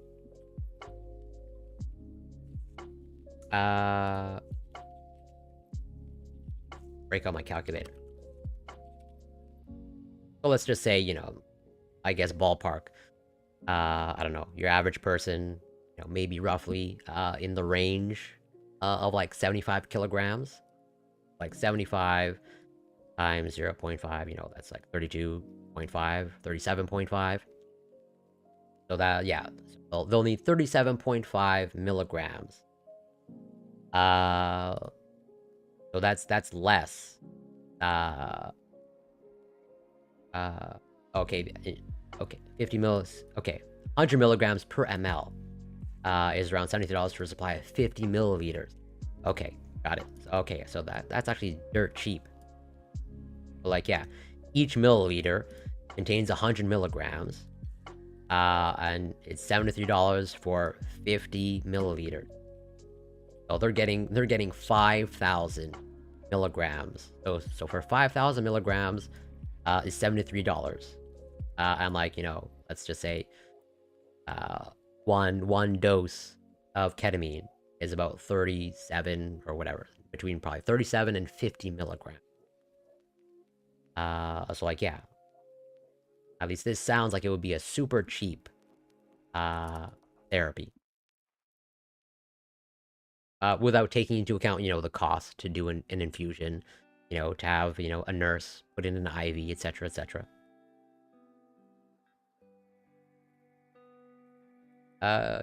So finally, although we collect follow-up assessments of treatment responders for up to 6 months, the uncontrolled nature of this follow-up limits our ability to make meaningful between-group comparisons in outcomes. In many ECT treatment centers, continuation maintenance is recommended to patients, and this strategy is becoming increasingly recognized as an optimal way to sustain response remission. With respect to ketamine, there is a paucity of long-term data. And at the time the protocol was designed, there was no explicit plan or means whereby ketamine would be provided on an ongoing basis following the 6 treatments. So yeah, it seems like they treated them and then they cut them off. I have mixed feelings about that. Where it's like, you know, if this had a beneficial effect, okay. And you know, during the study, they're having the treatment paid for. And you know, let's just say this patient, like, if the study wasn't paying for the treatment costs, they weren't able to afford it on their own. And you know, if this patient was, you know, receiving a benefit from the ketamine, and then like after the study is done, like they can no longer access the ketamine. That's a pretty bad scenario.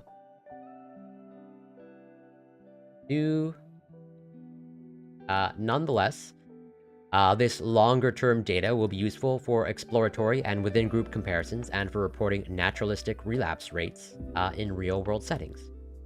It should be noted that at the 1-month follow-up time point, for both responders and non-responders, we will collect retrospective information regarding any additional ECT, ketamine, or other treatments after the EOT visit.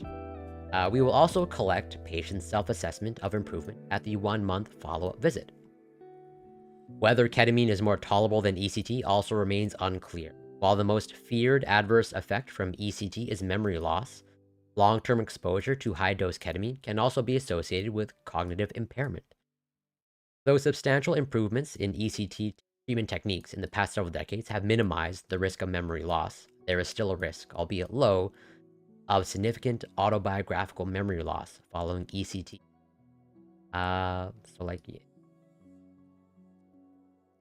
This definitely doesn't sound all that appealing to me, even though they say it's a low risk. But and they explicitly say autobiographical memory loss, like memory relating to yourself. You're losing some of that memory. Like, yeah, that scary. At least to me, that is a scary prospect.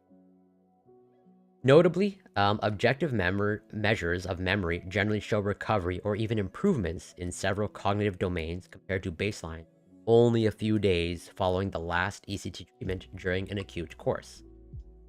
Another potential worrisome side effect that may result from long-term ketamine exposure includes bladder toxicity.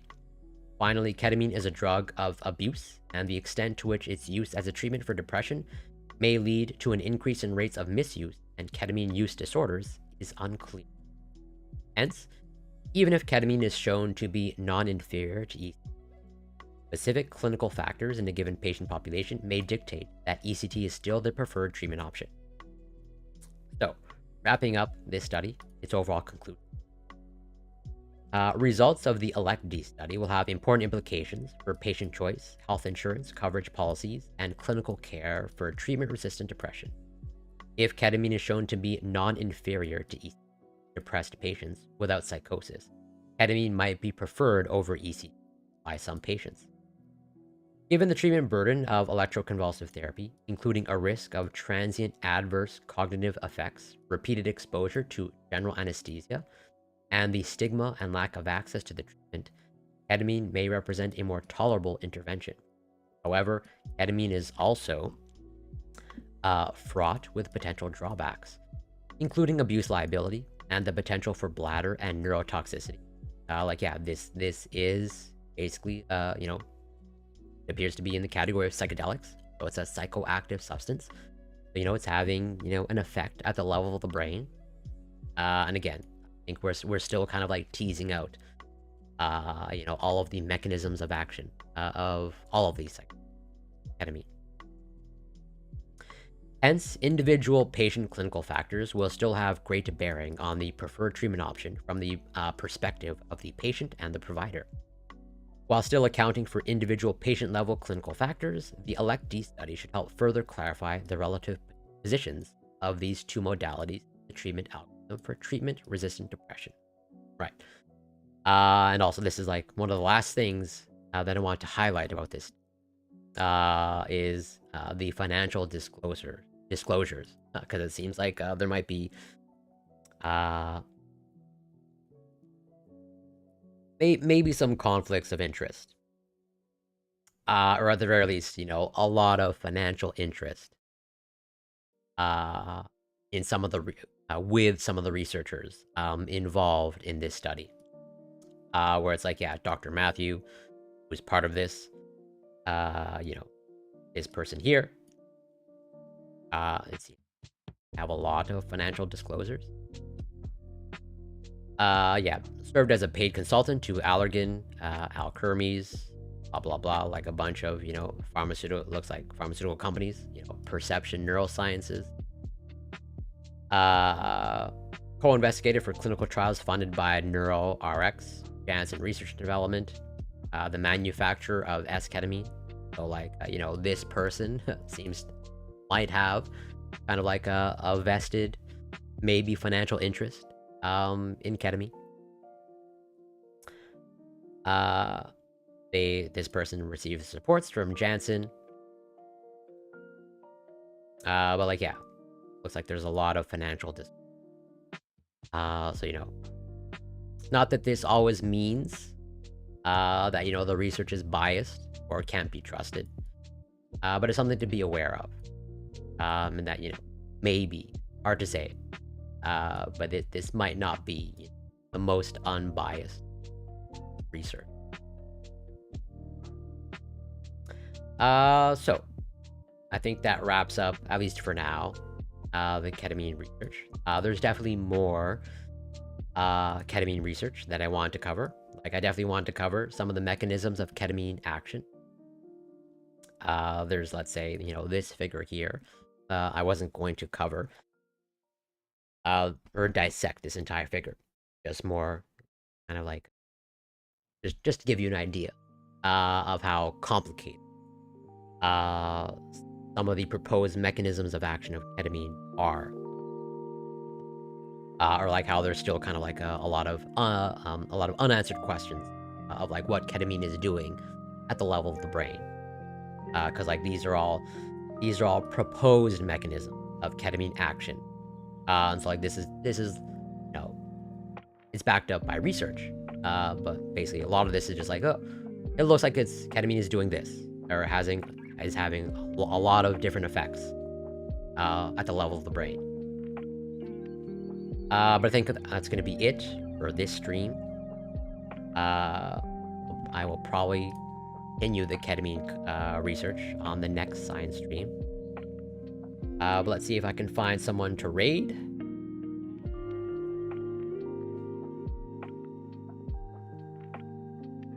Let's see.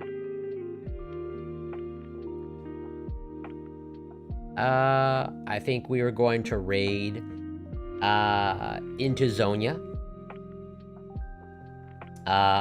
Which, you know, spoiler alert, so for those who are here for the science, we're going to be raiding into a streamer that is not a, well, at least generally speaking, they're a politics streamer. So be prepared for that. But Zonia, I would say, is a great streamer. And, you know, they cover a lot of different content. But yeah, I want to thank everyone that passed by. Jesus, thank you so much for passing by. Always appreciate it. Epic Gains, Bob Marley, always thank you to you for passing by and your support. Thank you. Oh, thank you, Sebs Dev, for the raid, and for passing by. And also thank you for the follow, Epic Gains. Thank you for the follow, Tiniest Boop. Actually, there's a bunch of follows I need to thank. Trin Sam, thank you for the follow. Rafa is God. New York City Twitch, thank you for the follow. Thank you for the raid, Alec Gunter. And CFC Worst, thank you for the follow. Catalepsy Kills, thank you for the follow. And if I missed anybody, I apologize. But like, yeah, thank you again for the raid, Sebs Dev, and Alec Gunter.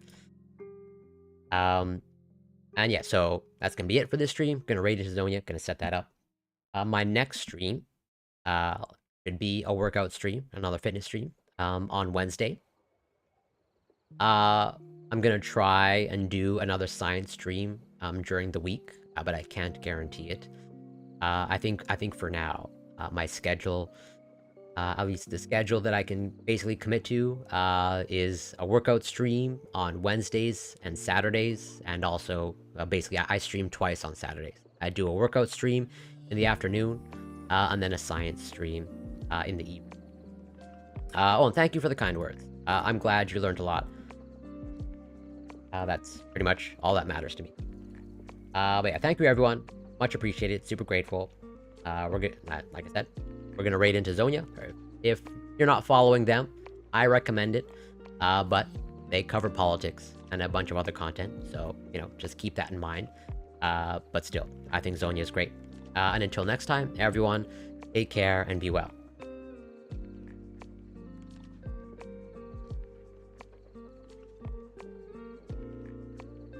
The other, you know, benefits that don't contribute directly to the people. Oh no, I said it to